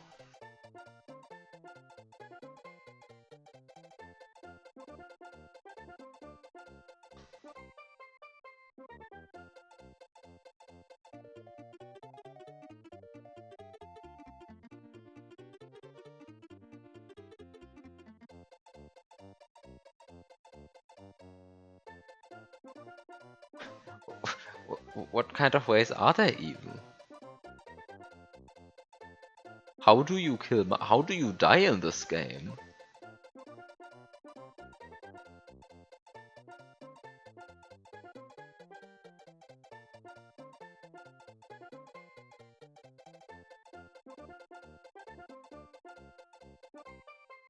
How do you die in this game?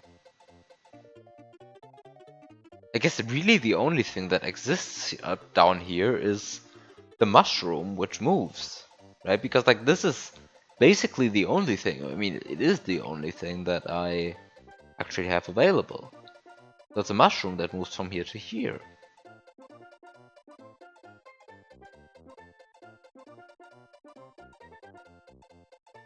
So I guess I want this mushroom to be in slot 1 and to then do a null sprite spit on the mushroom? That's that's the only reasonable thing I see at this point. And this really stretches the definition of reasonable quite far. Because like how am I supposed to get a null sprite into Yoshi's mouth while also up here?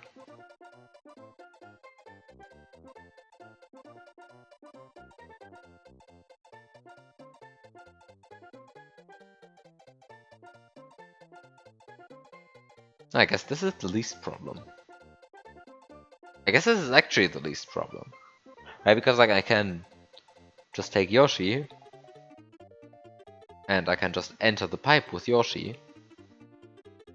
And well, actually it is a problem, right? Because there's no carryable item. I cannot take a carryable item into this pipe because some friendly person has placed item kill blocks here. So I cannot actually bring an item into the pipe. I guess there's this pipe that I could be using instead, but also how do I actually get to this pipe?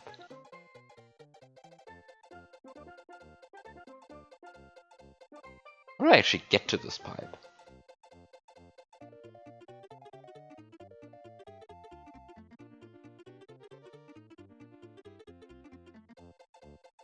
I guess you can do like the colon 3 Yoshi mount corner clip.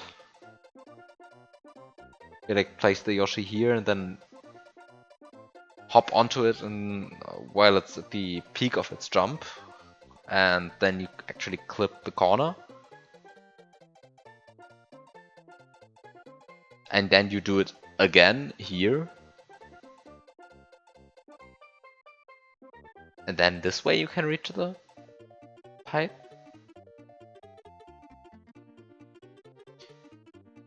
I mean, I guess that's a way of doing it. I mean, I guess I say it's a way of doing it, but it really is. I mean, it really is a way of doing it, right? Because like I now know how to get up here, and I now know how to get up here, and then I get up here, do the corner club twice, enter the pipe here, do the thing where you do double tongue on the other side of a pipe, carry the springboard which I use to get up here with me through the pipe, get an alt sprite, throw the Yoshi through here, fall down here before Yoshi vanishes, immediately spit out the null sprite and just pray that the sprites don't line up. which they actually might do, right? Because like, I guess the Yoshi is in slot 9 when I enter this.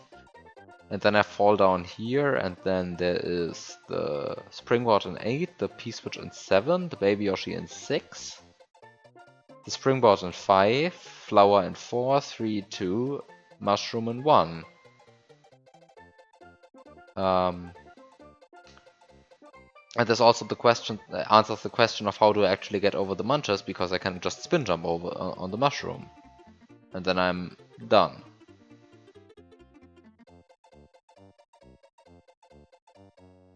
Yeah, I think that's it. The sprite's not like the okay. So, and this also answers the question why is the springboard here, right? It's just there to fill a sprite slot. It's there to fill sprite slot 5, and then these fill 4, 3, 2, and then this is 1. The end.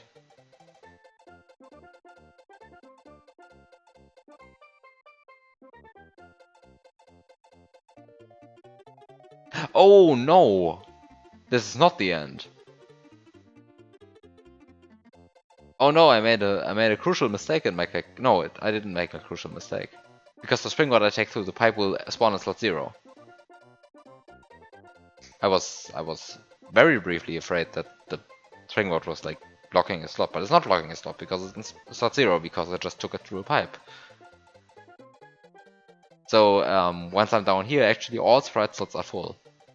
The 0 with the dead springboard, 9 with Yoshi, 8765 with springboard, P-Switch, Yoshi, Baby Yoshi, and springboard.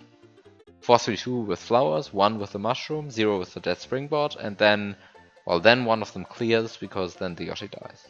And then only slots 8 to 0 are full. But I think this is actually how you solve this, right? Like, except that I say, well, this is how you solve it, and then well,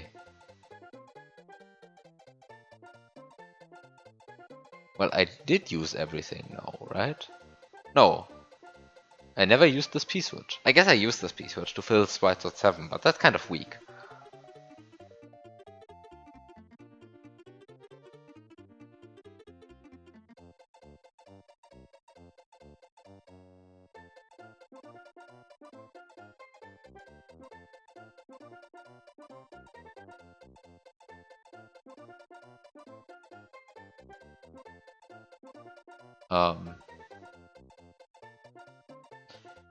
So the question is, do I do this today? Or do I just say, well, I solved it, now I will do it next week, and then next week I will have completely forgotten what I just discussed. I kind of don't want to start like playing the level now. Because like, I have to start in level 105 again, right? Then I have to actually reach the pipe again, and then I actually have to do this entire Koopa escort mission, and then I have to stun the plant, and then once I stun the plant, then I have to wait for the Rip Van fish again, and then all of this stuff, and then there's this still somewhat vague situation of, well, I try to put the key in Yoshi's mouth and quickly run over here before Yoshi swallows and then enter the door once he swallows. And then there's this entire vague situation of, well, I hopefully reach this mushroom in time. And, well, then the rest is just a bunch of Yoshi Springboard, I guess, but this is fine.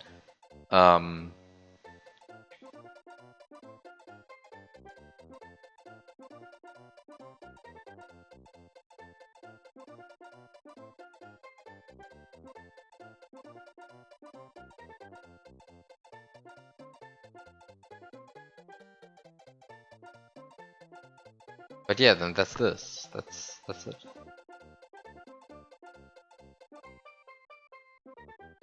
You'd solve that by putting more Death Muncher in my way of Yoshi springboarding up there.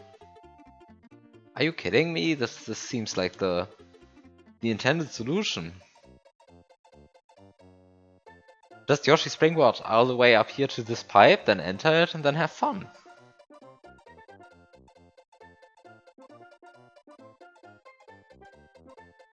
This seemed intended. Well, modulo the part where I said just do the column 3 corner clip twice. But I guess like it's fine for this clip, right? Like this clip is actually fine because there you have a ceiling above you, and then you just mash the jump button and clip at some point. It's just this one which is annoying. But I guess you don't technically have to do this one because you can get into here from just here and Yoshi Springboard up here, which is a bit tight, I think, because like this is quite far, but it's also not that far.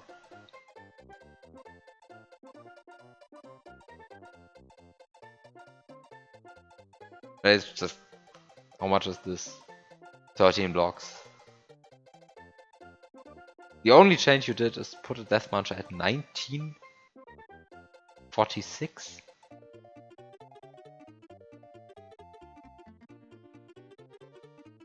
Excuse me?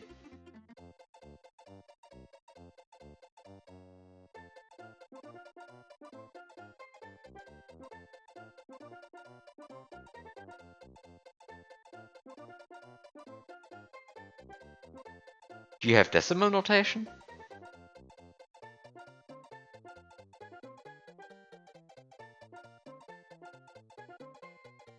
This is 1946. Like you can see it on screen, right?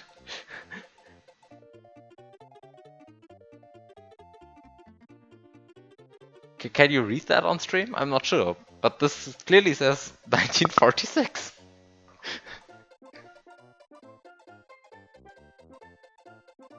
So I guess you want 13 to E? 13 to E. Here. Ah, this is a death launcher. Okay.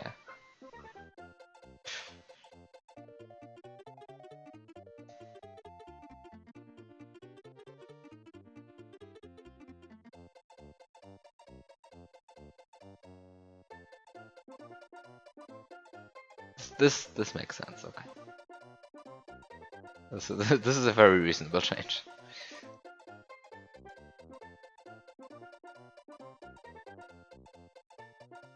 Well, then I'll have to look around how to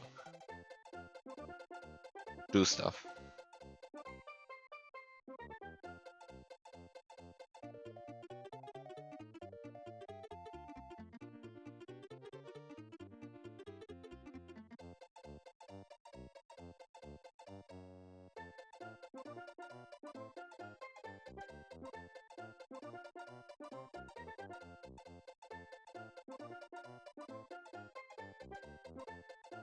Well, I'm not actually sure how to solve this issue, but I'm sure I will find a solution. But I will do so next week because it's getting late. Well,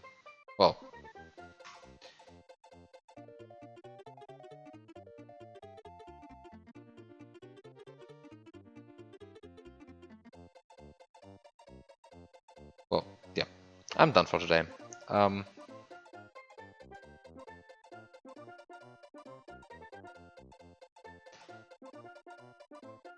What do you mean almost nothing was broken? You just changed a block. Fuh.